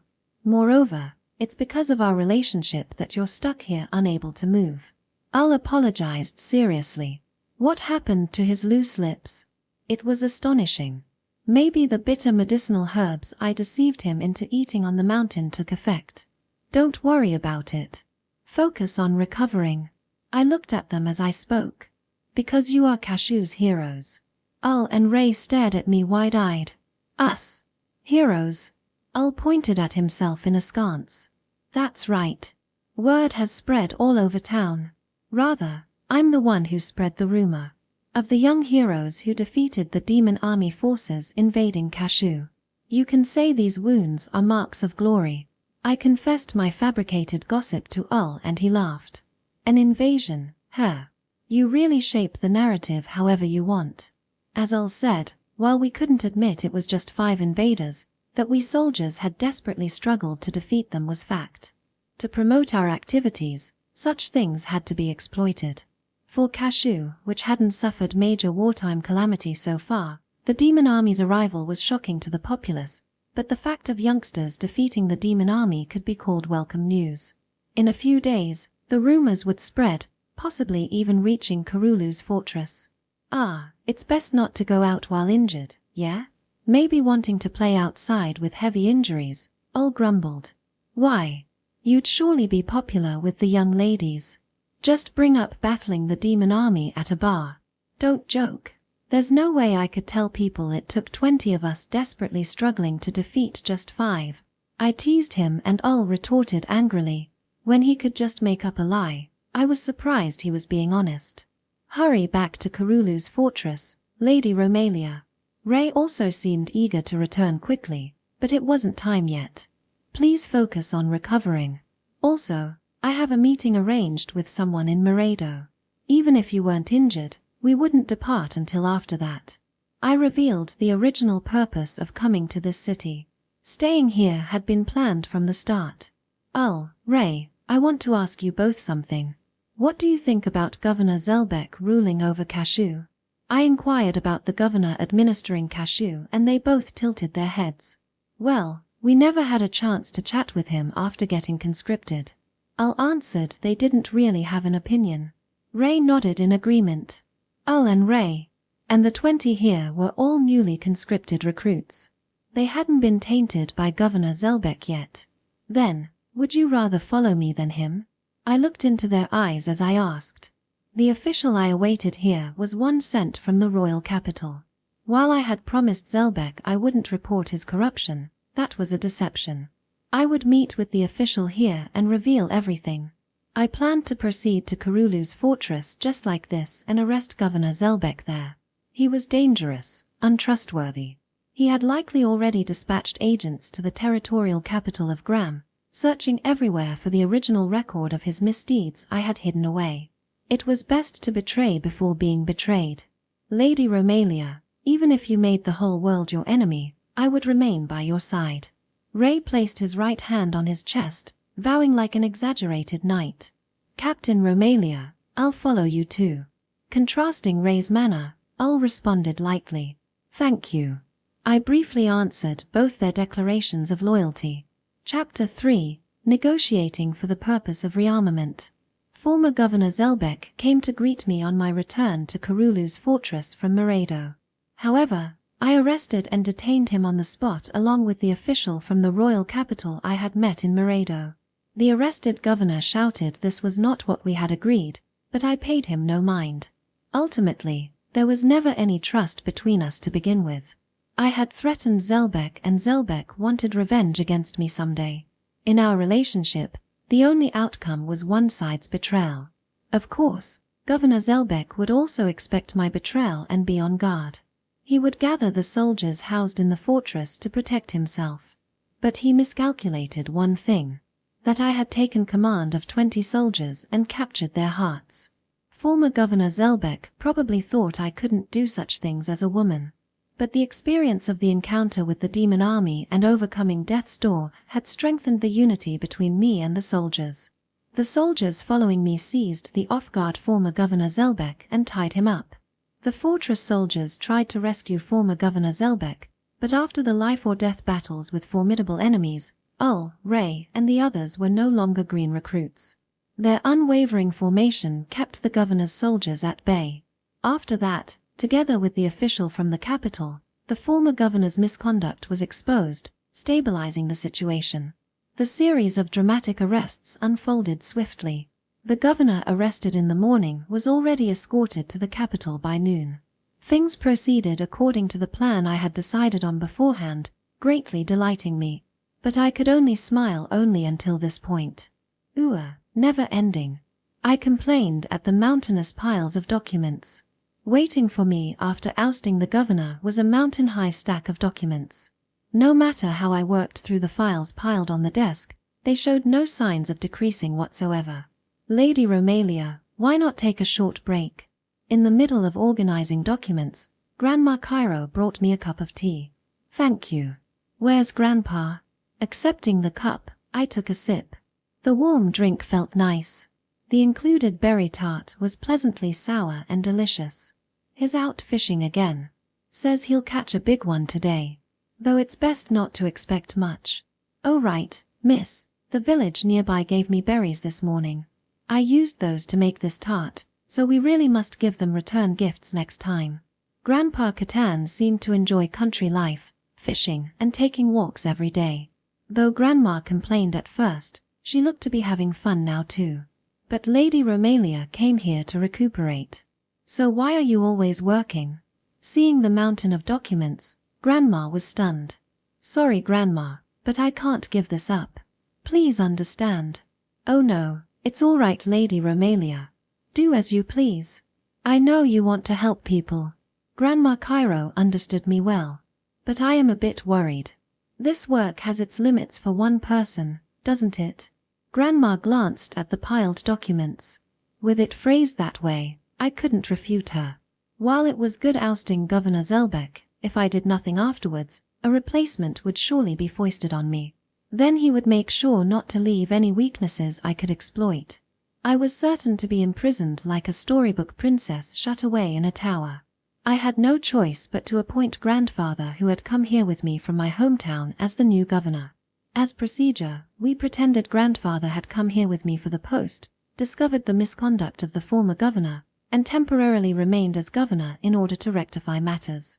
I wrote up official documents and sent them to my father. Though I had cleverly glossed things over, our ruse would be exposed someday. I had to make preparations before that happened. While Catan and I may want to help somehow, I'm afraid we can be of no use to you, miss. Please, don't worry. This is just me being selfish and wanting to do it. Due to my scheme, Grandma assumed the absurd position of governor, but he had come to the countryside planning to spend his twilight years leisurely. I could hardly demand he devote himself to governing the territory. Naturally, that left me to handle things. Miss was always bad at relying on others ever since you were little. Do you remember when that baron's daughter bullied you? Grandma brought up a story from my childhood. Back then, garden parties with children of other nobles were frequently held. For some reason, the daughter of a baron from somewhere had singled me out for bullying. Even though you should have just told us, you went and confronted her alone. Though the old grandma laughed cheerfully, hearing her bring up my past embarrassing moments had me blushing. I was a naughty child. No, there's probably not much different now. But what exactly was that girl trying to do? She came saying I was the villain's daughter and I was destined to become that way, stubbornly picking fights with me. She probably read too many plays or something. What an odd child. In the end, you even got her lackeys involved and it became a huge ruckus. Grandma laughed. Now that I thought about it, something like that did happen. Shouting to defeat my own enemies myself, I had thrashed them so badly that even I thought I had gone overboard. Grandma, enough about that. I reflected a little on the matter too. We were just children. Violence should not be used nilly-willy. It should be the final option. Now, I would say the most important things are using schemes and strategy to completely resolve disputes without fighting if possible. And there's more. When you were. Grandma seemed about to continue, so I hurriedly stopped her. I couldn't bear to hear any more embarrassing memories. That's enough. I've finished my tea, time to get back to work. I forcibly ended the conversation and the grandma smilingly left the room. Since she had been with me since I was small, once she started on those mortifying tales, it would never end. All right, time to buck up. Work, work. Pep-talking myself, I started on the tasks. First I had to find the former Governor Zelbeck's secret ledgers and carefully audit them before submitting the correct books. Of course, if I just handed over the secret books as is, it would be simple, but we were at war. And wars required funds. It was a windfall that my predecessor had done the legwork. Just fudging some numbers when reporting would increase our budget. Even if not, the military was a bottomless money pit. The more discretionary funds the better. That said, I couldn't repeat my predecessor's mistakes. So the corruption had to be kept within deniably ambiguous ranges. I would obscure the writing and use easy-to-misread numerals when filling out the forms. On that note, official documents had set formats for text and numbers. Though laws stated text must not be vague or obscured, few actually followed every rule. At most you would just be fined for it. And even that could be avoided by bribing the inspector. Of course, the actual income would be far less, but that was the extreme limit of misconduct. I couldn't overdo it. But even claiming emergency measures for funds obtained by improper means, it was still insufficient. Owing to the former governor's weapon resales, our equipment levels were lacking. We were also short on food and I hoped to increase the war horses. I wanted many things but had no money anywhere. Complaining about financial difficulties while shifting my upper body, a pain ran through my chest and I clasped it with my hand. Enduring a little, the pain subsided. The wound on my chest still hadn't healed. That healer from Mirado was as bad as I thought. I could bear my injury, but the soldiers shouldn't have to endure. The fortress truly needed a healer. However, even requesting the church dispatch one, no highly skilled person would come to such a remote location. As I agonized over this, a sound came from outside the window. Amidst drum beats, trumpet calls rang out, accompanied by the shouts of charging soldiers, their roars and marching footsteps. Looking outside, soldiers on the hillside were conducting drills. After ousting the former governor, I could make use of all the fortress soldiers, increasing the forces at my disposal to 100 men. The 100 soldiers were split into two sides mutually charging at each other. Since they all wore the same equipment, I couldn't distinguish them from afar. But one unit moved in unison even amidst the melee, not allowing the other side to approach. One soldier stood at the vanguard, crushing the opposing troops. Even from a distance I could tell it was Ul.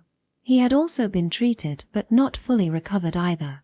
Despite one arm not moving freely yet, he vigorously dashed about, smashing through the enemy's front line. Then the minority force promptly burst through the gap Ul had created, breaking their formation. The one leading the strike force was Ray. He led the twins Gran and Reagan, piercing through like the wind. The strong Otto and nimble Kale wedged the opened breach wide, splitting the enemy into two. As the opposing side tried to reassemble, they were suppressed by Ul, Otto, and Kale on one side while the twins Gran and Reagan hemmed them in on the other. Then Ray led the rest to encircle and annihilate the remaining half. In the blink of an eye, over half had been defeated and the battle's outcome was determined. Section. After that battle, the awakened Ul and Ray had grown stronger, and several others in the unit had also awakened, enhancing their might.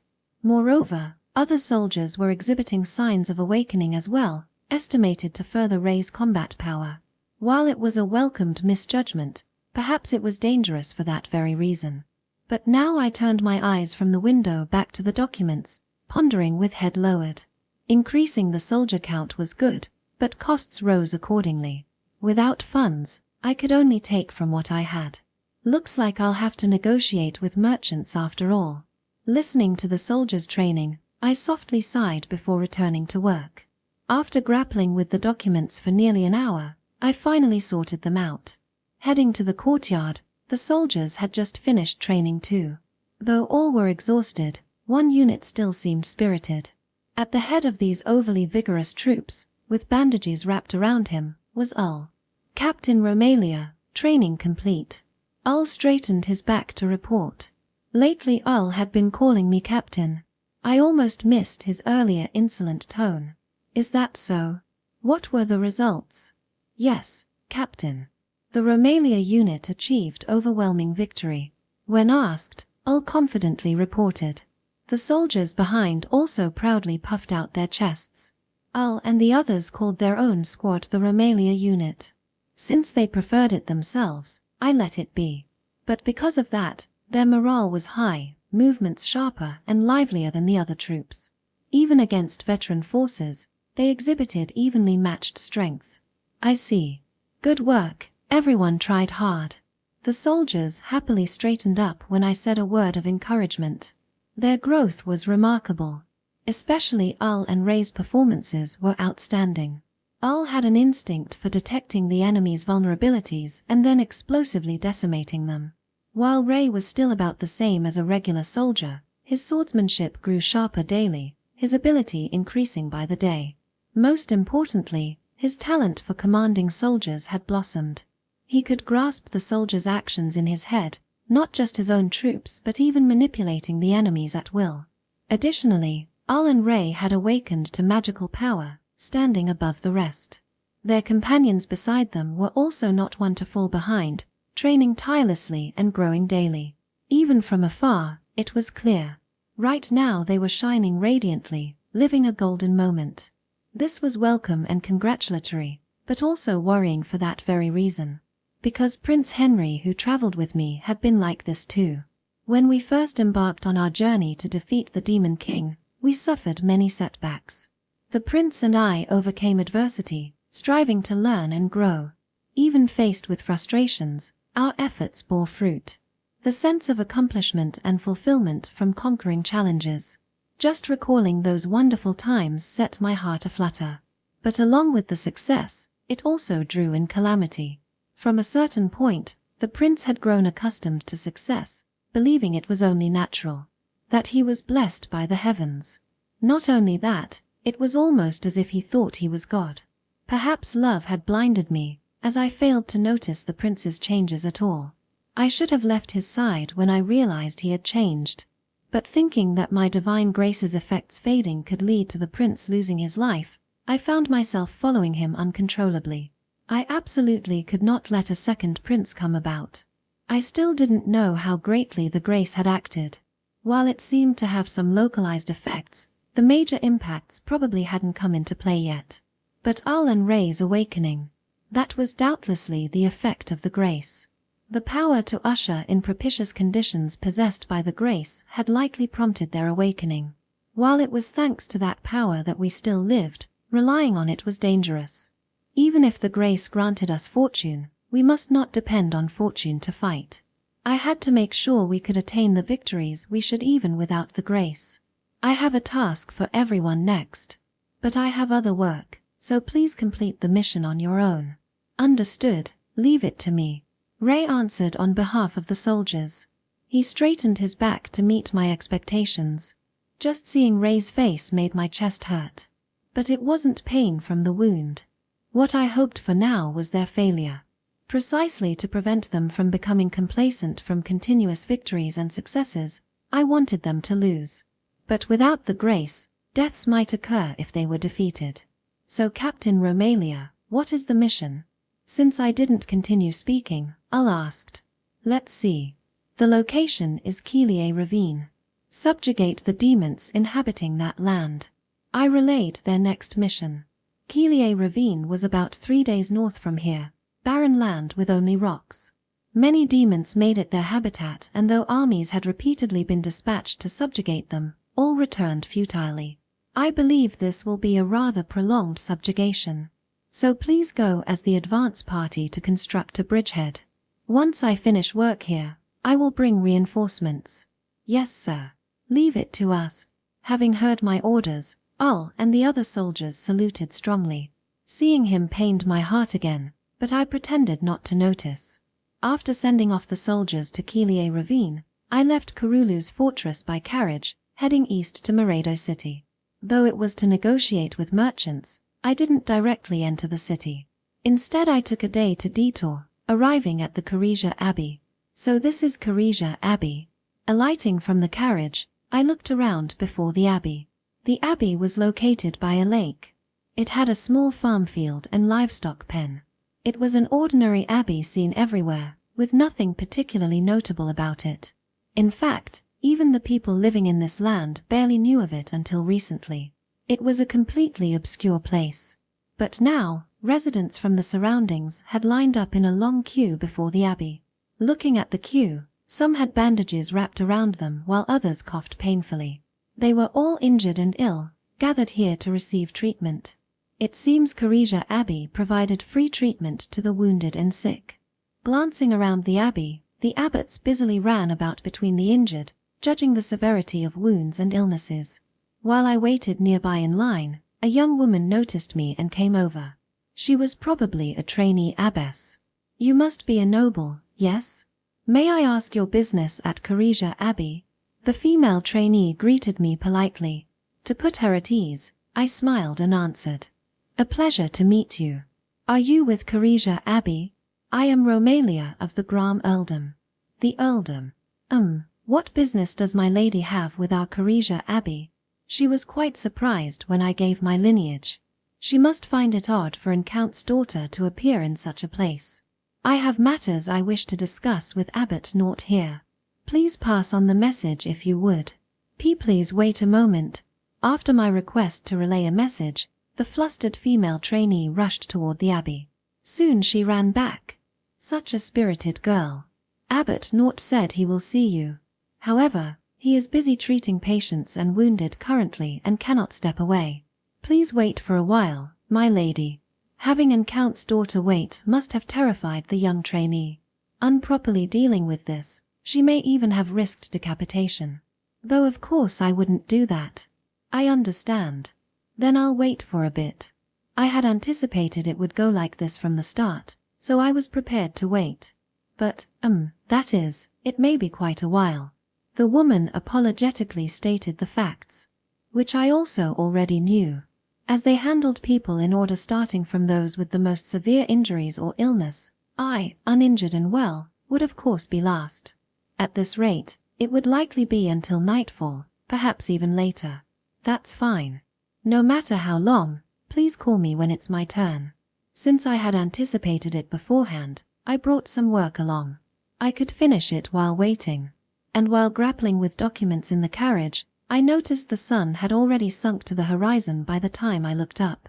Glancing around, only a few people remained in the patient queue and the woman who had relayed messages came again. "Thank you for waiting. The abbot will see you now. Thank you for passing on my message." I politely thanked her, and the trainee abbess nervously lowered her head. While higher status often provided more convenience, treating them politely could also discomfort the other party, making things troublesome at times like this. Walking with the trainee to the abbey, I noticed she lacked vigor in her steps. Her fatigue was evident. Only natural after handling patients all day. "Come to think of it, I never got your name." "Oh, I am Mia, Lady Romalia." When I asked, she hastily volunteered her name, lowering her head for not introducing herself. "Mia, is it? You've worked hard today too, haven't you?" As I tried to comfort her, she grew more flustered. "No, I'm just an errand girl." "Even so, I think you're doing your best." I praised Mia. Even menial tasks had to be done by someone. And anyone who strove at their work earnestly was a good person. Perhaps unaccustomed to compliments, Mia's face turned red with embarrassment. "No, I'm useless. Even after practicing for dozens of days, I've only grasped the tiniest bit of healing skill. Others in my group have already started treating the injured while I'm just a talentless failure." Mia lamented her ineptness. Hearing that gave me pause. Indeed, at the healing institutes run by the Church of Salvation for training healers, it took at minimum 5 years to raise an independent healer. I heard that in the first year, one could barely manifest any healing miracles and it was an immense struggle. In less than a year's time, Being able to use even a bit was quite substantial in my opinion. Though it seems this novice healer didn't grasp the circumstances at the origin. After I told her, if you work hard, it will pay off someday, she loudly agreed. Come to think of it, I've been deceiving people a lot lately. But if it raises Mia's skills, it would benefit those around her, so I should keep encouraging people. Led inside the abbey, we came to the assembly hall used for rituals. The abbot's office is beside the hall. Guided by Mia, we arrived at the office adjoining the hall. The office was more spacious than I imagined, but shelves covered the walls, making it feel cramped. While the confinement was fine, the various items filling the shelves were shocking. Though I thought to have you wait here, you wouldn't want to, right? Seeing the objects arranged in the room, Mia asked me. Placed on a shelf in the room was a large glass jar. It contained amber liquid and dead animal specimens. Enclosed in the jar were small creatures like mice and lizards, but their abdomens were cut open, internal organs exposed, hearts, lungs, stomach and intestines clearly visible. Likely the abbot's collection. Some may find it nauseating depending on the person. Mia also seemed averse to it, but I didn't mind. We could also have Milady wait at the hall. Mia glanced toward the hall where she had first guided me, but waiting here was fine with me. No, I'll wait here. The abbot has wonderful taste. I looked over each item on the shelves. I see. Please wait a moment then. Unable to dissuade me, Mia ran off to call the abbot. I slowly viewed the specimens on the shelves. By the time I finished examining them all, I heard footsteps and an elderly man in shabby priest robes entered. Sorry for the wait. There was an emergency patient. I am not in charge of this abbey. Not at all, abbot. I should apologize for the sudden visit. Pleased to meet you. I am Romalia. We briskly greeted each other and sat to talk. Well then, what business does the young miss of an count house have at an abbey like this? First, thank you for treating the injuries and illnesses of the locals. I solemnly expressed gratitude for the abbot's activities. You flatter me. I merely follow God's guidance and the teachings of the healing sun to provide succor. Rather, I should thank you. I've heard the rumors of the Count's daughter leading soldiers, delivering villages from demon threats as she travels. No, I'm just a woman scurrying around. I can neither fight like the soldiers nor wield the healing miracles like the abbot. The soldiers on the front line and those like you saving the populace are the ones who truly deserve praise. This is but a trifling gift. I placed a small pouch of coins on the table. While our income was also tight, so too was it here. No, compared to us who had other sources of revenue, it must be much more difficult. The church provided next to nothing to local abbeys, and impoverished peasants couldn't pay treatment costs either. The most that could be offered as compensation was crops harvested from fields. More funds could hardly be an issue. Abbot Naught did not refuse my offered donation, gratefully accepting it. Abbot, I've long had doubts about the Church of Salvation's medical system and the way healers exist. Let me speak frankly. I openly revealed my displeasure with the church. The ubiquitous Church of Salvation in this country trained healers capable of miraculous healing arts. Truly what could be called miracles, but to the modern church, the healing miracles were nothing more than a means of profit. I've grown tired of the church demanding extravagant compensation and donations for treatment. I've only words of thanks for people like yourself, Abbot, who train healers and provide aid like this. No, I don't employ any healing arts during treatment, nor have I taught the abbots. I merely apply medicine to injured friends' wounds and wrap them in bandages. The abbot lied in response to my words. No, this was expedient falsehood. The Church of Salvation limited training of healers solely to the healing institutes, prohibiting developing healers outside of them. It also barred providing treatment using healing arts without permission. To obtain permission, exorbitant licensing fees had to be paid annually. This system inevitably led to high treatment costs. If the church learned what the abbot was doing here, he would undoubtedly face excommunication. Therefore, officially, there were no healers here and no treatment being performed. But aiding injured friends could be considered personal benevolence not warranting criticism. That was how it was. I see. Then I will take it as such. I decided to drop the matter there. I then shifted my gaze from the abbot to the various curios sitting on the shelves. You certainly have quite the collection here.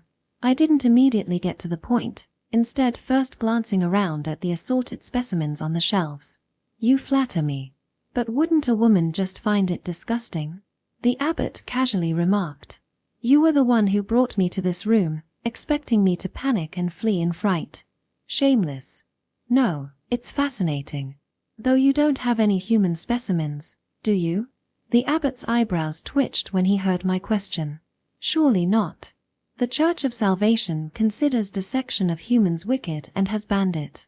Just as the abbot said, the Church now prohibited dissecting humans. But it said that the healing Son, blessed by God and who used healing miracles to aid the wounded populace 1,000 years ago, cut open the corpse of his disciple and closely investigated his body, contributing to later treatment. I recited a passage of scripture. Surely the acts of the Church of Salvation's founder couldn't be deemed evil. That would be chapter 13 verse 15 of the Piper Chronicles, yes? It is indeed recorded as such in the ancient scriptures. The abbot affirmed my claim. However, the Church of Salvation declares the Piper Chronicles apocryphal and denies it. Yet abbot, the same story is engraved on stone tablets at the Piper Shrine, and similar imagery and tales circulate everywhere. Wouldn't it be forced to call it apocryphal? I refuted the abbot's rebuttal. Young miss is quite learned. But do you not think dissecting human bodies is wicked? Defiling the deceased, is that acceptable? I do have an aversion towards dissection as well. I wouldn't want to see someone's innards either. But that was another matter. As the abbot says, maliciously toying with corpses should be banned, but prohibiting even studying them academically, isn't that going overboard? I understood thoughtless veneration should not be promoted, but this practice had also bred adverse effects. Though there's little point telling you now, abbot, 500 years ago the Razbek Empire ruled these lands, expanding its dominion throughout the continent, an undertaking so vast it was called the Golden Empire. The empire recognized multiple faiths, and the Church of Salvation was but one sect. The Church of Salvation, ubiquitously followed on the entire continent now, had been virtually unknown 1,000 years prior. After the passing of the founding healing Son, his disciples inherited his doctrine. Using the healing miracles bestowed by the healing Son, they treated the injured and ill throughout the empire. Consequently, the Church of Salvation gained broad following throughout the imperial territory. It could be called a sage's grand achievement. It said they reattached severed arms and legs, even regenerating lost organs. But such saints are now all but extinct. Compared to the imperial era, the quality of healers has undoubtedly declined greatly. As I laid out the history and mentioned the degraded healer quality, the abbot frowned. I admit our training is still lacking, unable to reach the level of the saints of the past. Though the abbot apologized, I didn't mean to blame him. I, powerless without any healing abilities, am in no position to criticize the abbot or healers. But the lacking thing is not your training but knowledge and understanding of the human body, isn't it? The abbot did not answer my question. Then let's continue. As I mentioned earlier, it said the healing Son dissected the corpse of his disciple Piper, tirelessly working to comprehend the structure of the human body. And I've also heard past saints obtained the corpses of patients or condemned prisoners to dissect. I believe the difference from the saints of the past lies in comprehension of the human body. However, at the fall of the Razbek Empire, the Church turned hostile against other faiths. In the process, to suppress other sects who regularly dissected humans and performed alchemy, the Church deemed dissection and alchemy evil. It was then that the section about Piper was deleted from the scriptures. To accommodate themselves, they expunged the founder's own deeds. As a result, healer quality declined precipitously with none of the saints of the past appearing again. While exceptions like Saint Elizabeth existed, those were exceptions among exceptions. And the Church hindered medical development, not only prohibiting human dissection but also use of herbs and surgery. Their rationale was that God's created human bodies must not be interfered with. At a glance it seemed reasonable, but the crux was pressuring reliance on their healing powers for injury and illness. Additionally, admission to the healer training institutes is narrow, making it extremely difficult even for commoners to enter, and their training system is highly inefficient. Graduation took a minimum 5 years. I heard some even spent 10. Too much time was wasted on training, keeping healer numbers stagnant. That's because healers require a special gift. The abbot vaguely denied it. Certainly, becoming a healer also requires talent. Healing arts and magical power alike cannot be learned without aptitude. But those with such talent are surprisingly numerous, unlike the rarity of magical gifts. Though sadly I lack such capabilities, it is not as scarce as magic. It's said that 1 in every 20 people possesses the gift. Of course, there are also disparities in their talents. Just as some exhaust themselves to heal only minor wounds, others can regenerate lost limbs and more, exceeding norms. But nowadays, more than talent, it's family status and connections that are needed, along with hefty donations to the church, right?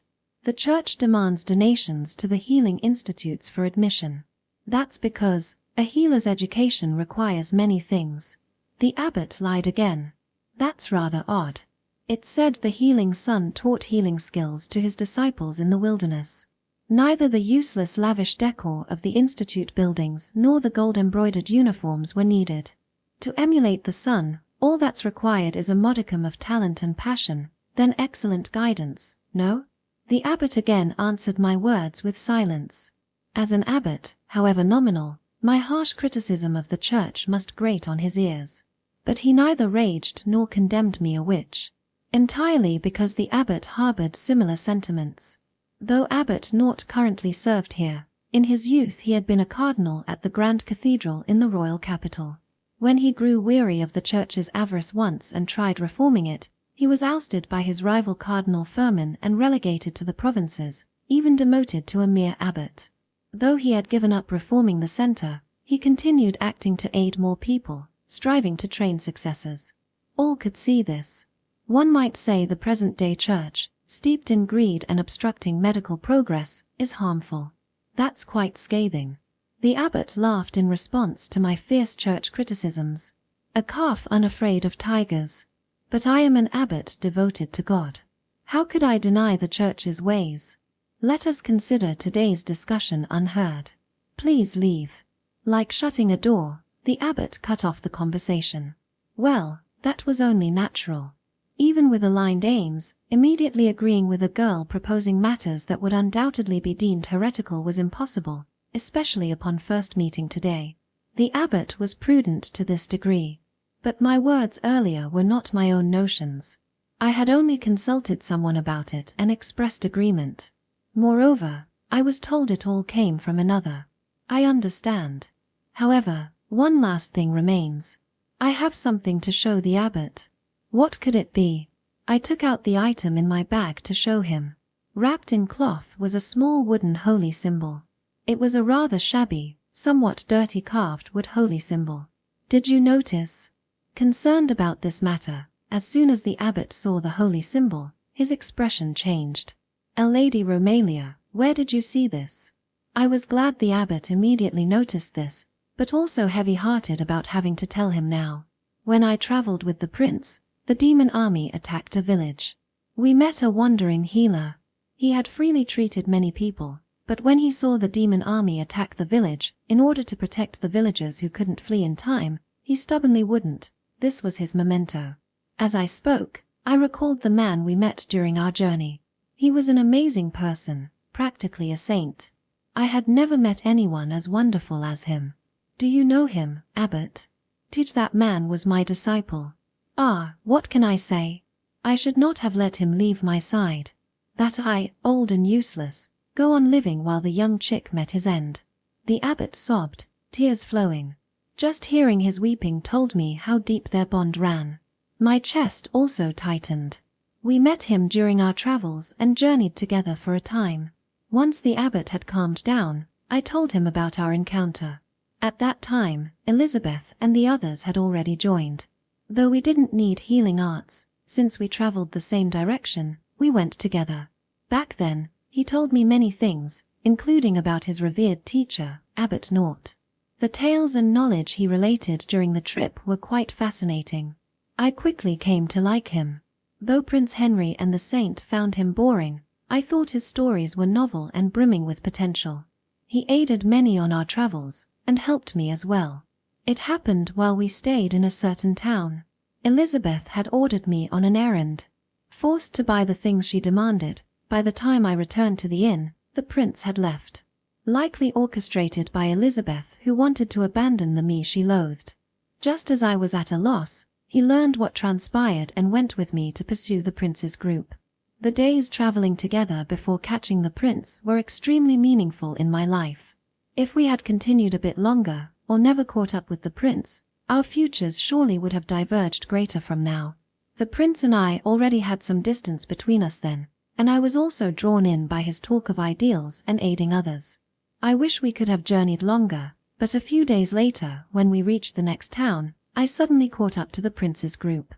I had assumed they already left town, but found the prince passed out at a tavern while Elizabeth's group was fast asleep at an inn. Usually I wouldn't tolerate such laziness, but with me absent, it seems there was no one to discipline them. The prince pleaded that they had waited for me to catch up, but honestly, it was utter nonsense. And so our travels ended for that reason. He was an amazing person, who even changed how I lived. When we parted, I was genuinely conflicted. I had wanted to break away from the prince and follow him, but he spoke of the importance of defeating the Demon King, convincing me. The night before we separated, he privately confided, telling me the wisdom his teacher had imparted.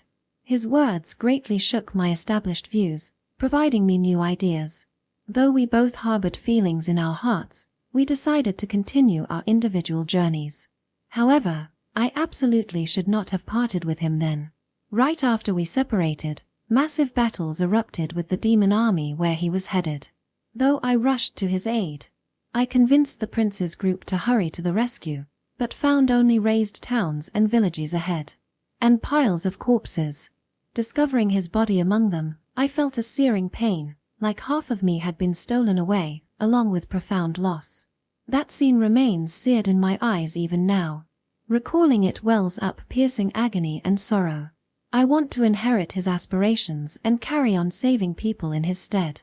Abbot, I beseech you, lend me your strength. I understand. Since he entrusted you, I will unstintingly aid you. The abbot nodded at my plea. Then please lend me healers.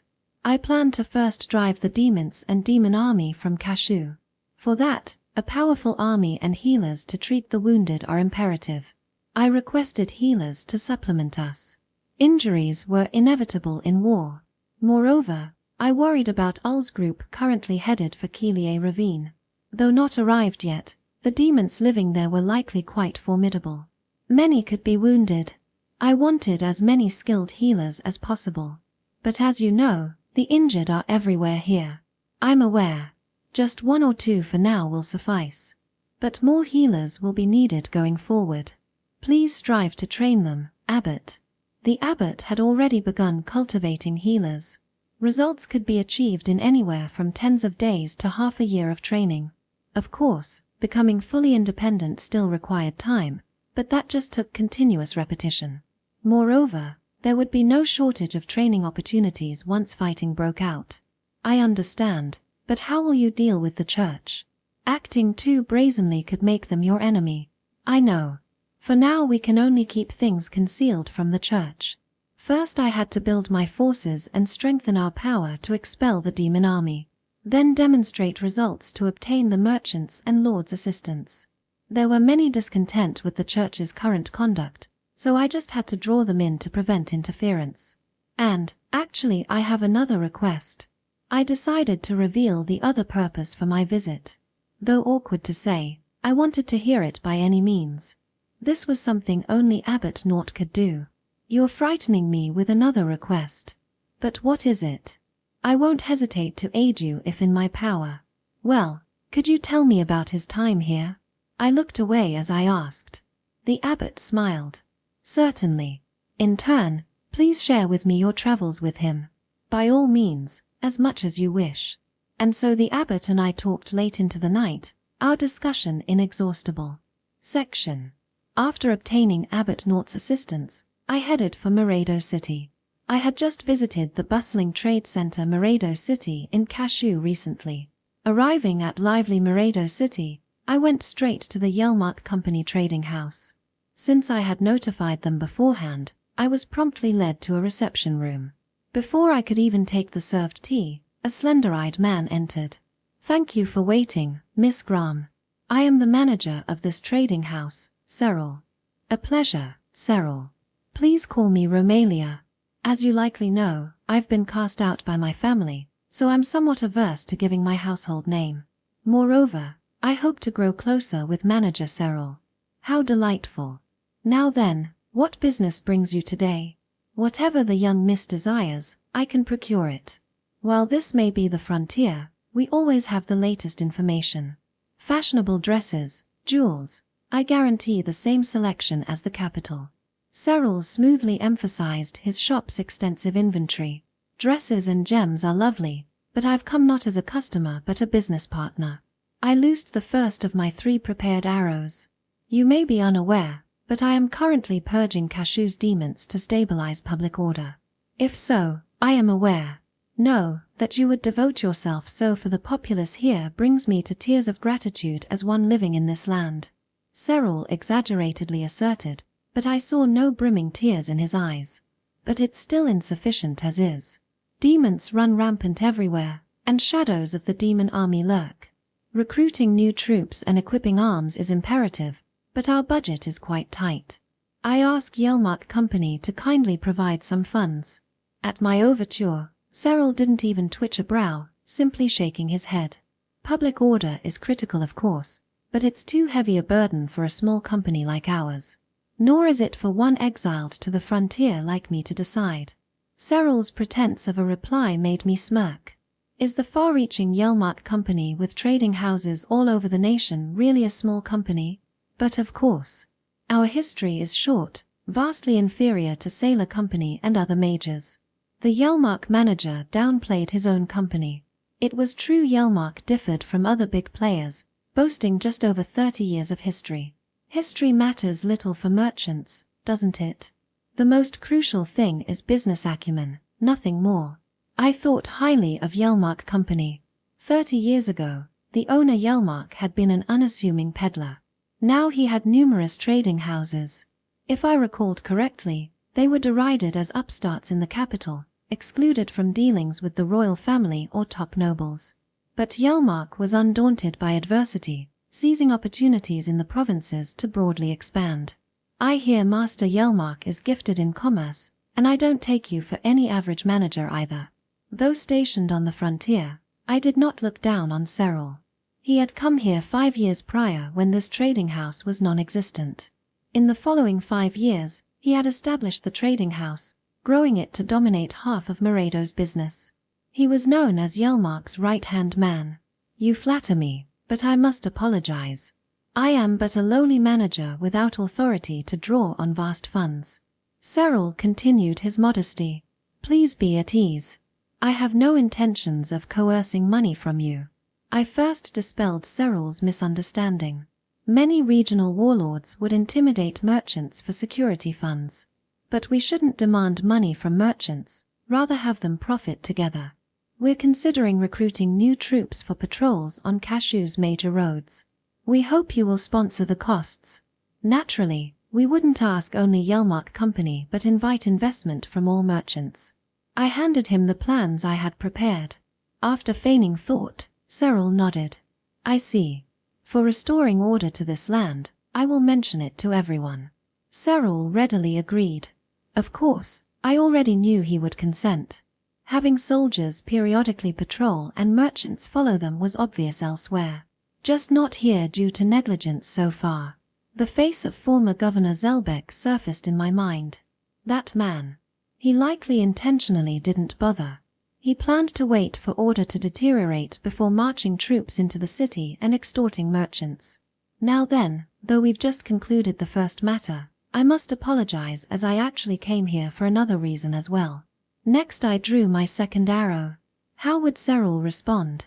And what might that be? Actually, I'm currently considering subjugating the demons inhabiting Kila Ravine. In response to Cyril's question, I stated the plan currently being advanced. At the mention of Kila Ravine's name, Cyril's eyebrows twitched slightly. Cyril, have you heard? It's said to be a place with gold veins. In the past, soldiers had been dispatched many times to subdue Kila Ravine in search of gold. But they were blocked by powerful demons.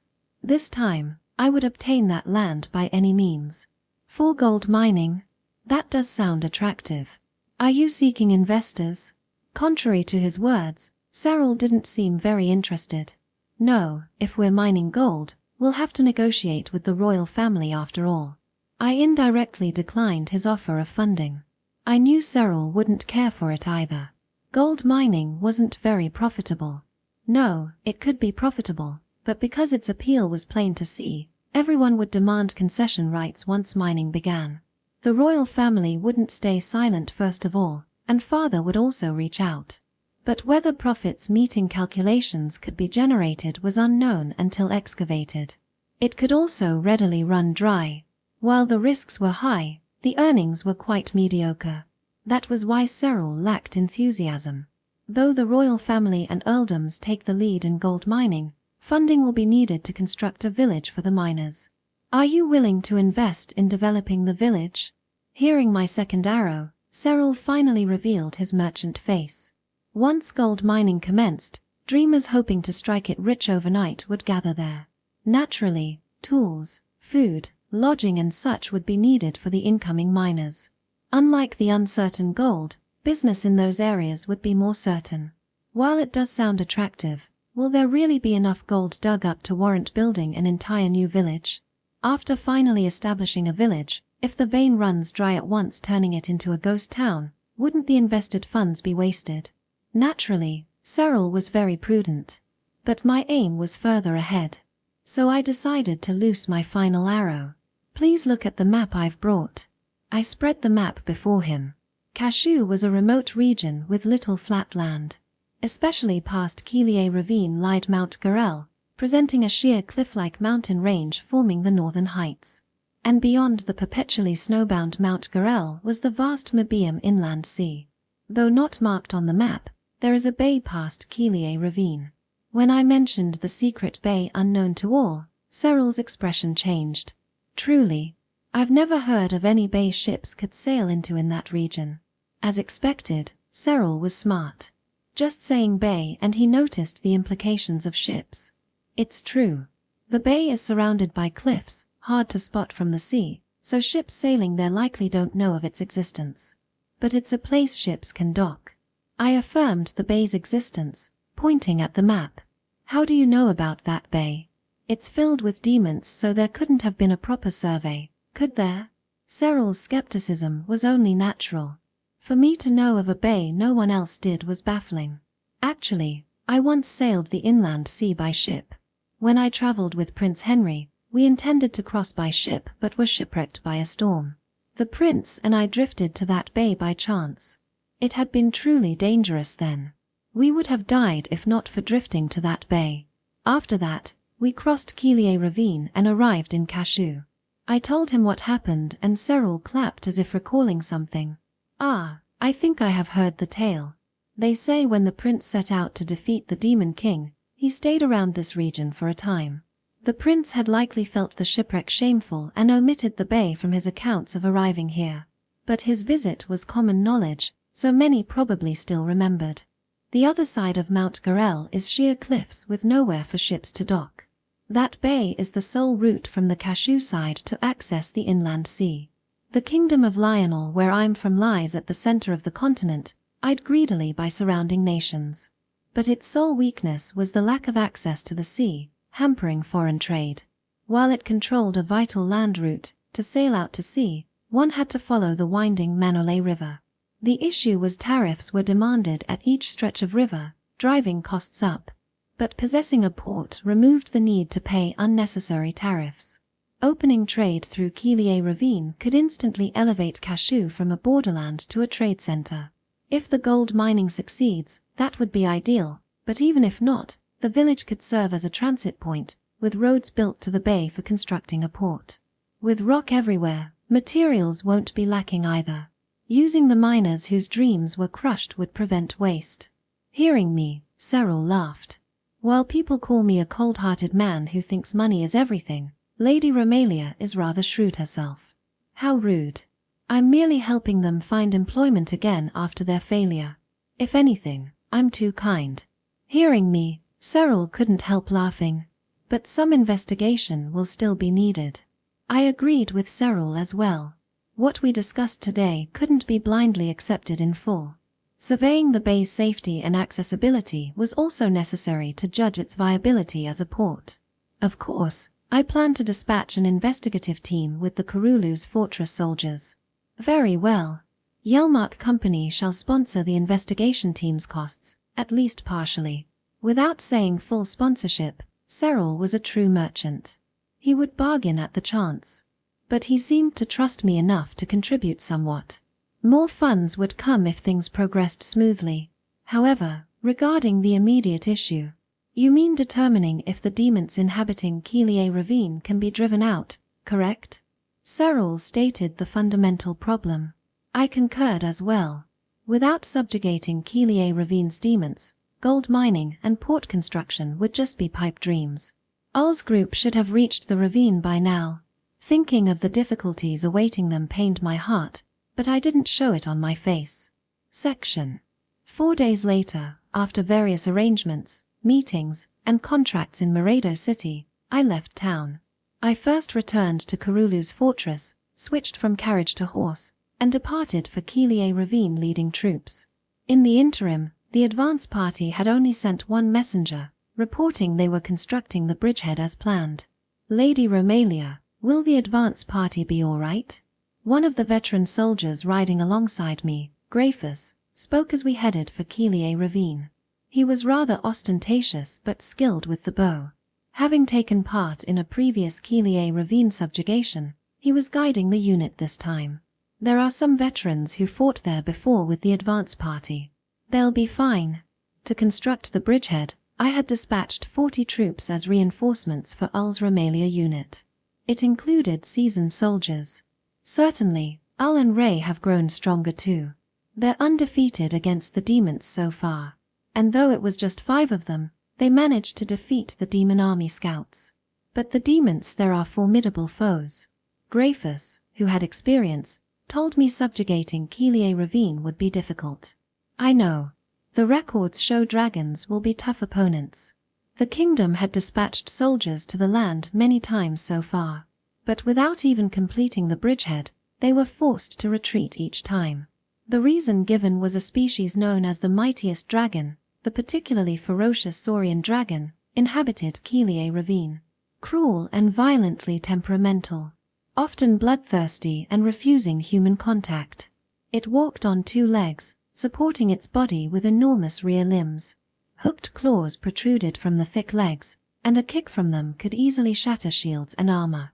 Rows of jagged fangs could crush bone. Fortunately, their scales and skin were thin, so arrows and spears could penetrate them. But they possessed immense stamina, not falling even if struck by several arrows unless hit in a vital spot. A single saurian dragon was already hazardous enough, but they often traveled in packs of several heads. This group operated like wolves with hierarchy, sometimes hunting prey multiples of their number. Even trained soldiers could be endangered alone. Hence many had been bitten to death so far. They were dangerous foes even in ordinary combat. Constructing a bridgehead in wilderness prowled by them would be no easy feat. I knew myself that conquering Kila Ravine would be no simple task. Even with the Divine Grace's effects, our chances were only around 50%. Patiently hunting the surrounding dragons and steadily continuing bridgehead construction after their numbers declined was the only method. Of course, construction would be impossible for the mere 40 men of the advance party. Transporting materials and timber over was likely the limit. Even the current Ul and the others would find it a heavy burden. I understood that very clearly. And yet I sent Ul's unit precisely because of it. Until now, the Romalia unit had achieved continuous victories since the first battle. They were an army unfamiliar with defeat. But that would change going forward. It wasn't only fighting we were certain to win. Against formidable foes, they would sometimes fail. I wanted them to become a force able to stubbornly battle even mighty enemies, not collapsing even if routed. I told Ull's group to act flexibly. While I had ordered them to build the bridgehead, I also said not to overexert. If they remained vigilant and acted prudently, casualties could be minimized and gains made even if my commands weren't fully executed. But if they grew conceited after awakening and with their victories so far, insisting on bridgehead construction, the casualties would be extremely heavy. Riding with the troops, we passed through a forest and came upon barren lands. Stretching before us was the enormous ravine and steep cliffs. This was the majesty of Kula ravine. Halting the horses at the cliff top, the valley bottom was visible below. From this optimal vantage, we should be able to see the advance party working at the base. As I tried angling the horse closer to look, my hands trembled on the reins, unable to turn smoothly. Lady Romalia, what's wrong? Gareth saw me paralyzed and unable to budge. I firmly grasped my quivering hands. But my hands gripping the reins had already lost color. If I could see the advance party working down below when I looked over the valley, that would be ideal. But what if the scene below the sheer cliffs was of soldiers routed by demons, their tragic corpses? Knowing they would likely fail yet still sending them pained me, but I feared seeing the outcome. If Ull or Ray or any of them had died, it would be equivalent to me killing them. Pull yourself together, I scolded myself. Even if there were casualties, I had to bear it. No commander could reduce losses to zero. There would come a day when someone died. I must not fear that. I manipulated the reins with numbed hands, drawing the horse to the cliff's edge. My vision was engulfed by the enormous ravine. While searching for the advance party, my eyes were drawn to a spot at the valley bottom. There. That's. I was so shocked I couldn't speak. The soldiers with me were also shaken by the scene unfolding below. I couldn't believe my eyes. Something like this wasn't possible. Why? How? Why is the bridgehead already built? Among the ashen rocks, a lone brown bridgehead stood. My mind grew jumbled. I hadn't heard of any such bridgehead. But even Gareth, who had participated in the previous subjugation, was stunned by its existence, shaking his head in puzzlement. I don't know, Lady Romalia. It wasn't their last I saw. Then who built it? No one answered my question. But the bridgehead definitely existed within the ravine. And the interior already had a watchtower, with tents pitched and soldiers visibly active. Anyway, let's head over first. At any rate, we descended into the valley and approached the bridgehead. The soldier in the watchtower noticed us nearing and waved this way. It was a member of the advance party. This bridgehead was indeed built by them. Lady Romalia, we've awaited your arrival. Lady Romalia is here. Open the gate. The watchtower guard issued orders inside and the wooden gate opened. I had assumed Ull and Ray would come greet me, but when the gate opened, what first entered my vision were barricades on both sides. Assembled from logs, with protruding spikes, they extended from the gate to the bridgehead center like cheval de frise. It was a barricade corridor. Stones were piled behind the adjoining barricades, appearing difficult to readily dismantle. Please proceed ahead, Lady Romalia. The advance party soldier on the other side of the barricade urged us onward, so we continued down the barricade passage. The barricades ended around the bridgehead center, finally allowing our exit. But looking closely, bloodstains remained on the ground at the bridgehead's heart. Corpses of several saurian dragons were heaped in one corner. To defeat so many demons while constructing the bridgehead was unbelievable. Captain Romalia, you've come early. Lady Romalia, apologies for the late welcome. Ull and Ray came over to me. Seeing both unharmed relieved me. But the circumstances were still a mystery. The bridgehead's construction and demon subjugation. I didn't know how they managed it. It's remarkable, building a bridgehead of this scale in such a short time. It couldn't have been even 20 days since I dispatched the advance party. Achieving this was unbelievable. Impossible under normal circumstances, meaning there was some trick involved. This was Ray's idea. Al tried to explain, but I halted him with a hand. Please wait. Let me think it through myself first. I was a little miffed, surveying the bridgehead while desperately racking my brain. Looking closely, the walls weren't as thick as they appeared. The bridgehead walls would normally be thick round logs embedded in the ground or stones stacked together. But these walls were bundles of slender wood sticks bound board-like. And they weren't embedded in the ground, just leaning against it. Though to reinforce them, numerous rocks were piled behind the walls. Realizing the temporary nature of the bridgehead's construction clued me in. I see. You brought and assembled barricades and wooden boards prepared in advance, right? Following the usual construction methods, one would first need to bring in several large logs and then dig holes. However, using this method would take time and expose the workers to the risk of monster attacks during construction. But the fortress Ull and the others built completely bypassed these troublesome tasks. This way, the construction could take place in a safe location, with only assembly required on site.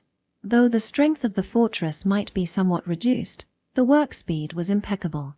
Building walls all around, it shouldn't take more than half a day, right? Once a secure wall was in place, the next step would involve expanding the fortress from the inside and reinforcing the weaker parts with stone. This would eliminate concerns of dragon attacks and ensure safe operations. Yes, you told me to think flexibly, so I put in the effort. Even though it doesn't look very nice. As he spoke, Ray's words started to slur. He was worried that his unconventional approach might irritate me since it deviated from the norm. No, you've done well, impressively so. When I conveyed my satisfaction to him, Ray's face bloomed into a smile like a flower. But, not only did you build the fortress, but you also hunted down so many dragons. I noticed the bodies of theropods piled up at the edge of the fortress. There was something secretive going on here. Ah, well. Wait a moment, let me guess. Ray started speaking, but I stopped him, beginning to ponder. Theropods were formidable foes among monsters. If a direct confrontation occurred, the losses would only increase. But surveying the interior of the fortress, many soldiers remained unharmed, moving around freely. However, even if Ull and his Romalia unit had become stronger, they probably weren't strong enough. After all, bringing the bodies of slain monsters back into the fortress wouldn't make sense. Considering the bloodbath inside, there was only one answer. Is it that you lured the monsters into the fortress? You led the dragons inside and trapped them with fences while fighting. By thrusting long spears from behind the fence, they could safely attack. Of course, it might be difficult to slay dragons with just this, but simply slowing their advance was sufficient. Utilizing the time they stopped, they could easily bring them down with arrows. Exactly, Ull came up with that. Hearing this unexpected response, I glanced at Ull, who looked back at me and said, I can use my brain too, you know. Especially if we shoot arrows from two directions forming a cross shape, we can take them down in just one volley. I see, so you turned the fortress into a hunting ground. I nodded. Generally, fortresses are designed to keep enemies out, yet they deliberately lured enemies in and set up traps with a dual defense strategy. An unusual fortress construction, a strategy entirely against common sense. Though bold, it was rational. Moreover, this wasn't my idea or the effect of grace. It was the result of Ull and Ray's thoughtful deliberation. Both of you have done a great job. While praising the two, I also felt ashamed of myself. I had assumed that without me, they would surely fail. However, this mindset might be a manifestation of pride in the power of grace, believing that I was the goddess of destiny. Is the world even wider than I imagined? I had always thought that I needed to do everything myself, but it turned out that even without me, everyone could do well. Of course, I didn't plan to stop here. If I joined in, I was certain we could do even better. We'll be busy from now on, everyone, let's give it our all. As I exclaimed this, Ull and Ray saluted me. Chapter 4. Building a harbor to increase war power. The Kila ravine was filled with echoes of croaking cries like ugly birdsong over the ashen rocks. A dragon with massive claws leapt onto the rocks and opened its mouth to let out a menacing roar. Among dragons, the saurian dragons were of medium size. Their forelimbs were small, and all of their weight was carried by their massive hind legs, as their name suggested. The hind legs had sharply curved claws that allowed for agile and fierce movement. They could easily scale steep cliffs and leap nearly twice their height. Among the demons of the Axis continent, they were a powerful species. Even trained soldiers were in danger when fighting them one-on-one.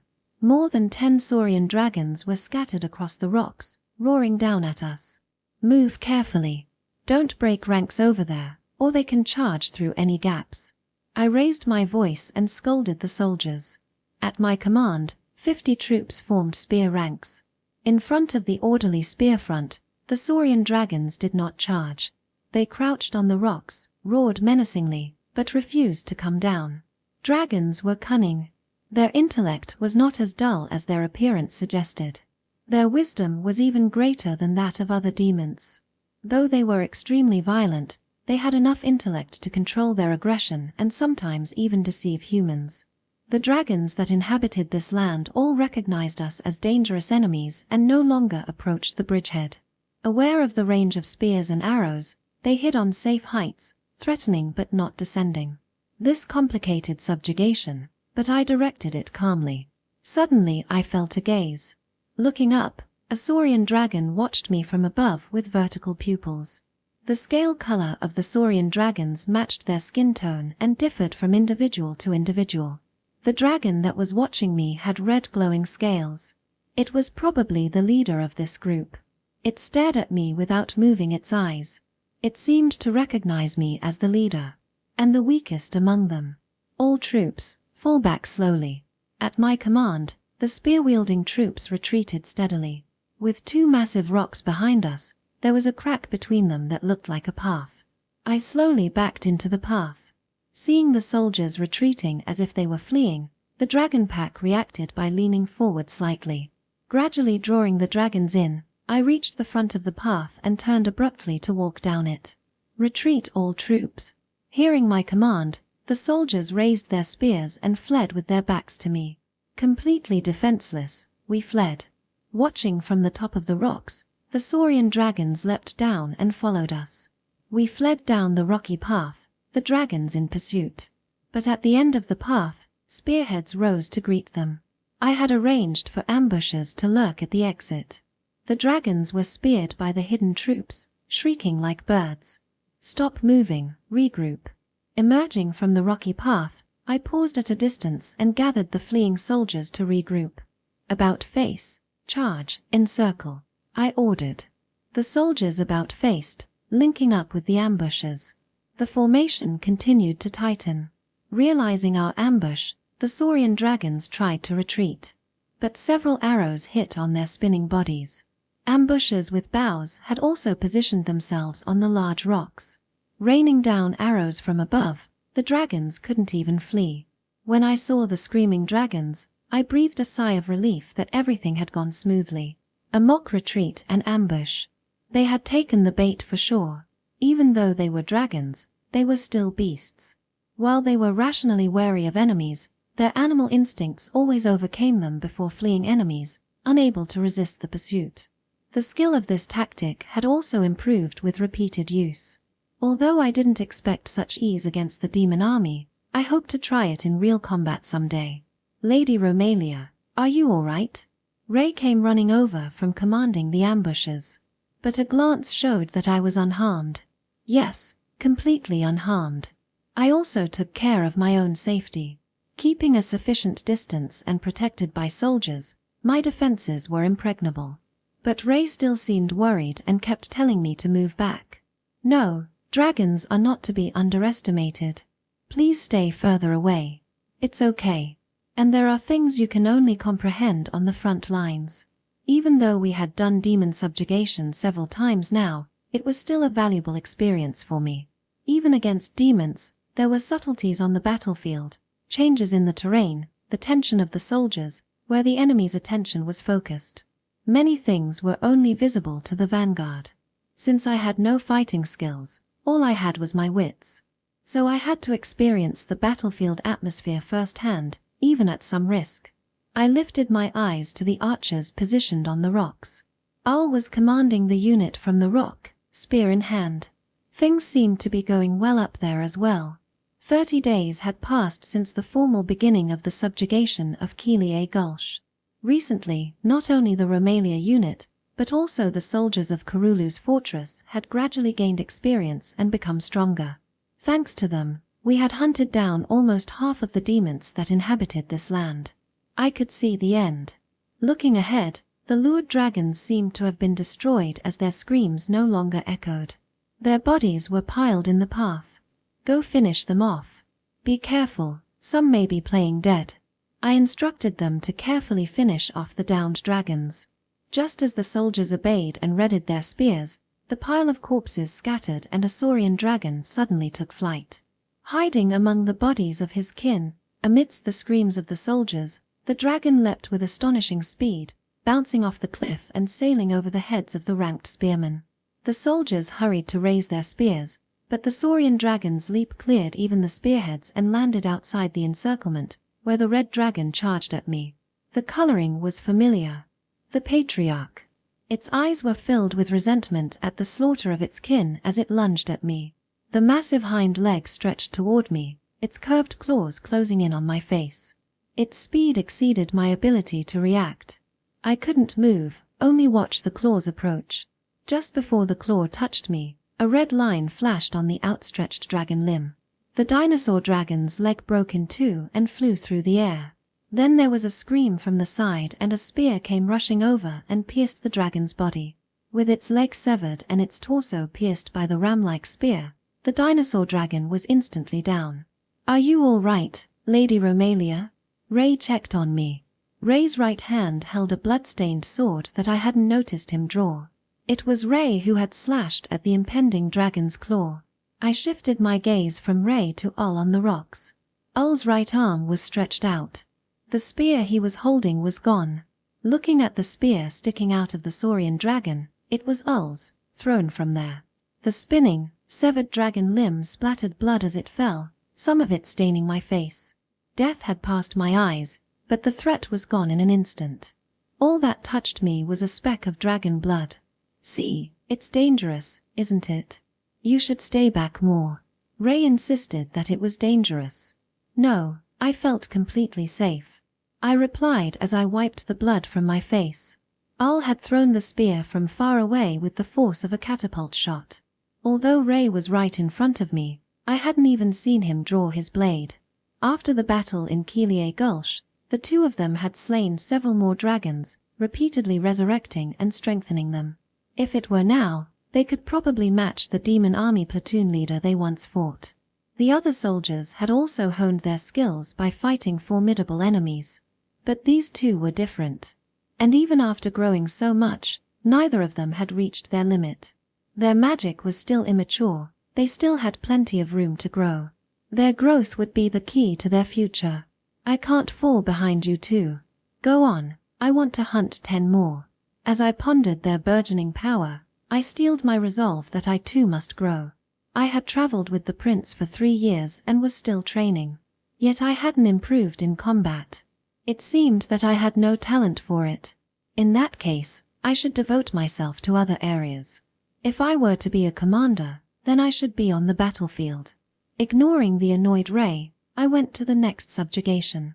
When I returned to the bridgehead after destroying a dragon nest as planned, I saw some carriages that weren't there when we left. They were probably supplies delivered by the Serral of Yelmark. Mineral prospectors to survey the mines and harbor builders to construct the harbor had probably come as well. While I was checking the supplies, I noticed a petite woman in a nun's habit passing by. Her face looked familiar. "Lady Romalia, it's been a long time. You're Mia from Abbot Naught's Abbey, right?" She was the apprentice healer who had taken me in at Caresia Abbey. "You remember me. Thank you for everything back then." Abbot Naught had promised to send a healer. I hadn't expected Mia. I was a little worried, but since the abbot had approved her, she must have gotten stronger afterwards. "I see. Well then, Miss Mia, I'll leave the treatment of the wounded here to you." "Yes, Lady Romalia. I've treated the ones left at the bridgehead." When I asked for healing, Mia seemed to have already done it. If I remembered correctly, there were 3 wounded soldiers in the bridgehead waiting for treatment. Of particular concern was Romalia unit member Meech, who was badly wounded and probably not even able to walk. I deeply apologize. I should have waited for you to return, but unable to watch everyone suffer, I treated them without permission. No, that's okay. Have they recovered yet? I didn't blame Mia. When life is at stake, treatment doesn't have to wait for permission. But it was a bit surprising that she, who had only been an intern, could do so much. The wounds are closed, but due to the hasty healing and extensive blood loss, I have ordered bed rest all day today. They should be able to get up tomorrow, but I recommend at least 2 days of rest. Mia answered seriously. I would confirm that later, but the expert had spoken, so that was probably the case. Understood. I'll thank you on behalf of the soldiers. But your abilities have really improved. When I first met her, she was still suffering from her stagnation. Now she had grown remarkably. Not at all, I still have a long way to go. Mia lowered her head shyly. Her coming was great, but it was a dilemma. I hadn't expected a woman. This was a cave of men. No place for a young woman. I didn't want to imagine the soldiers attacking her, but I couldn't guarantee they wouldn't act. I had to warn her first. I understand. Since no one is seriously wounded now, you will begin formal treatment tomorrow. But I'll introduce you to the unit leaders. Until then, act as my secretary. Keeping Mia close to me was also to protect her. And I was glad to have another woman. That should deter the soldiers a bit. Serving as Lady Romalia's secretary is a great honor. Mia followed me like a secretary would. Seeing her, I didn't feel embarrassed. Yes, Lady Romalia. More than just me have come to see you. Well, prospectors and builders. Mia communicated matters that needed attention. Our purpose in conquering Keeley Ravine was to mine gold. Cyril had invited some prospectors to make a preliminary survey of the mine. A survey of the cove deep within the ravine was also planned. They came, too. But 2 others accompanied them, apparently acquaintances of yours, Lady Romalia. Acquaintances? Who? I couldn't help but wonder. I had almost no acquaintances in Cashew, and no socialites would associate with me. While I was thinking about who it could be, I heard a nostalgic voice behind me. Young miss, I hear you've been working hard. I turned to see a man and a woman. This woman was the very model of a perfect, graceful lady, fastidious in every detail. Back straight, not a thread out of place on her sleeves or collar. Even her hair was neatly styled. Though the corners of her eyes were upturned, only the edges of her mouth bore a tender smile. As for the man, slovenly summed it up. Disheveled hair, unkempt beard. Several shirt buttons undone, face seemingly slack from lack of sleep. No telling when he last bathed, scratching his head incessantly. Seeing the contrasting pair, I couldn't help but squeal with joy. Teacher Quinns. Teacher Welly too? These 2 are Lady Romalia's friends. I ran to the woman and took her hand to introduce them to Mia. Yes, this lady is Teacher Quinns, and this gentleman is Teacher Welly. They were both my tutors. We were governesses who taught the young lady. Teacher Quinns explained our relationship to Mia. Nobles usually hired tutors to educate their children. These 2 had been hired specifically for me. Though I had several others, these 2 were my favorites. It's been so long, you 2. Why are you here? While I was overjoyed to see my teachers, I couldn't fathom why they were here. I heard that you were working hard in Cashew and couldn't sit still, so I rushed over. I imagined Granny Cairo's face waiting at Karulu's fortress. Come to think of it, Granny had written a letter before. I was curious to know who it was for. So it was to these 2. While I thought Granny was really something, as she said, I should learn to rely on others. If they could help me, I would be very grateful. You need people. I used to work as a clerk in government offices.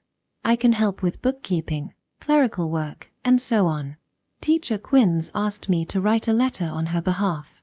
I didn't really want to come, but this guy insisted. Scratching his head, Teacher Welly complained while looking at Teacher Quinns. Teacher Quinns's slender hand flashed out like lightning, grabbed Teacher Welly's right ear, and twisted it. Have you forgotten the debt you owe me for taking you in when you were homeless and destitute on the streets?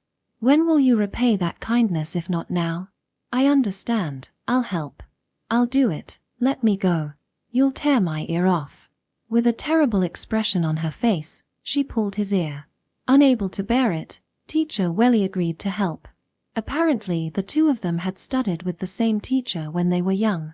Despite their contrasting personalities, they seem to have known each other for a long time, and Teacher Quinns has influence over Teacher Welly. He doesn't seem to be able to resist her. Teacher Quinns let go of Teacher Welly's ear and turned around. She cleared her throat easily. So that's how it is, my lady. We've come to help. Please make good use of us both. Especially this man, he has a tendency to slack off, so please work him as hard as you can. How unfair. As Teacher Quinns said this, Teacher Welly shouted in protest. I understand.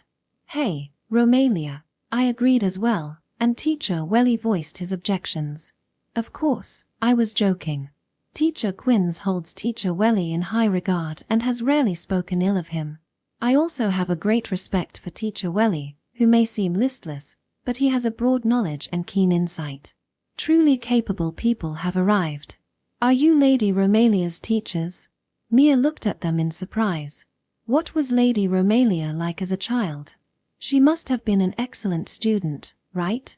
When Mia asked about my childhood, they both smiled ironically. Ah, the past should be left in the past. I tried to stop them, but it was too late. Miss Mia, can you recite Leland's poems? Mia nodded hesitantly in response to Teacher Quinns's question. Yes, at this level. Leland is a famous poet, known to everyone with a basic education. Moonlight on the Green Forest, right? After Mia recited the opening lines, Teacher Welly looked at me with a half-smile. Can you continue reciting, my lady? That's easy enough. Although I took Teacher Welly's bait, my mind went blank. What was it again? That's right, this. My heart is grieving, and I am walking the dark path alone, right? Although I was unsure, I recited it anyway. The two teachers smiled ironically, and Mia also looked worried. Lady Romalia, that is from a different poem, and the second half is not Leland's poem. After Mia pointed out my double mistake, I looked away. Don't look at me like that. It's no big deal, not knowing poetry won't kill me. I tried to make an excuse, but Teacher Welly made a dumbfounded sound. No, how could a noble young lady not know Leland's poems? She can't dance either. Hearing Teacher Welly's lament, Teacher Quinns also chimed in. I can waltz. What noble lady only knows the waltz? I weakly replied, and Teacher Quinns immediately refuted me. Lady Romalia isn't good at poetry or dancing. Mia was slightly disappointed. It's bad enough to be thought of as perfect, but to have that illusion shattered isn't good either. I have to salvage this somehow. No, it's not that. I'm just bad at dancing and poetry, but otherwise I'm fine. I tried desperately to smooth things over, but it's difficult with two people who know my childhood present. She can't sing or play instruments either, and she has no talent for writing poetry. Teachers Welly and Quinns continued to list my shortcomings. Of what I taught, only etiquette was barely passable. Without even that, she couldn't make it in the world as a person. Teacher Welly relentlessly revealed my past grades. Everyone says I'm a good teacher, and my students tend to be above average. The one exception is young Lady Romalia. Teacher Quinns shook his head regretfully. Teacher Welly also looked at me with sad eyes. Romalia. I once taught Petraro, who is now called Poet Sage. And yet, look at you now, it's a bit pathetic. Hearing her words, Mia's eyes widened in surprise. Oh well, give up on damage control. I have no excuse. I apologized sincerely. All that time spent educating me, and now all I can do is apologize. But please don't misunderstand me, Miss Mia. There was no better student than the young lady. That's right. Although I've seen many students, none have surpassed this girl. The usually strict Teacher Quinns and Teacher Welly suddenly praised me. What do you mean? Mia asked, and Teacher Welly replied. I was hired to teach poetry and music, while Quinns taught etiquette and dance, but my real expertise is in political science and military history. Quinns is an expert in mathematics and economics. Not profitable fields of study, and men don't care if a woman is good at math or economics. Being a tutor was just a sideline. Well, I couldn't find a job in my field anyway. Both were teachers I respected, but the world's opinion of them wasn't good. Or rather, completely lacking in praise. This is the unreasonable part of a society that doesn't understand. Young Lady Romalia had no talent for dancing or poetry, but she was very interested in what we were studying and researching, and she progressed quickly. Teacher Quinns remembered the past. Indeed, when I saw the teacher's research notes, I experienced the joy of learning. That day was a turning point that changed my life. No matter how I tried to teach her poetry, she couldn't remember it, but things like the chronology of the war, she absorbed immediately. She couldn't remember a single dance step, but she excelled in math. The teachers Welly and Quinns complained. I feel very sorry for both of them. But no matter what, I couldn't remember poetry or dance steps. This child, however, was the first to understand my economic theories almost completely. There was no better student than the young lady. Being openly praised by the esteemed teacher Quinns, I felt somewhat embarrassed. I see, so Lady Romalia really is amazing. Mia was very impressed by me. However, intelligent women are unpopular in high society, so I kept what I taught you a secret. But I didn't expect it to be so useful. Teacher Quinns looked at me with an expression of admiration and surprise. When I was studying it, I didn't think I would be able to use it like this either. That's right, Romalia. The construction of this fortress is quite interesting. Teacher Welly noticed the construction of the fortress. I heard that the plan is to lure the enemies inside and shoot them down with arrows, right? Having come to an actual battlefield, Teacher Welly seemed a bit restless. Up until now, although he had studied warfare, Teacher Welly had no practical experience on the battlefield. Al and Ray's tactics seemed to have greatly stimulated Teacher's curiosity. Ah, you should ask Al and Ray, the captains of this fortress. You might get some interesting stories. I called a soldier and had him take Teacher Welly to meet Al. The story of how the fortress was built in one day and the tactics of the crossed arrows will be very interesting to Teacher. And if Teacher builds a good relationship with Ray and the others, the understanding and scope of tactics for both sides can also be expanded. I want Teacher Welly to be both a teacher for the soldiers and an advisor for me. Young lady, please let me be the accountant. Leave the salary distribution and resource management to me. Teacher Quinns bowed slightly and asked for help. Having a teacher who is good with numbers to help me reassured me. Also, please allow me to hire some maids. Right now Miss Mia and I are getting by, but we need people to take care of young Lady Romalia. Although I can't go against Teacher Quinns, I want her to wait a little. But I can do it myself, right? I've always done it this way. For me, it would be better to prepare more soldiers and weapons instead of hiring people for this. Foo, what an amusing joke. The teacher laughed dryly. Even though she was smiling, her expression was colder than the northern permafrost. I recognize that face. It's the look I used to get as a child when I didn't do my homework. No, please proceed as you advised, teacher. I immediately waved the white flag. It's best not to defy the teacher. And now that I think about it, I am a noble young lady. A virgin. During the 3 years of traveling with the prince, I did things on my own, but as a noble, a lack of servants wouldn't look right. As the teacher says, maids are necessary. Then I will get to work right away. Teacher Quinns gently lifted her skirt, curtsied deeply, and left in a dignified manner. As I watched my mentor leave, I felt Mia's eyes on me. I cleared my throat slightly and looked at the new court healer and secretary. I was like that as a child, wasn't I? How disappointing. No, nothing like that. Although Mia denied it, that was a nice lie, wasn't it? But with the teacher here, I feel reassured. Not only can they help, but with both of them here, they can prevent me from losing control. Even though my position is higher, as mentors, they won't pander to me. If all my opinions are met with nods and approval, it can hardly be called healthy. I also make mistakes, and I need people to reject and admonish me. Miss Mia, I'm going back to my tent. I want to talk to the mining engineers. Can you bring them here? Mia, who had become my secretary, agreed, and I returned to my tent alone. Inside the tent there was a large table with a map of the valley spread out on it. I took off my heavy armor, raised my sword, took off my helmet, and placed the breastplate and chain mail on the armor stand. With just the breastplate, chain mail, and helmet, I could still put them on alone, but to be honest, taking them off alone is difficult. In fact, it would be very helpful to have maids around at times like this. After disarming and changing into light gear, Mia brought the mining engineers to me. After being allowed to enter, Mia came in accompanied by 4 men. After exchanging greetings, I got down to business. We're currently searching the southern half of the valley for monsters, so south of the fortress is relatively safe. I pointed to the map on the table and gave a general overview of the safe areas. Excuse me, even though you just arrived, I want you to go to the gold mines tomorrow, with guards of course. I asked for immediate mobilization. Although a bit sudden, I still want to carry out the plans as soon as possible. In 3 weeks, the valley will be completely cleared of monsters.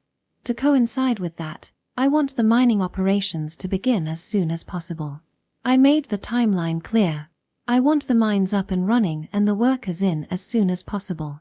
I then discussed the schedules with the engineers and made a decision after only 1 meeting, really too hasty, but it will have to do. I'll leave it up to you. I quickly closed the meeting and had the 4 mining engineers start preparing for tomorrow. It would be great if we found gold, Lady Romalia. Yes. Next, please call the harbor contractors. I want to talk to them as well. Mia said fervently, watching the backs of the departing mining engineers. I replied briefly, then gave her the next task. Although you could say they are the main event. While we waited in the tent, led by Mia, a small man of about 50 years of age entered. I have been sent by Master Chalcios. My name is Gans. The man with the rock-like wrinkles on his face looked hard to handle. Chalcios said he would send his best craftsman, so he must be highly skilled. As soon as Gans entered, he stared at me and snorted. So you really are a woman. It looks like he's unhappy about working with a woman. Still, there's nothing we can do about it. Men and women working together usually doesn't happen. This is an ongoing problem from now on. Master Chalcios is an old friend, and he told me to do as you say.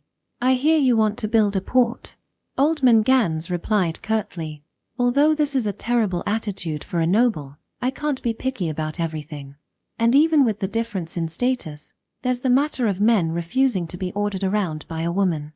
The fact that he is willing to listen to me at all is already good. Look at this map first. The road through the Shirirai Valley leads to this cove. I want Oldman Gans to build a port here. I see. What is the terrain like where the harbor will be built? It is here. Even though the area is full of rocky mountains, only this one place is open, with a bay connected to the ocean. In front of the bay is a mountainous rock that acts as a barricade, with rocks jutting out in a staggered pattern. I explained as I drew a diagram. It looks like 2 upright palm prints arranged one in front of the other. Because of the rocky mountains, the bay can't be seen from the outside, right? How deep is the bay? And how far apart are the Rocky Mountains? Oldman Gans first inquired about the necessary details. The bay is shallow, and the distance between the mountains is not very large. I remembered the scenery of the bay I had seen before. Although it looks beautiful with a nice landscape, it doesn't meet the requirements for a harbor. Large ships won't be able to enter. They would have to anchor off the coast and transfer to smaller unloading boats. Just as Oldman Gans says, this method would have to be used first. Yes. That is why I want Master to reclaim land and build a big port. After I told Master my plans, his rock-like wrinkles stretched out in surprise. Ha! What are you saying? Are you talking about reclaiming land? That's impossible. If you want a port, just build a pier, right? Oldman Gans was very shocked, even though that's my line. What are you saying? If it was just this level of work, I wouldn't have called you here. If it was just driving piles and building a pier, the soldiers could handle it. But to reclaim so much, who knows how many years it would take.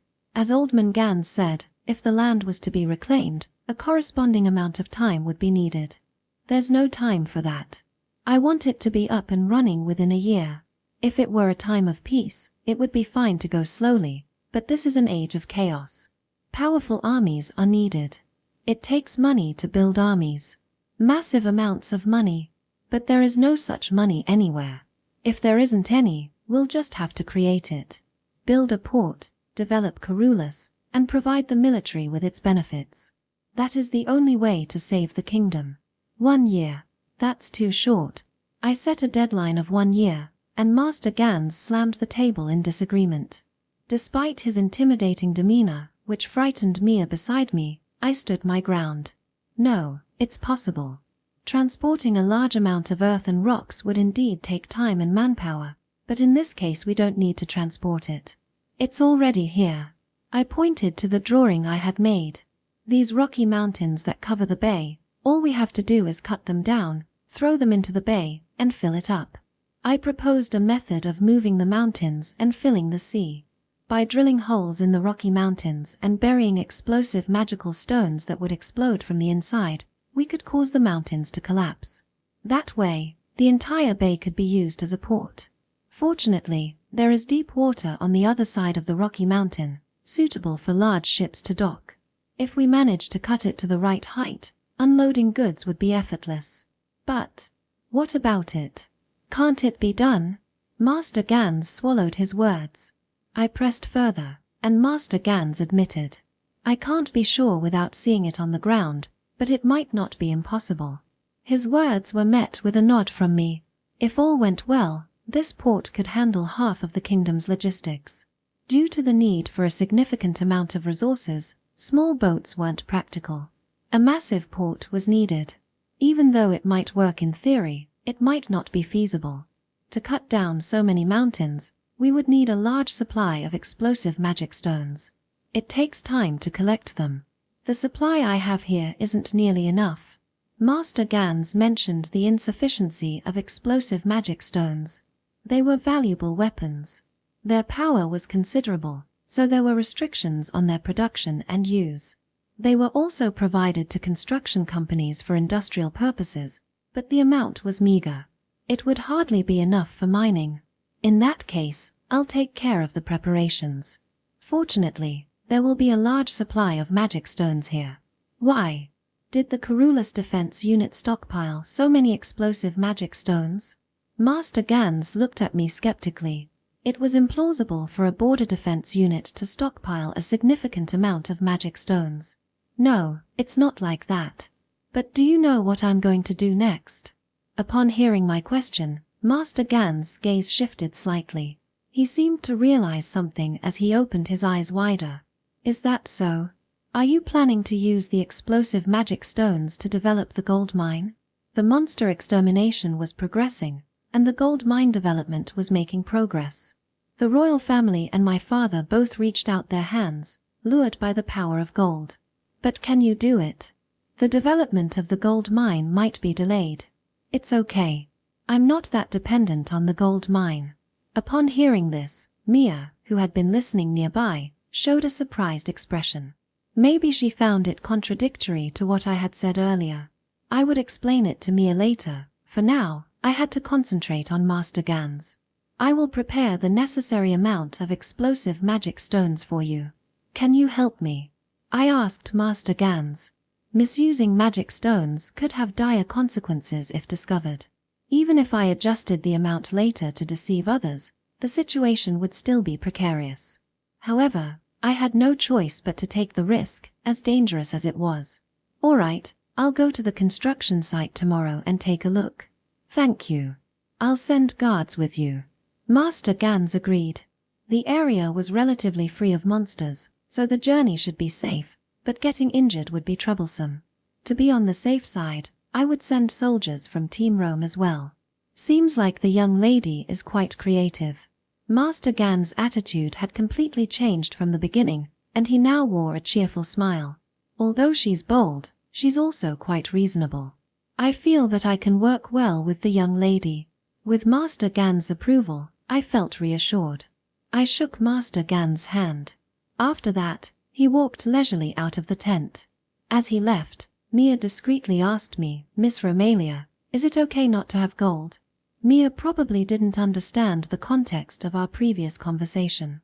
It's definitely problematic if we can't produce any gold at all, but it's okay if it's not a massive amount. By comparison, the port is more critical. The gold mine was a temporary measure to attract workers to build the city here. As a stepping stone to building the port, it would be inconvenient if we couldn't extract some gold, but once the port was underway, it wouldn't matter. Why is the port more important than the gold mine? Mia seemed confused. Her expression was adorable and made me want to imitate a teacher. "Pay attention, Miss Mia, it's time to learn." I waved an imaginary stick. Seeing Miss Quinns, my stern teacher, swing a rod filled me with admiration. The very thought of emulating her filled me with pride. The more we dig for gold, the less we find, and when it's gone, the people disappear. There were many examples of once bustling mines and nearby outpost towns becoming desolate ruins as the veins of all were exhausted. For the continued prosperity of Carulus, there must be sustainable development. Do you know what that is? Well, I don't. Faced with my question, Mia raised a white flag. The gesture was cute. It's circulation. Circulation?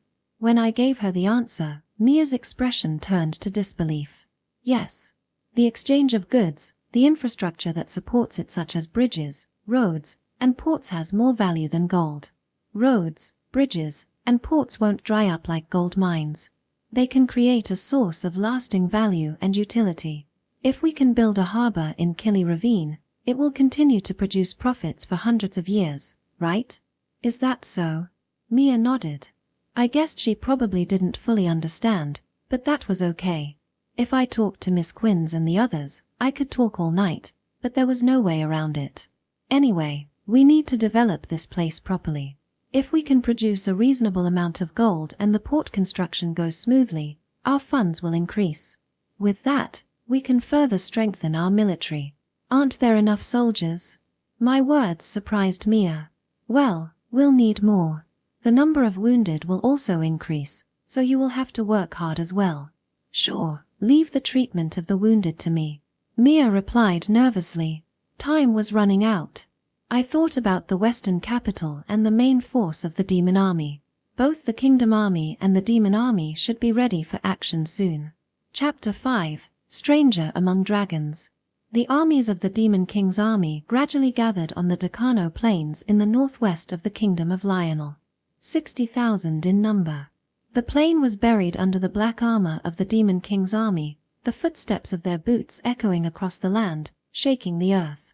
Inside the headquarters tent, thickly protected by layers of soldiers, the top commanders of the Second Front Army, who had been ordered to attack the kingdom of Lionel, gathered for a military conference. In the depths of the tent, Grand Marshal Gareth sat motionless in the Grand Marshal's chair, staring at the map spread out on the table as he listened to his subordinates talk. Though Gareth valued decisiveness in all matters, his heart was filled with tremendous anxiety and confusion. It had been several tens of days since the rumor arrived that the Demon King Zelgius of their homeland across the sea had been killed. Contact with their homeland had been cut off, and his life or death had yet to be confirmed. News was confused and chaotic. Supplies from their rear base at Roban had also been cut off, and their food supplies were worrisome. Although military conferences were being held every day, no clear conclusions had been reached, and the conferences dragged on.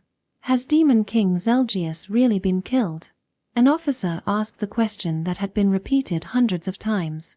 Captured soldiers saw the Demon King's severed head. Another officer replied. The humans had told the captured soldiers that the Demon King was dead, showed them the head, and then released them. Thus, news of the Demon King's death spread among the soldiers, causing great turmoil for a time. This cannot be trusted, it must be a fake head. How would the soldiers know what the Demon King Zelgius looked like? This is a trick to shake the morale of the soldiers. The other officers warned him not to speak rashly. But there were also letters with his seal and handwriting. They were real, even the soldiers were shaken.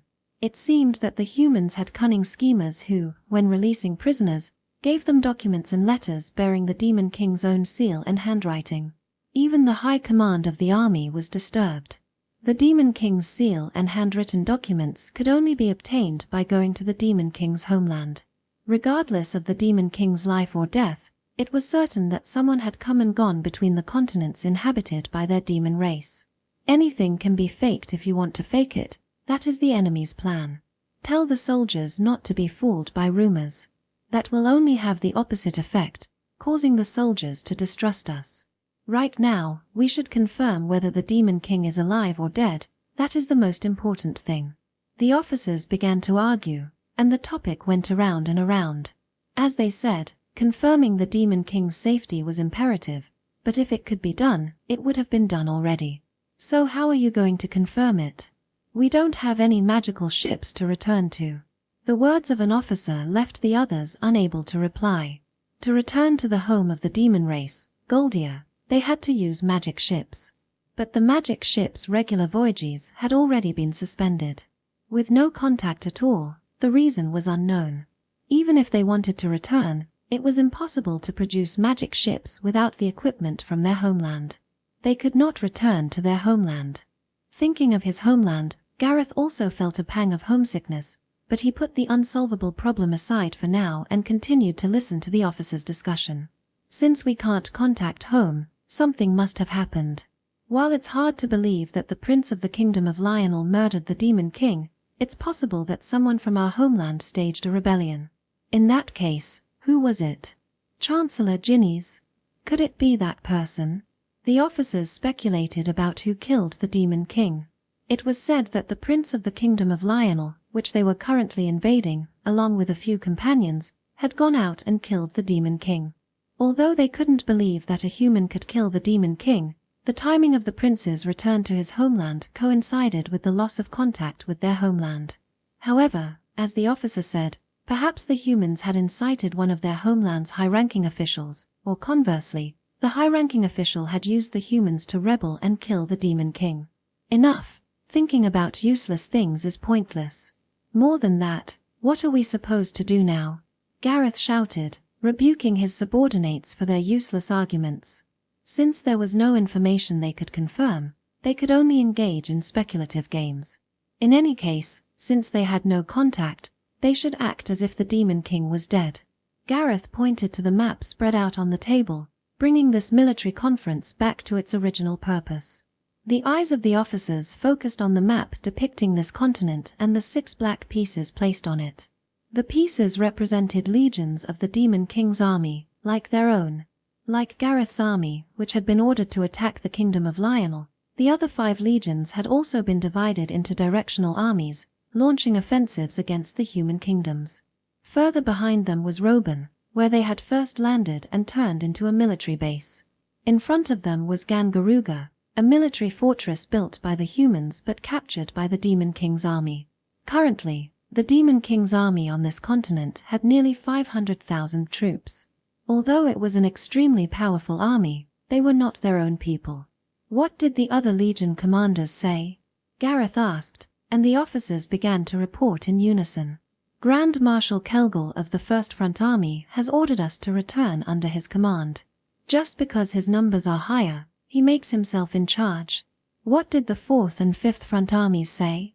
Weren't those guys originally our faction? The 4th gave no answer, and the 5th gave an ambiguous answer. They probably received the same invitation from the 1st.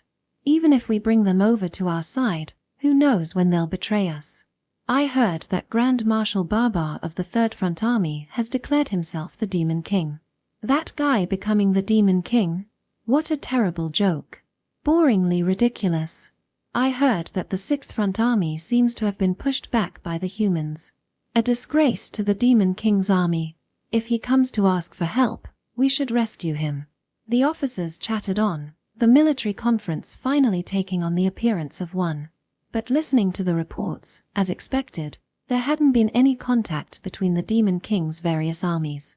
With the Demon King missing, they were now fighting over who would take control. Once you're subordinated to someone's forces and take orders from them, relationships of superiority and inferiority would form and continue indefinitely. Bowing to the Demon King and accepting his orders as a subordinate was acceptable, but even as a superior, There was no need to obey the orders of someone who lacked the Demon King's trust. Everyone seems to be eyeing the Demon King's vacant throne, one of the officers remarked, but in a way, he was admitting the obvious. The commanders of each directional army were all people who had risen to the level of Grand Marshal, possessing both ability and ambition. Although the barbarian of the Third Army had taken the first step, in their hearts, they all believed that they were the next Demon King. Of course, Gareth himself believed that he possessed the qualities of a ruler. It would be better not to get too close to the other armies for now. Even if they are our own, who knows when they'll attack? Hearing the officer's words, the others around him nodded in agreement. For Gareth, the other Grand Marshals were no longer allies, but rather enemies. The other Grand Marshals probably had similar thoughts. Reliable comrades until yesterday had turned into competitors fighting for the Demon King's throne. But with the supplies cut off from behind, we can't replenish food, weapons, and most importantly, manpower. An officer held up a document as he reported. While food could be looted from nearby villages, the inability to replace dead soldiers was a problem. Why not simply attack the armies under the other Grand Marshals and bring them under our control? The officer's words made everyone look at Gareth. Power struggles among the demons. With the Demon King's death, this wasn't the time for such things, but it was an inevitable way to become the next Demon King. The Demon King's army practiced might makes right. There was a culture of disobeying those weaker than oneself. Even if they were to avoid using their precious forces, without crushing the Grand Marshals in one fell swoop and showing their power, the others would definitely not submit. The officers waited for Gareth's decision, but he did not answer the question, instead asking another. What about Robin? What did they say? Gareth's question made all the generals straighten their backs. There is no answer yet. Is that so? Gareth nodded slightly in response to his subordinate's answer. The first and largest base of the Demon King's army on this continent, Robin, could not be ignored. The forces stationed at Robin numbered 60,000. The closer fortress of Gangaruga had 10,000 soldiers. While their combat strength was sufficient, it was their ability to supply food and replenish troops that was most important. Developed as a base, Robin had already resettled hundreds of thousands of migrants from their homelands and built them into a city. With many people gathered as slaves, labor was also plentiful. Fields were cultivated, immigrants could have children and raise them to become soldiers. In order to rule this continent as the Demon King, a firm foothold had to be established. Robin and its inhabitants were indispensable.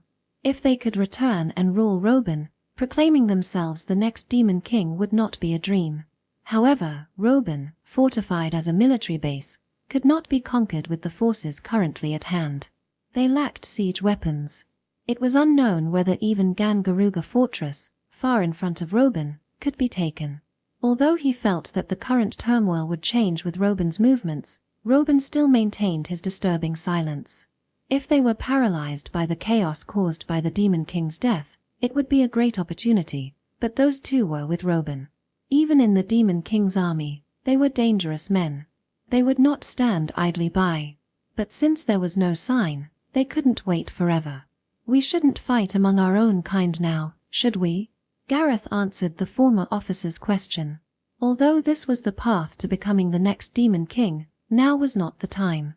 The fighting among the Demon King's armies would probably be intense. It could be said that in order to emerge victorious, meticulous preparation was required. The soldiers should be allowed to rest properly while stockpiling large amounts of weapons and provisions, and then go out to challenge the others.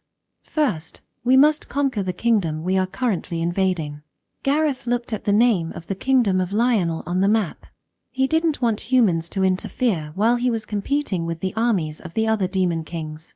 To strengthen their forces, they also had to conquer this kingdom of Lionel and establish their own kingdom. Then crush the other legions and conquer Robin. Rule as a Demon King. This was the only way. Gareth decided this in his heart. The time was ripe. This time had not been wasted idly. They had gathered soldiers scattered across the land, looted food from nearby villages, and stockpiled supplies. Even the soldiers, who had been shaken by the Demon King's death, had regained some composure after a while. How is the human resistance doing? Gareth inquired about the situation in the Kingdom of Lionel, which they were about to invade. Yes, Grand Marshal. It seems that they have increased their forces even while we were assembling. The officer replied. The other officers laughed. Oh, you want to fight us? How interesting. Finally, we can have a real battle. The smell of the battlefield excited the officers. The subordinates also sought the simplicity of the battlefield rather than wandering discussions. Their fighting spirit was high. The total number is still unclear, but they have certainly amassed over 70,000 troops. Moreover, there are rumors that the prince of this country who defeated the Demon King will also take part in the battle. Hearing this report, the officers were excited. How fortunate. Even though I don't believe that a mere human could kill the Demon King, if we can take the head of the prince who claims to have killed the Demon King, it should be quite an achievement. Gareth also mentally agreed with these words. If they could kill the one who had set out to defeat the Demon King, they would surely be in the lead for proclaiming themselves the next Demon King. The officers smiled fiercely at the prospect of great deeds. Then let us begin the deployment immediately. Grand Marshal Gareth, please give me the vanguard. You're too greedy. That's right, Lord Gareth. It should be me. The officers vied for the assignment. He smiled as he watched his eager subordinates, when suddenly an officer who had been silent in the back spoke up. Can we not go home? Hearing the young commander's words, some of the officers were quite surprised. However, the other young officers and the adjutants behind them also had wavering hearts due to their longing for their homeland. Troublesome. Gareth was about to open his mouth when an old bird's cry filled the tent. The voice was grating, but familiar. Croak, croak, that is something. For even a fledgling like you to be called a commander, the Demon King in the underworld must also sigh. The tent door opened and a demon draped in white cloth entered. Supporting himself with one hand on a stick and dragging one leg, his appearance was bizarre in the extreme. His right hand was abnormally large, while his left hand was as thin and short as a withered branch. From his gait, it was clear that his back was abnormally bent while one leg was immobile. His face was as smooth as a child's, but the voice that emerged was as withered as that of a 1,000-year-old elder. Garmy, it's been a while, Chief of Intelligence. Gareth recognized the demon. They could be called old friends. Gareth was also a veteran general in the Demon King's army. When the Demon King Zelgius was still a weak local warlord, Gareth had fought against him as one of the regional military leaders and had been defeated by his enormous power. Offered the choice of death or obedience by the Demon King, Gareth bowed his head and went under him. He then rampaged across battlefields at the Demon King's side. Once, on his return from the battlefield, the Demon King found children in his territory bullying another child. And the child being bullied was Garmy. An ordinary person would have ignored him, or even cut down the ugly, bullying little demon on the spot. But for some reason, the Demon King took a liking to Garmy and brought him back.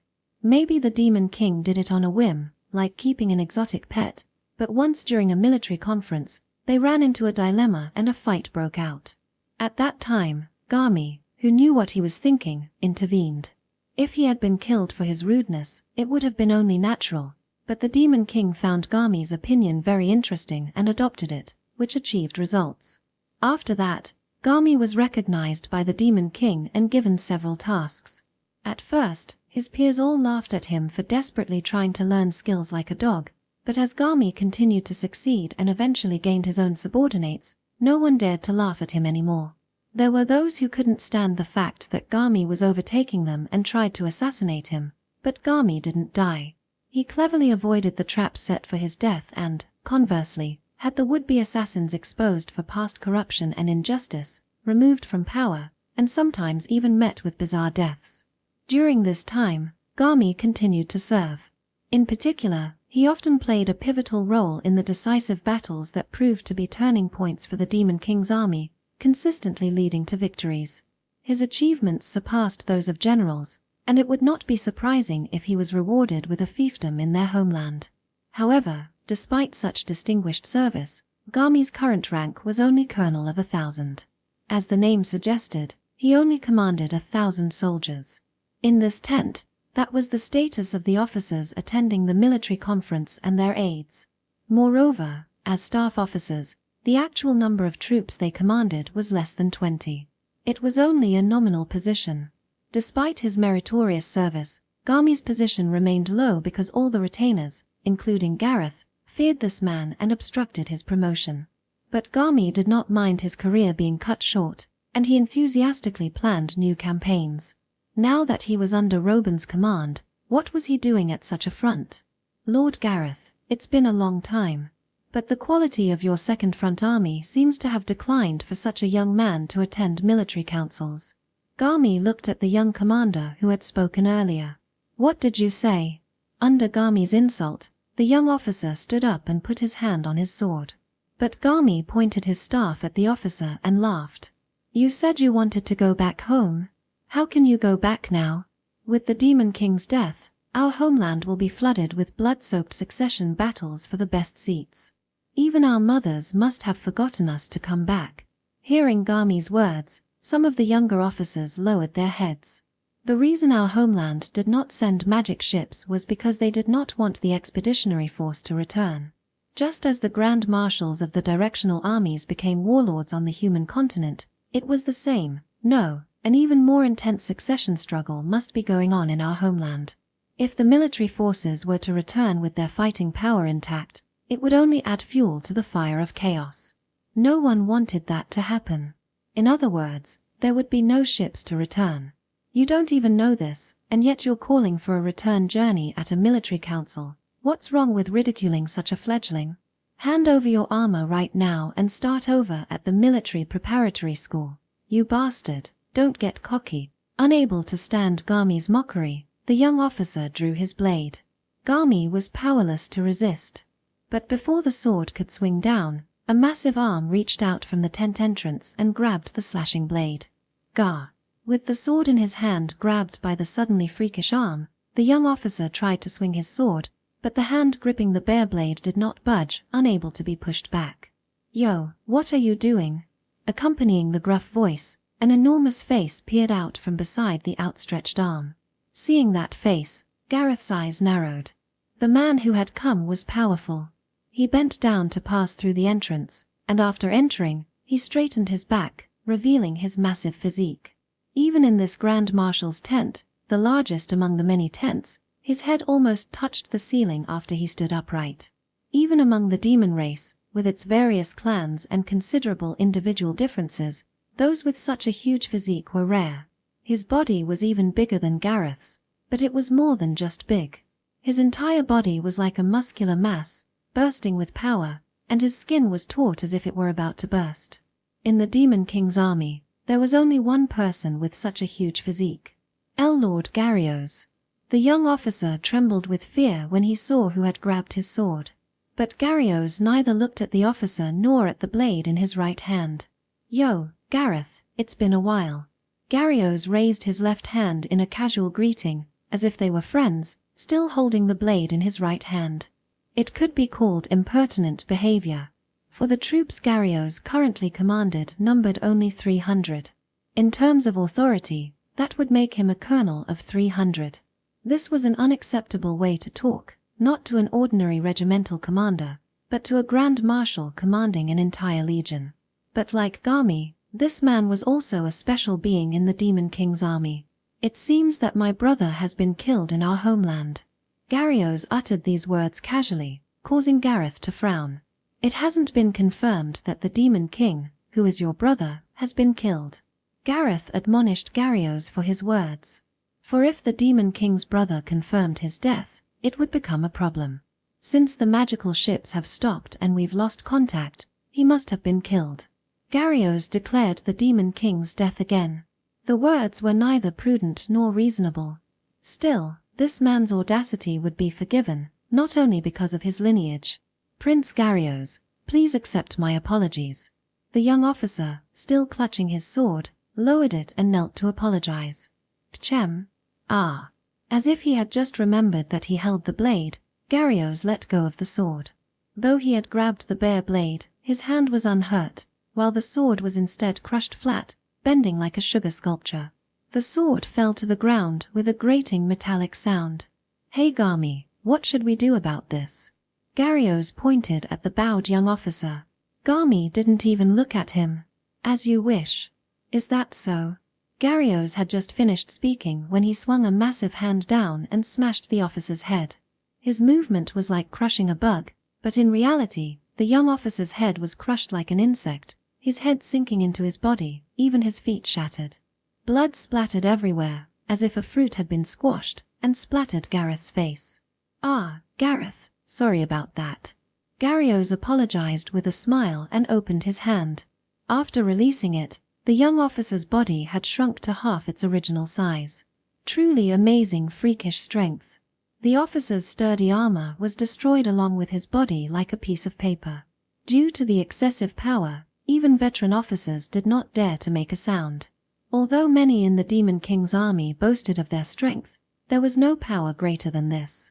In pure physical strength alone, he was undoubtedly the strongest man in the Demon King's army.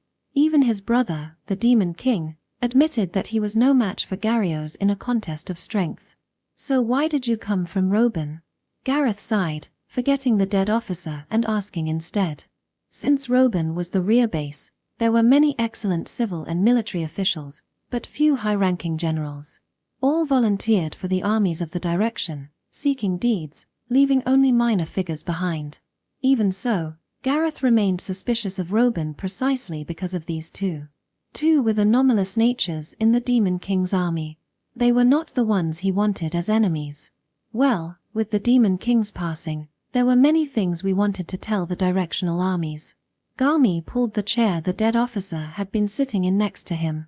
He tried to climb up and sit down but couldn't, so Garmy just craned his neck to look up at the giant beside him. "Lord Gareth, please forgive me." "Chem." "Ah." Gareth scooped Garmy up like a kitten, lifted him easily and put him on the chair. On the battlefield, Gareth was feared as a god of war and a devil of slaughter, but the only one he helped was Garmy. Though extremely different, these two seemed to get along well, often together. However, the presence of these two together was a bad omen. Whether for enemies or allies remained unknown until the revelation. "So what is it you want to say?" Gareth urged him to continue. "The Demon King has died. I cannot confirm this, but since we have lost contact with our homeland, we cannot return there. Therefore, in order to survive, we must establish a demon kingdom on this continent. Do you understand that much?" Gareth agreed with Garmy's words. "The problem is who will rule. The commanders of each directional army are all people of great ability. No matter who becomes king, I expect there will be objections. However, it would be foolish for us to fight among ourselves in this situation. Therefore, I believe it should be decided by the fair method of first come, first served."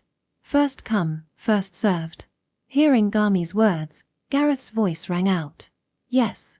You have all strengthened your legions to invade the lands. So continue to advance as you have, and the first to dominate the target country will be our king. I hope we can consider this a decisive battle for the Demon King." The Demon King decisive battle. The officers present stirred at these words. "A decisive battle, you say? You want to decide the next Demon King by playing, you bastard. It can't be decided that way," all the officers roared. Indeed, this was not something that could be decided by such methods. But Garmy replied nonchalantly, "The Demon King's army operates on the principle of might makes right. It is our tradition to recognize the one with the greatest power and the most brilliant achievements. I don't know if the other legion commanders will agree, but I believe that the first to conquer the target land will have the power befitting the master of Robin." Garmy's words stirred the officers again. Capturing Robin would make the defense rock solid. It could be called a shortcut to the Demon King's throne. Besides, the conquest will be judged by capturing the capital or obtaining a surrender. What do you think? Garmy showed a provocative smile, but Gareth saw through his scheming. "I understand. You just want the Grand Marshals to fight the humans decisively and then absorb soldiers from the defeated armies, right?" Scenes of Grand Marshals, eager to compete, hastily launching their invasions without adequate preparation and suffering fierce human counterattacks flashed through Gareth's mind. The already disadvantaged Sixth Army, the hasty Third Army declaring itself Demon King, and more would become the expected outcome on Garmy's palm. As expected of a Grand Marshal, to see through this wretch's petty cleverness. Although his target was exposed, Garmy still laughed in his grating voice. But does that mean that Lord Gareth will not participate? Garmy briskly admitted his plans and turned to leave, raising his sleeve as if the conversation was over. Wait. When Garmy started to get down from the chair to leave, Gareth stopped him. While not jumping at Garmy's suggestion was boring, it was a very tempting offer. The seemingly prudent Fourth Army was actually indecisive. On the other hand, the seemingly superficial Fifth Army was not to be underestimated. But they were still too young to shoulder the heavy responsibilities of the Demon King. Neither the Third Army nor the Sixth Army deserved to be discussed. Essentially, it would be a one-on-one showdown with Kelgel of the First Army. If the outcome is already decided, will you help convince the other Grand Marshals? Gareth did not look at Garmy, but at Gareth. If the Demon King's brother Gareth, who possessed the greatest fighting power, came to convince them, there might be Grand Marshals who would join under him out of fear. I'll say my piece. Although it was a matter of choosing his own king, Gareth spoke as if he were discussing someone else's affair. Although he was the Demon King's brother, this man had no ambitions for the throne. He was still a child at heart. By the way, considering the imbalance of forces for this decisive battle, I am considering special treatment for Grand Marshal Gareth. Treatment? Gareth looked at Garmy suspiciously. Yes. After all, the prince of this country is here making the grand claim of defeating the Demon King.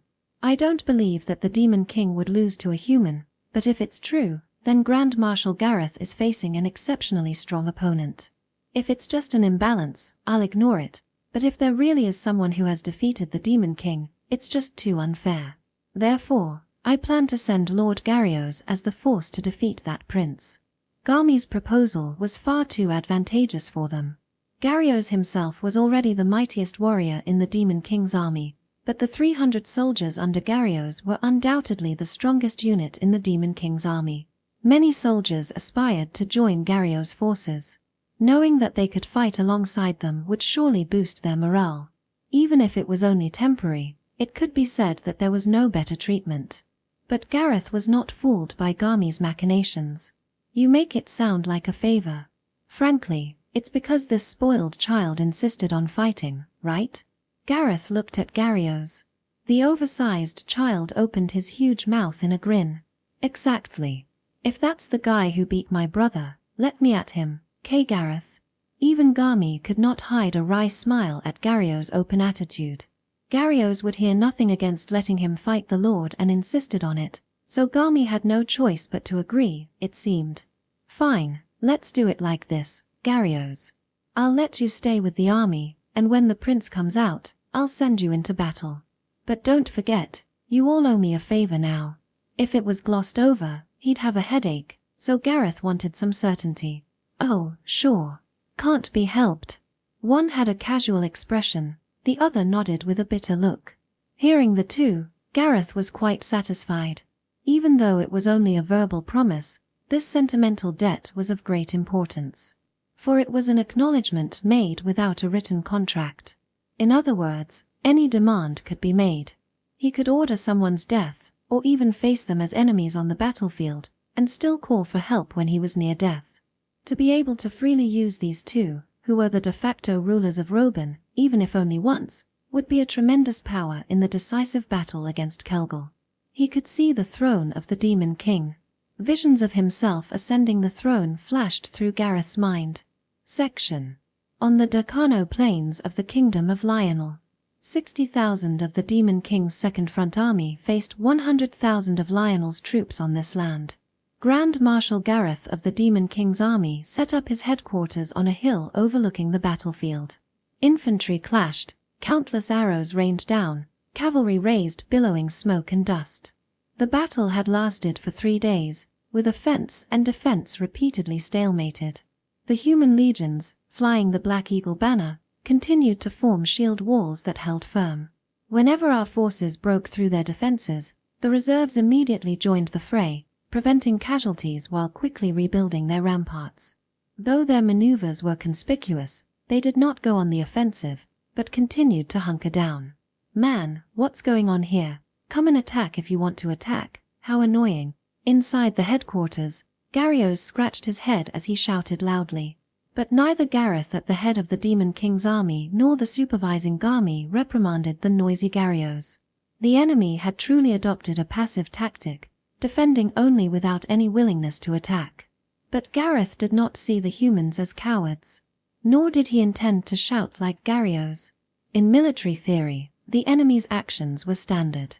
They had strengthened their defenses and were now watching what moves would be made here.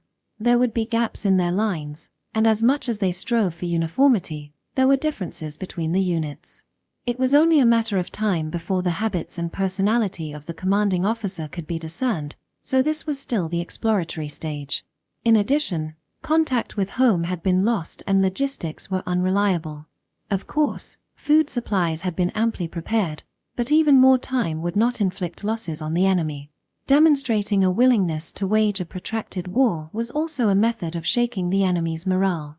It was not passive, but a faithful adherence to basic military strategy. "Hey Gareth. Hurry up and attack, I'll break through the enemy as a vanguard." Gareth shouted again, but Gareth ignored him.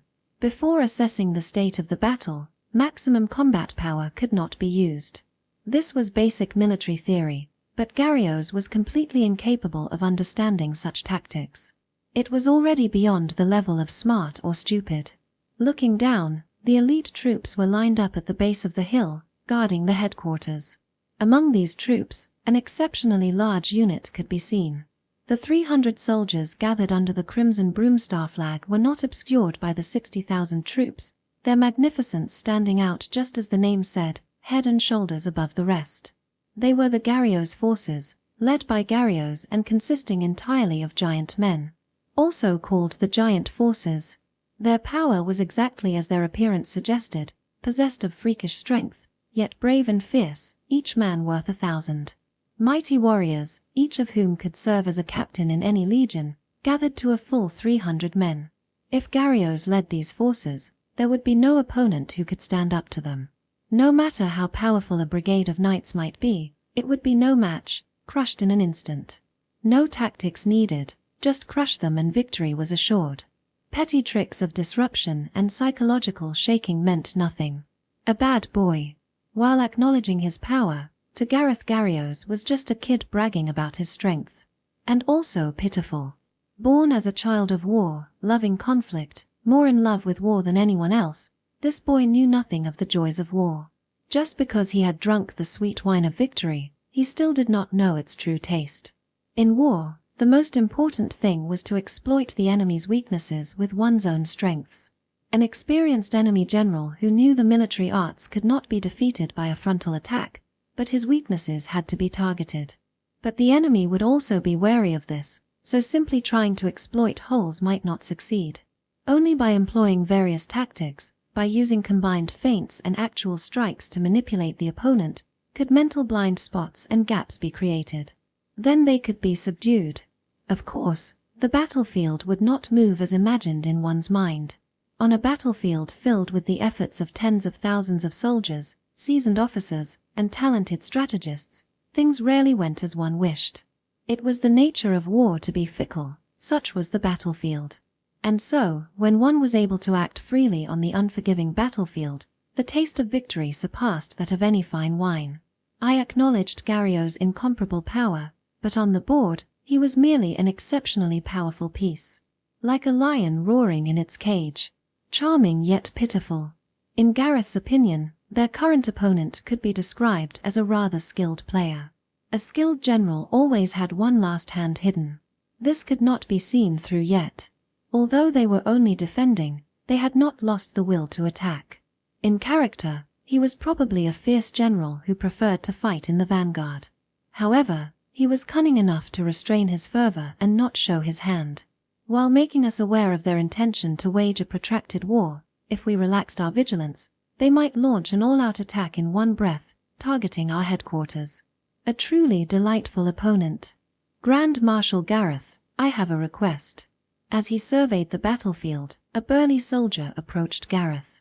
If he remembered correctly, it was a captain of some company. "What is it?" "Return to your post. I have a request. Please allow me to transfer to Lord Gario's forces." Hearing the captain's plea, Gareth sighed again. With Gario's nearby, morale had undoubtedly risen, but on the other hand, guys like this asking to join gave him a headache. "Understood, do what you want." "Gario's, this one wants to join you." "What?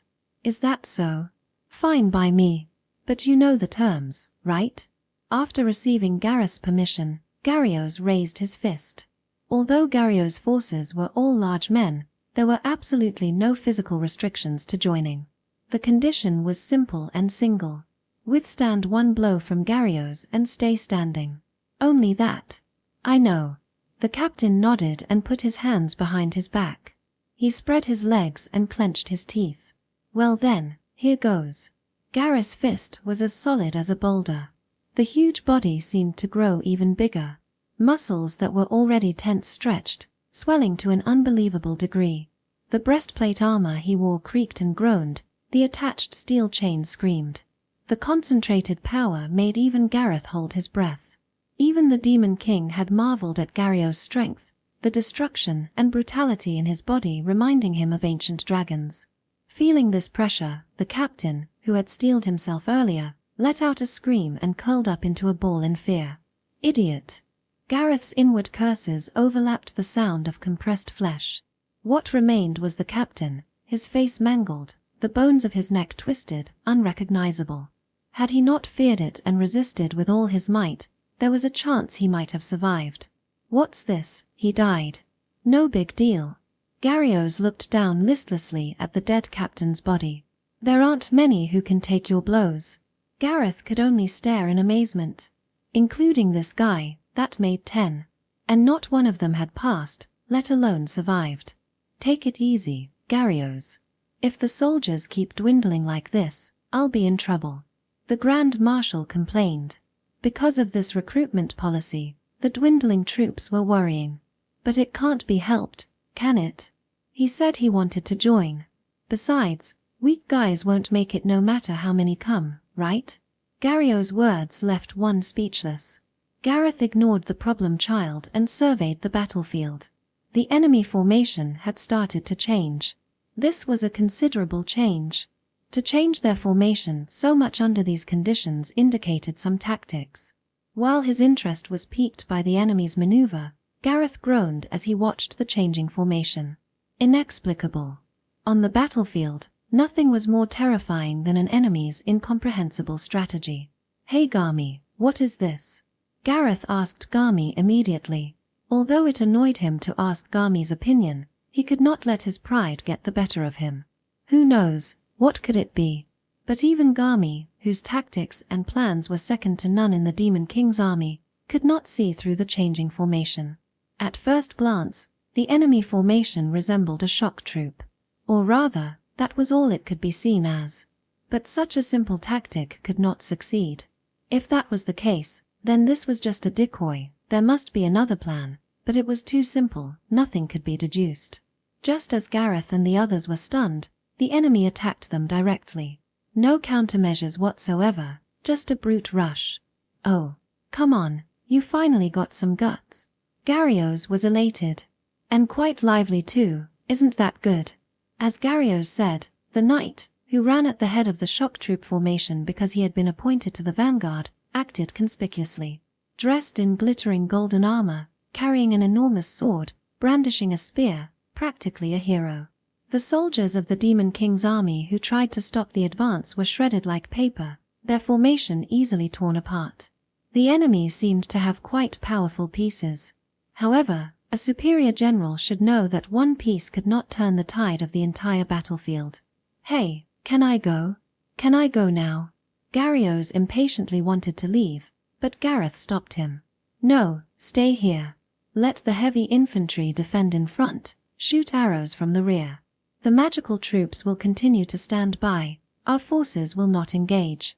Although the enemy's attack had great momentum, it was only a simple attack. If they could keep their footing and block it nimbly, they could survive it. What worried him more was the enemy's unexpected actions. They might have detached troops to draw attention to the frontal attack. As long as Gareth was present, he could also deal with unforeseen circumstances. How boring. Let's raid them instead. Ignoring the child's opinion, he ordered the frontline commanders to take prisoners. Although he did not expect the lowly soldiers to know the true purpose of this raid, he still wanted some information. But the enemy's movements did not change, only the simple assaults continued until nightfall. Section. After nightfall, in Gareth's lamplit tent, the most important officers gathered for a military conference to decide their course of action for tomorrow. However, the subject of this military conference was not tomorrow's events, but rather the enemy's actions today. What exactly was the charge? One officer asked the question on everyone's mind. The officers present tilted their heads. Indeed, the enemy's attack power was astounding. Many troops were beaten down, with not a few casualties. But since it was brute force, it could be easily blocked by formation maneuvers. That's why I said to let me go, then I could have wiped them out. Right. Although Gareth shouted loudly, they would have crushed them even without Gareth. No matter how strong the general in golden armor fought at the front, without close coordination with the troops, there were great vulnerabilities. If their rear was cut off by a cavalry charge and they were surrounded, while the vanguard general might be difficult to defeat, the troops themselves were an opponent that could be easily crushed. However, considering the battles of the past few days, this could not be an enemy that they could not understand to that extent. If so, what was their goal? No matter how they thought about it, they could not deduce the enemy's intentions. Among the officers there, Garmy also closed his eyes. Even Garmy could not understand the enemy's strategy. With no conclusions, the military conference continued. If the enemy used the same methods tomorrow, they would act according to the basic tactic of reacting to the enemy's actions first. And so it ended with the passive conclusion to wait and see what the enemy would do. Gareth complained that he had to stay at the headquarters for defense, but since the enemy's methods were opaque, they should not act rashly. Just as the conference was about to break up, a sentry entered the tent. "Excuse me, the interrogator says he has urgent news to report." The sentry relayed the message and the interrogator entered the tent. Under Gareth's orders, prisoners captured during the fighting were being interrogated for information. "Grand Marshal, I have learned something that should be reported quickly." Although the interrogator made his report, Gareth was a bit surprised. That was quick. "Did you open their mouths already?" Gareth, who had ordered the interrogation, had not expected a report today. Interrogating prisoners was simple, but most prisoners would lie. It took time to interrogate and accumulate large numbers of prisoners to integrate information and increase accuracy. If they talked so soon, the information was likely to be deceptive. "Yes, though I can't be sure." The interrogator made a troubled expression, but if he still thought it should be reported, they should listen. "No matter. Tell us." After Gareth allowed the report, the interrogator spoke the information he had received. It was decidedly unbelievable. "Is it true? It said that the prince who defeated the demon king relieved the commanding general and took command himself." Gareth couldn't help but ask back. Something like replacing the commander had not occurred to him at all. "It seems so." According to the prisoner, the prince was angered by the passivity of his own army, dismissed the general, and is personally commanding the front lines. Since Gareth asked back, the interrogator repeated the same words. But no matter how one looked at it, it was unbelievable. "Are you really saying that? Did you mistranslate?" One of the officers asked the obvious question. While studying human language for the sake of battle, very few were able to master it perfectly. "I asked several times, the translation is correct." The interrogator confirmed the accuracy of the translation. "This prince is quite young, isn't he? Has he led troops before?" Gareth asked the interrogator about the prince. "Well, this is his first campaign." Upon hearing the interrogator's answer, the officers present were all shocked. To become an effective commander, one had to lead soldiers into battle dozens of times and learn the basics of tactics. Especially when leading a large army, experience was crucial. Even strategic geniuses couldn't compensate for this. All the officers here had started with small squads of about 10 men and gradually gained battle experience. For a rookie to criticize the tactics of battle-hardened generals and take command in battle was a nightmare for the soldiers. Besides, it's said that in this battle, the one who leads is this prince. Hearing the interrogator's words, Gareth remembered the image of a general leading from the front. Are you saying that he is the one who leads? Gareth couldn't believe it. Yes, that's what the prisoners say. The supreme commander was walking to the front lines. This was impossible. Could this be false information? One of the officers asked the obvious question. Maybe it was a strategy to spread false information and deceive them. That possibility exists, but all the captured soldiers said the same thing. I think the accuracy of the information should be quite high. After hearing the interrogator's words, Gareth thought for a moment. If the captured soldiers were subordinates of a disgraced general, that could be a reason for them to talk easily. And the more he thought about it, the more sense it made. It was as if the dense fog that was obscuring his vision was slowly dissipating. The hastily formed attack formation, the poor coordination between the leading lord and the soldiers following him. He had thought that there might be some hidden agenda, but now he understood. The enemy had no secrets. Inexperienced. Garmy muttered under his breath. The officers couldn't hide their ironic smiles either. The enemy lord was like an incompetent ruler. In today's battle, the prince's actions were remarkably impressive, and defeating the Demon King might not be a lie. In terms of sheer combat power, few in the Demon King's army could match him. But that was all. As a commander, as a leader, he could be considered a failure. The appointed general personally took the lead. His importance was indeed considerable. With the general leading the charge, the soldiers would be motivated. And by putting himself in a dangerous position, he would create a sense of unity with the soldiers. One could personally feel the dynamics of the battlefield and quickly discern the enemy's strategies. Although risky, the importance of a general leading from the front was significant. But the prince's warfare was not like that. He only fought to show off his own martial prowess and display his achievements in battle. He did not survey the entire battlefield, he fought only for himself. Oh dear, we have to fight this kind of child. Gareth suddenly felt very tired. As a general, one should leave the task of wielding blade and spear to the soldiers like pieces on a board, command the rear, and achieve victory with minimal losses. Winning without taking up arms was the greatest achievement of a commander, but if the hand of the commander became a piece competing with other pieces in battle, it would be meaningless.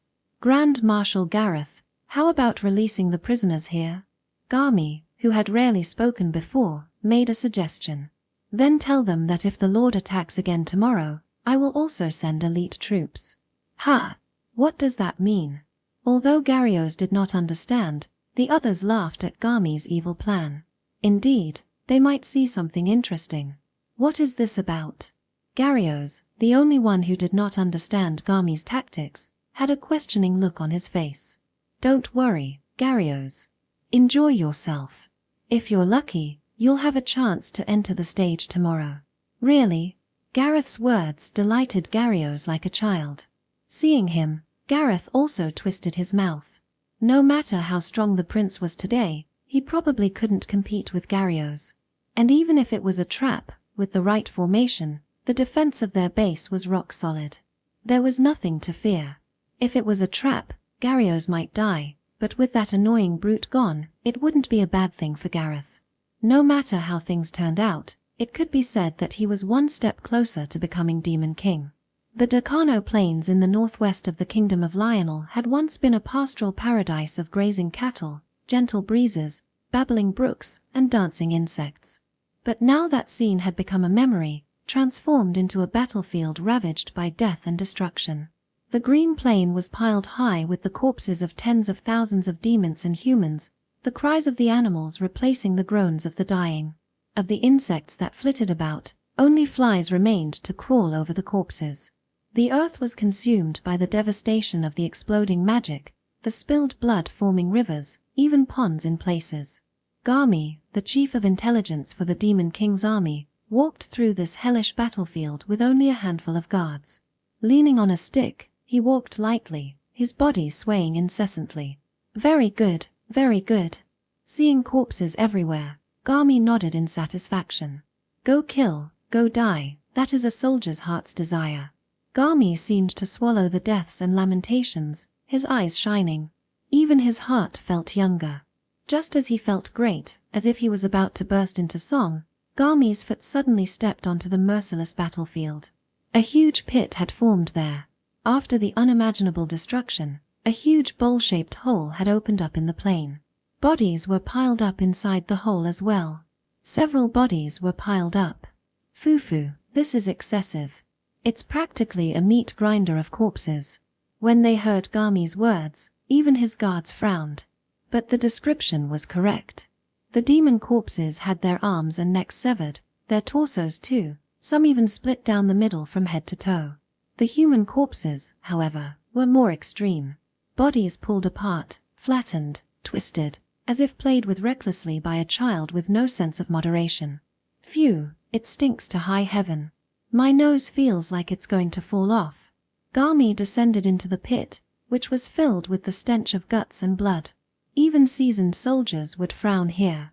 Garmy reached the depths of the pit and found a giant collapsed there. It was Gareth. The man who had run amok as the mightiest in the Demon King's army was now lying limply with splayed limbs, staring vacantly into the sky. The mighty hands and feet that had traversed countless battlefields, slicing through rock and piercing earth, were now charred black. All the fingers on his left hand were blown off, and a broken spear protruded from his right thigh. His chest wounds were especially severe. The oversized breastplate, too large for even most demons to wear, had been cut diagonally in half. The sliced breast meat could be seen in the cross-section. When Garmy saw Gareth collapsed on the ground, his gaze circled up and down. Then, as if he realized something, he raised his eyebrows and brought his stubby hand to his chest. Ah, Lord Gareth. To perish in such a place, your martial exploits will now turn to dust. The Demon King's wishes also remain unfulfilled. We demons are without hope. Things being what they are, I Garmy can only follow my lord into death. Alas, why create death? If the lord dies, there will be no big tree for us to take shelter under. I can only sigh at my lord's passing.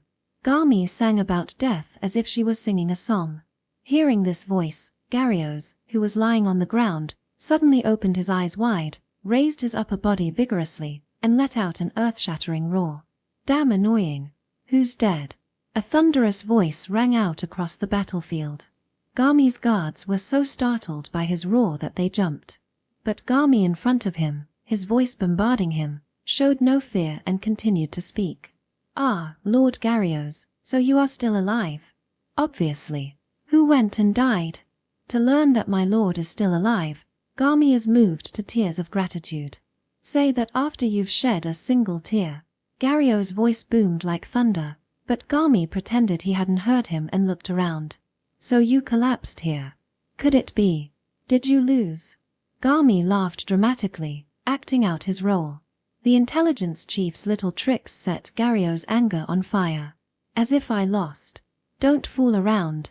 Then where is the prince's body? Was he pulverized? Garmy looked around. There was no body of the prince of the kingdom of Lionel, nor any trace of him nearby.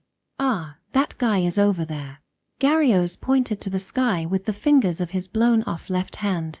Though the severed fingers could not point in any direction, his raised left hand reached beyond the bowl-shaped abyss of the hollow toward the human headquarters on the hill.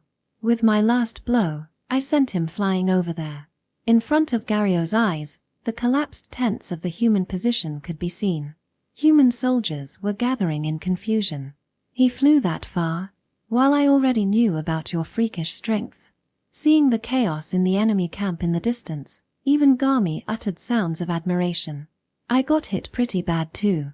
He looked at Gareth's open chest. So you killed him? Yes, it was definitely a good feeling, although I can't confirm the corpse. But he's definitely dead now. Garmy nodded at Gareth's answer. Certainly. Even if he was still alive somehow, he couldn't be unharmed. What do you think, Lord Gareth? This lord was a tough opponent, no? Pchem. Ah, yes. He beat me like that, too. Gareth held up the club in his right hand. It was a thick stick, which could be called an ordinary lump of metal. Impossible to swing without Gareth's strength. Even demons proud of their power would need 3 people to transport it. This club, which had crossed countless battlefields, split rocks and pierced the earth, was now cut in 2. The cut surface shone like a mirror. A finger running along the jagged edge could almost draw blood. Gareth tossed his longtime partner aside. He tore off his slashed breastplate. Beneath the armor, an enormous wound ran from his chest to his waist. Not only pink flesh, but even bone was visible in the gash. But Gareth's expression was indifferent to any pain or irritation. A fatal blow for an ordinary demon, but Gareth crawled up as if it were nothing. He pulled out the spear stuck in his leg, and sloppily wiped the wound with pieces of his clothing. The bleeding had already stopped. Gareth grunted. His muscles swelled, the flesh over the wounds bulged, and even the badly torn chest wound closed. The bleeding from his fingers stopped, and the pierced leg wound healed as well. This vitality surprised even the soldiers around him. As expected from my lord. A truly immortal body. It reminds me of when you fought the Demon King. Ah, I really almost died then. Hearing Gareth cheerfully remembered his brush with death in the past. You are the only one who fought the Demon King and survived, my lord. That's right. Did this lord really kill my brother? Gareth answered Garmi's words with a question mark. It is said that the prince defeated the Demon King. Does that bother you? No, he was strong. Really, really strong. Probably stronger than Gareth. But I don't think he could have killed my brother at that level. Gareth tilted his head. Then I cannot answer either. If it were a battlefield development, I could answer, but individual bravery and contests are not my area of expertise. However, Lord Gareth, were there not things like counters and tactics involved in this battle? I suppose so. He's already dead, so what the hell? He immediately dismissed the question he had asked himself and settled it easily. So what's next? Since you fought the prince, I'll listen to you for now, as we agreed. If he was allowed to fight the lord, he would listen to Garmi. There was this agreement between them. Then please kill the false Demon King, the commander of the Third Army. Garmi finally revealed his true goal. Will the soldiers follow me? Will it really be that easy? Gareth tilted his head, but Garmi guaranteed it. With the milord's power, the soldiers will follow. Let me say this first, Garmi. I don't want to take weaklings as comrades. It will only be a matter of routing Barber's army and reorganizing it under Robin. It won't be a problem, my lord. We need to absorb from the weak areas after we crush them once. The Third Army? I understand. Where is Barber's army again? To the east, in a land called the Kingdom of Hammer, I think. Garmi took out a map and pointed to the location of the Third Army. Just below it was a place marked Cashew. Then I'll kick anyone out of the way and advance. Yes, milord. Let us destroy and slaughter to our heart's content as we boldly push forward. Garmi and Gareth. 2 twisted dragons smiled. Section. Audiobook by Masquerade at Masquerade Audiobooks. Final chapter. The Vow of the Saintess. In the royal capital of the Kingdom of Lionel, banquets were held every day. The beautifully decorated hall echoed with graceful melodies as elegantly dressed gentlemen and ladies gathered. It was a heavenly world. At the center of it all was Saint Elizabeth, basking in fortune's favor. In truth, no woman in the land could compare to Elizabeth. Not only was she an officially recognized saint of the Church of Salvation, she was the companion of the prince who had defeated the Demon King, one of the few heroes of the age. With her achievements recognized, she became engaged to the prince upon her return to the country. 30 days ago, the wedding finally took place, and she became the prince's wife. Everyone sang Elizabeth's praises, vied to give her gifts, and bowed their heads in obeisance. Nothing could be more joyous, and in the not-too-distant future, she would be queen, with the whole country in her hands. The prince's father, the current reigning king, was aging and bedridden with illness. It was Elizabeth's duty to restore the king's health every day with her healing arts, but even as a saint, she could not cure aging. She could only restore one day's strength. He would surely not last much longer. The king's death was imminent. When that happened, this land would be Prince Henry's and hers in name and in fact. Her incessant smile conveyed this meaning. Though Prince Henry was not at her side to share this joy, she would bear it for now. Prince Henry was on a campaign to destroy the remnants of the Demon King's army that still roamed the land. If it was the prince, he would surely crush the enemy and bring victory. How to celebrate this victory was Elizabeth's concern. An unprecedented celebration would have to be held. And maybe they could add another jewel to their crown. Thinking of this, Elizabeth's cheeks naturally relaxed as her mood seemed to rise to the heavens once again. Elizabeth. The withered voice brought her back to reality from her dream. It was the de facto leader of the Church of Salvation, Cardinal Prime Femahan. Not only the representative of the church, he was the foster father who had discovered the orphan Elizabeth and recognized her as a saint. Oh my, what is this? F.A. I mean, Your Eminence the Cardinal. Now that she had married Prince Henry, she was royalty herself. With the Cardinal, she had to separate public and private matters. And it wasn't good to be treated like a daughter all the time. Has something happened? Seeing Elizabeth's questioning look, the Cardinal's face stiffened somewhat. Listen carefully, Elizabeth. Prince Henry. Cardinal Femahan paused for a moment. What about him? What happened to the prince? Could he have already defeated the enemy and returned home triumphant? Elizabeth shouted loudly. Not even 10 days had passed since he left for the campaign, so maybe he had already won. If so, that would be unfortunate. Preparations for the celebration would not be ready in time. No. Elizabeth. The prince. It seems he was wounded on the battlefield. At first, Elizabeth did not understand the cardinal's words, not knowing what he was talking about. As the meaning of the words began to sink in, the color drained from her entire body. Ah, the prince, is he all right? Elizabeth grabbed Cardinal Femahan by the shoulders and shook him as she sought confirmation. Don't worry. Prince Henry is still alive. He dueled with the enemy commander, and though badly wounded, his life was spared. He is said to be recovering from his injuries. Hearing Cardinal Prime Femahan's words, she felt a moment of relief before she could no longer stand still. I will go to Prince Henry immediately. Elizabeth intended to leave immediately. For injuries, the power of healers was needed. Although the army had many skilled healers, it could not be left to others. The prince's wounds would be healed by her. Although she wanted to leave immediately, the cardinal stopped her. Wait, Elizabeth. Why, Your Eminence? Are you not concerned for the prince? Prince Henry's life and death were crucial to Cardinal Femahan as well. With Elizabeth's saintly marriage to the prince, the power of the church had reached unprecedented heights. If the prince were lost now, it would be a great blow to the church as well. Of course I am worried. That's why I have to tell you something. Prince Henry has been wounded, but there is more. More? What do you mean? Elizabeth asked. It's a military conspiracy. The military may have plotted to assassinate the prince. Assassinate? The military wants to kill the prince. Elizabeth asked back, unable to believe the cardinal's words. Keep your voice down. Calm yourself. Prince Henry was defeated in his duel with the enemy. All his wounds were caused by the demons. However, the reason for this was also due to the machinations of the military. Cardinal Prime Femahan then launched into a long tirade. How Prince Henry had relieved General Zalia of command, causing friction with the military. The soldiers were deliberately withdrawing, isolating the prince and putting him in a difficult position. He told her all this, but she hadn't even absorbed half of it. Are you listening, Elizabeth? The military can no longer be trusted.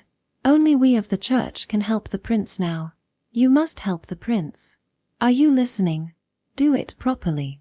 Although Cardinal Prime Femahan kept urging her, her mind was foggy, unable to think.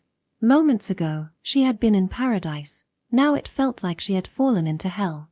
Her current status and life existed only because of the presence of the prince. Without the prince, she had no authority or power. If Prince Henry died, everything would be lost. and there was even the danger that the prince might be murdered by treacherous retainers.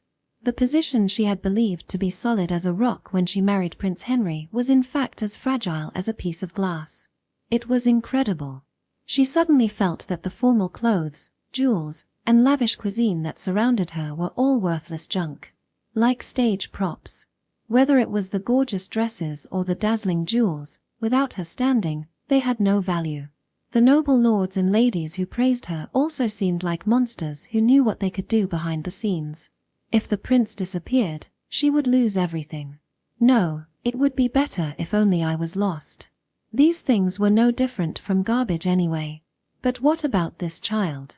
Elizabeth put a hand to her belly, confirming the life within. Though not yet certain. The royal physicians had not been able to diagnose her pregnancy either. So she had not yet told the prince.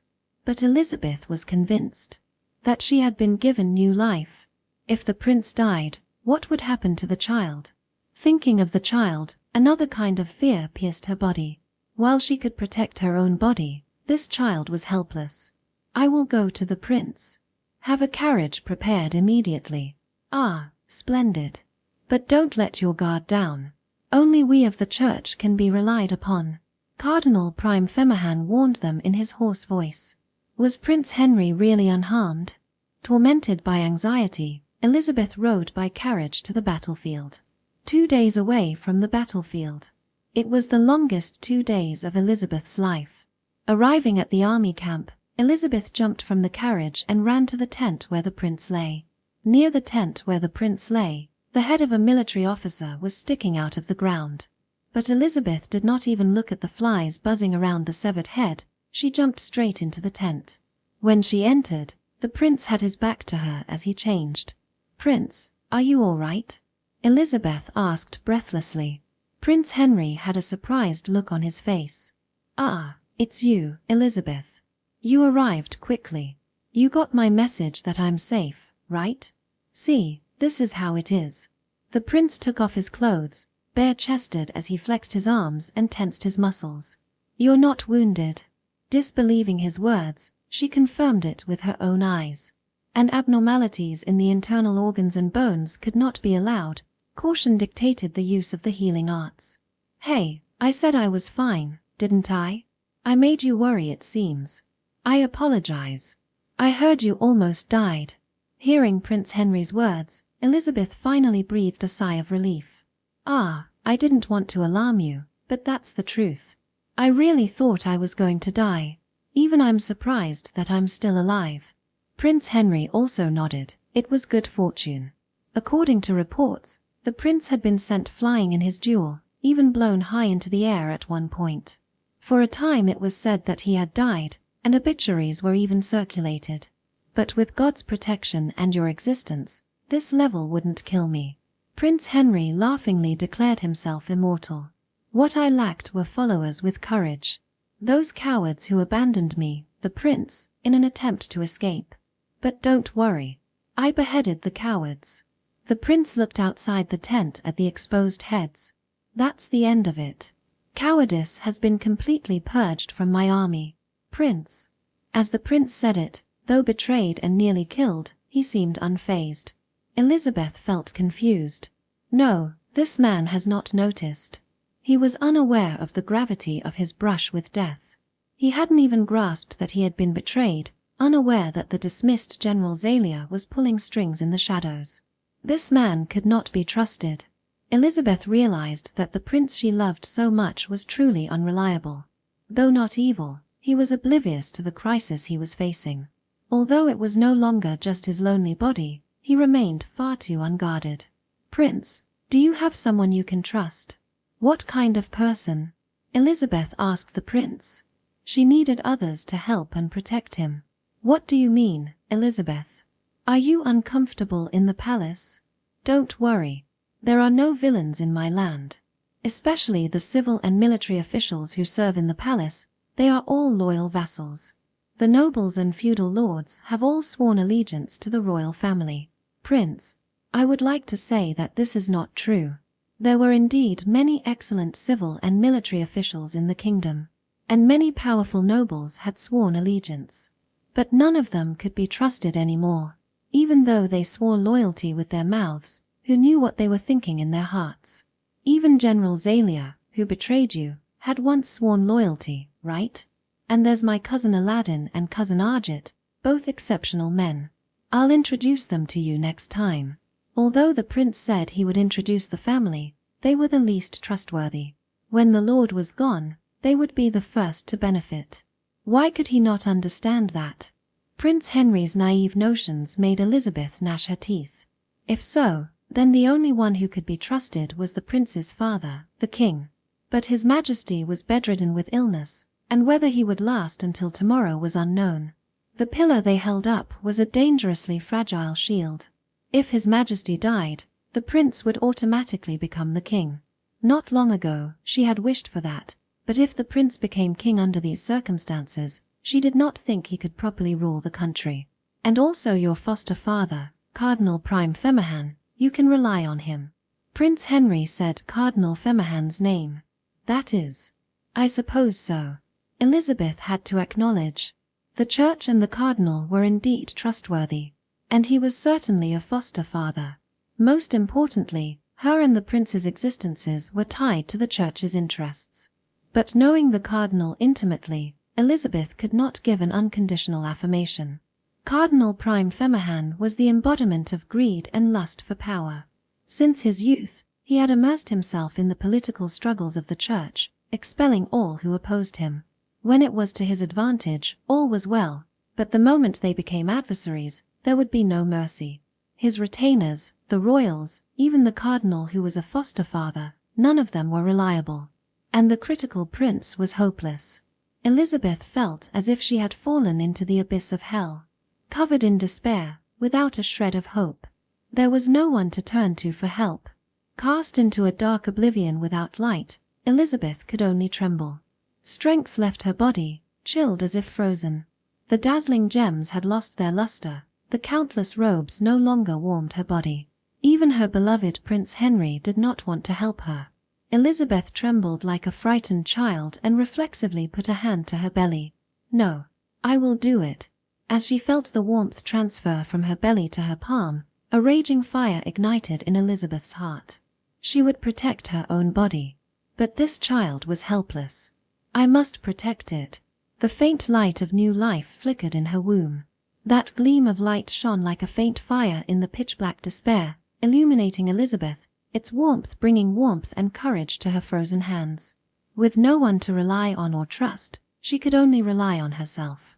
Not knowing what to do or how to do it, the only one she could count on was herself. What is it, Elizabeth? The prince noticed Elizabeth's change, but did not comprehend its meaning. First there was Prince Henry. The most important thing was to protect the prince. I will protect the prince. I will lead this war to victory. It all started from there. Section. I ran, gasping for breath. I kicked the grey rock of the Shirirai Valley, swinging my arms to speed up. Looking ahead, I saw a group of about 50 men marching ahead of me. It was Al and the others, who had finished training today and were cooling off with a sweaty jog in the armor issued by the kingdom. I picked up speed and passed them. Good job. Just a little more, keep it up. Well done. I encouraged the soldiers running ahead as I caught up with them. When the soldiers heard my voice, they were very surprised. They were new recruits who had recently been assigned to Cashew. They were currently undergoing basic training. Lady Romalia. At the head of the group was Ray, overseeing their training. Ray looked at me in surprise as I walked past. What are you doing? No, my body was feeling a little stiff, so I thought I'd loosen up a bit. I answered Ray's question by saying it was to relieve physical inactivity. Lately the paperwork had increased without even the opportunity to exercise, and being cooped up in a room all the time was dampening my spirits. In order to lift my spirits, I decided to go for a run. Well, I'll go ahead then. I picked up speed and tried to get away, but the soldiers, led by Ray, were after me. Especially Al at the front, he wanted to catch up and pass me. Considering he was wearing armor, his speed was remarkable. You're really fast, Al. No, Captain Romalia, you're the fast one. Then how about a race to see who can get to the fortress first?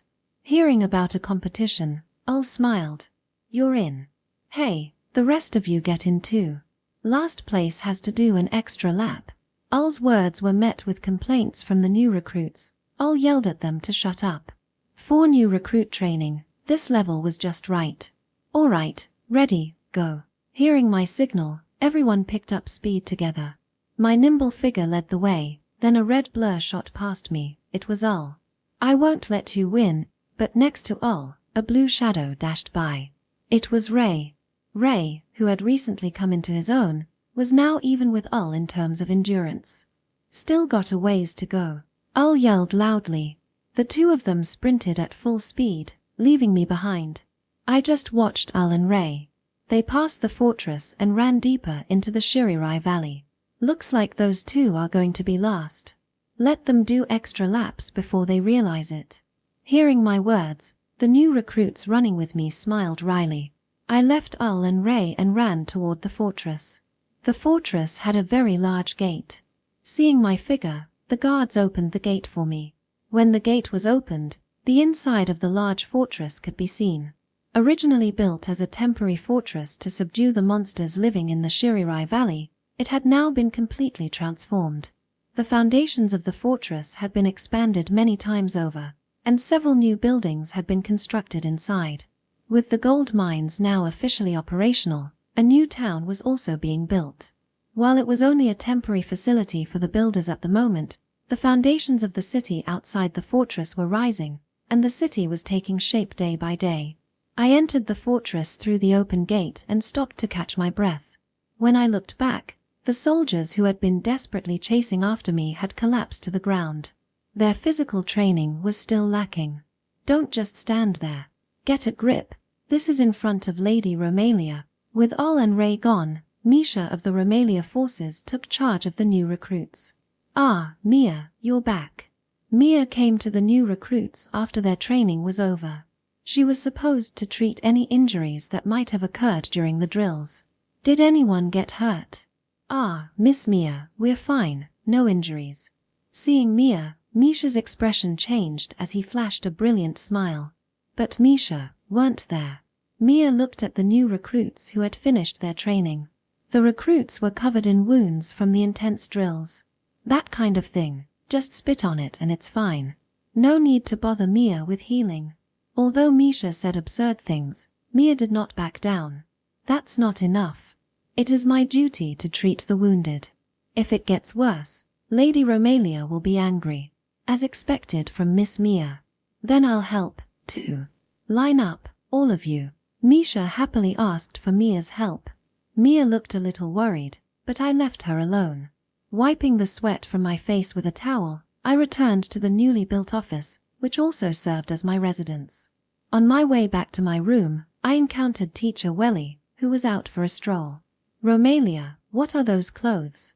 You are a noble young lady, right? Even a noble lady will exercise, you know. And what about you, teacher? You don't slack off, do you? Even though I was drenched in sweat, if they saw me and questioned me, well, a noble lady wasn't forbidden to run, was she? No need. I have no intention of lifting anything heavier than a book. That was Teacher Welly's remark, but I imagined it wouldn't hold up on the battlefield. After saying goodbye to Teacher Welly, I returned to my house. Inside, Teacher Quinns was doing paperwork at his desk. My, young Lady Romalia, what is this appearance? Seeing me, Teacher Quinns said the same thing. Just getting some exercise. Why not join me, teacher? If you're just doing paperwork, you're missing out on exercise. I gave the same answer to Teacher Quinns that I had given to Teacher Welly. Suddenly, the teacher looked at me seriously. Young lady, I want to ask you something. Please don't hide anything and tell me the truth. I beg you. What is it? The teacher asked with unprecedented seriousness, and I became a little scared. Young lady, lately, do you think I have gotten fat? The teacher asked with a straight face. I couldn't help but laugh out loud. What is this, young lady? And I asked you seriously. Teacher Quinns became angry, but I couldn't stop laughing. No problem at all. Teacher Quinns has a perfectly nice figure. Of all the people I knew, the teacher was the ideal woman. And even if her figure changed, the value of the teacher would not. Honestly, that's enough. By the way, we received a letter from the Elmark Merchants Guild, saying that the funds have been secured. Really? Then we can officially begin our activities. I was sincerely pleased. With the development of the gold mines, the construction of a port in the depths of the Shirirai Valley had also begun. The value of Cashew was gradually increasing. As a result, the garrison troops were increased to a total of 400. In addition, the Elmark Merchant Guild had decided to finance us, so we were now ready for a large-scale campaign. I also heard that Master Gans is coming today. The teacher informed me. I could ask Master Gans about the progress at the port. I see. Then I should get dressed first. I can't show up drenched in sweat. I returned to my room and took off my sweaty clothes. Dressed in fresh clothes, I went back to the office and resumed my work. While I was organizing documents, the fortress gate opened and the returning troops entered. While I was training new recruits, I also had Gran, Reagan, Otto, and others take 200 men to subdue monsters in the Cashew territory. Lady Romalia, we have returned. Regarding this subjugation campaign, the twins Gran and Reagan came into the office to report the results of their monster subjugation. Please wait a moment. I stopped the two who had come to report and verified the twins' identities. Then I answered directly. The one on the right is Reagan. The left is Gran. Correct. After I motioned for them to answer, the twins spoke in unison. I clenched my fist. Lately they had been playing this game of guessing who was who.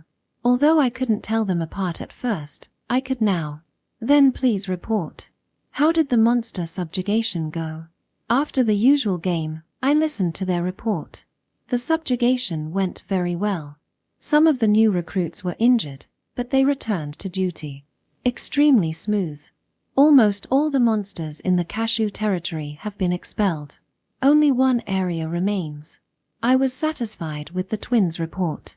By the way, the first one to speak was Gran. The second was Reagan. Good work. Please rest well. What about Otto? I asked the twins.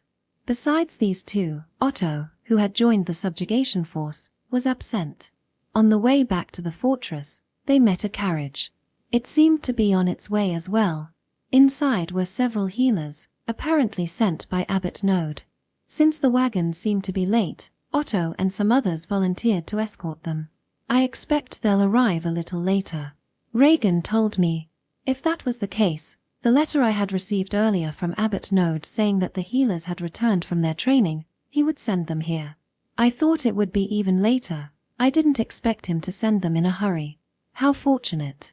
After telling the twins to rest, I heard the fortress gate open again. Expecting Otto's return, Master Gans entered my room instead.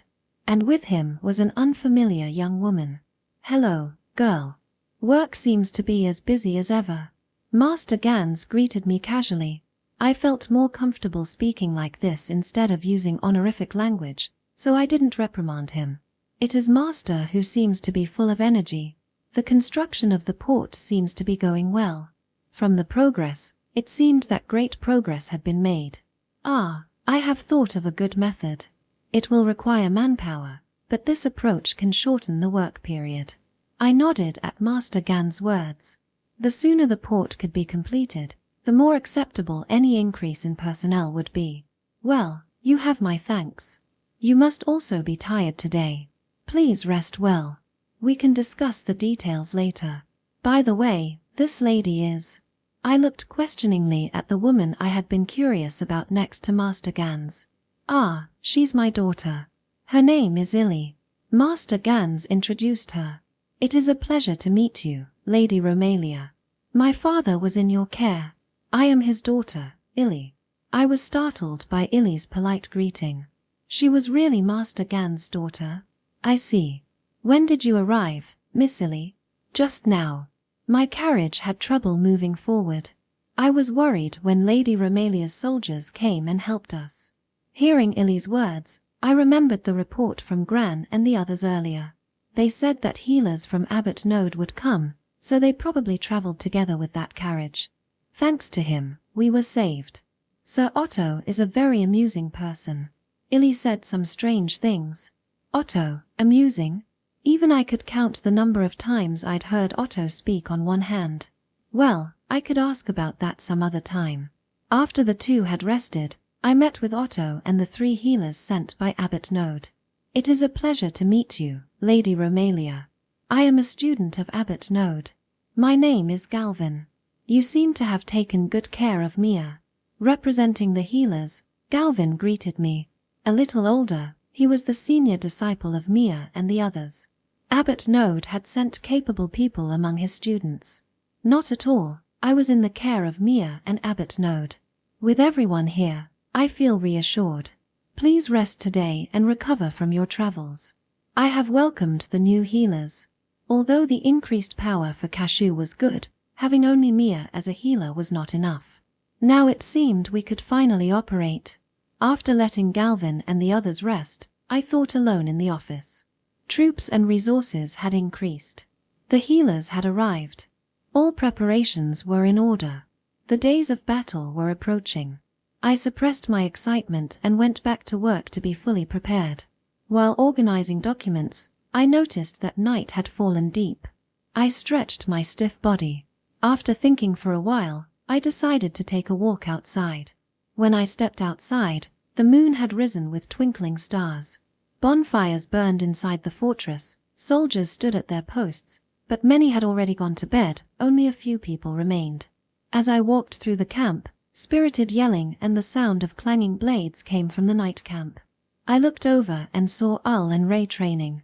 The two were swinging swords drenched in sweat. After all that, they seemed to have kept running and went straight into sword training. Ull unleashed a powerful slash. Ray countered. Their blades sliced through each other's bodies, cutting into flesh and spraying blood. Though training, both were deadly serious. While there were healers present to mend their wounds, training like this could easily kill someone. Perhaps that was the reason why they were tempering each other, growing stronger and stronger. Hard-working even at night, aren't you? I approached the two who were slashing at each other and spoke to them. Captain Romalia, why are you here? Alone. Ull scolded me for being careless, but I immediately denied it. No, I have guards with me. I looked back. It was Kale, hiding in the shadows. Lately, whenever I went out, I was sure soldiers would follow as guards. He had even come along for the run today. You too, hard work is good, but don't overdo it. For Ull and Ray, training new recruits might make them tired, but don't overdo it either. I can't say that, Lady Romalia. War is near, isn't it? One look makes it obvious. Ray pointed out that the battle was coming soon. You noticed? I thought a little. Perhaps unable to suppress my excitement, I had let it out while running. But the heart of a commander should not be perceived by his soldiers. I had to be more careful. But it was as Ray had said. War was imminent. Still, I felt a little confused in my heart. The events that were to follow could not be foreseen. The people seen today, the people to be seen tomorrow. How many victims there would be was unknown. And my battles stretched endlessly before me. My goal lay across the sea on the demon continent. For Thomas, Michael, Sarah. To prevent more such victims, my wish was to free the people enslaved there. How many more battles to reach that place? The sacrifices were unimaginable. And once I took this step, there would be no turning back. I had to keep marching over corpses, not to waste the trampled bodies, not to pile up more corpses. Could I allow such a sacrifice? I couldn't help but ask myself. Captain Romalia, please give me an order. As if seeing through my confusion, Ull looked straight at me. If Captain Romalia commands it, I will jump into even a dragon's mouth. So when the time comes, please point to the dragon's mouth without hesitation. That is why I exist. Ull told me that he did not fear death for himself and that I should not fear his death. How clever, Ull, Lady Romalia. It's the same for me. My life exists for you. Ray put his hand to his chest and swore an oath. They were both excellent soldiers. Ah, forgive me for intruding on you three, but I feel the same. The hidden Kale also insisted from the distance. I haven't forgotten you either, Kale. It wasn't just Ul, Ray, and Kale. Everyone in the Romalia unit, the 2 teachers. Many people had trusted me with their lives. I no longer had the choice to stop. Then let's go. All the way to the end. Under the moonlight, I vowed to fight to the end. Author's note. I would like to thank all of you for your kind support. I will continue to do my best. Rio Ariyama. End of Volume 1.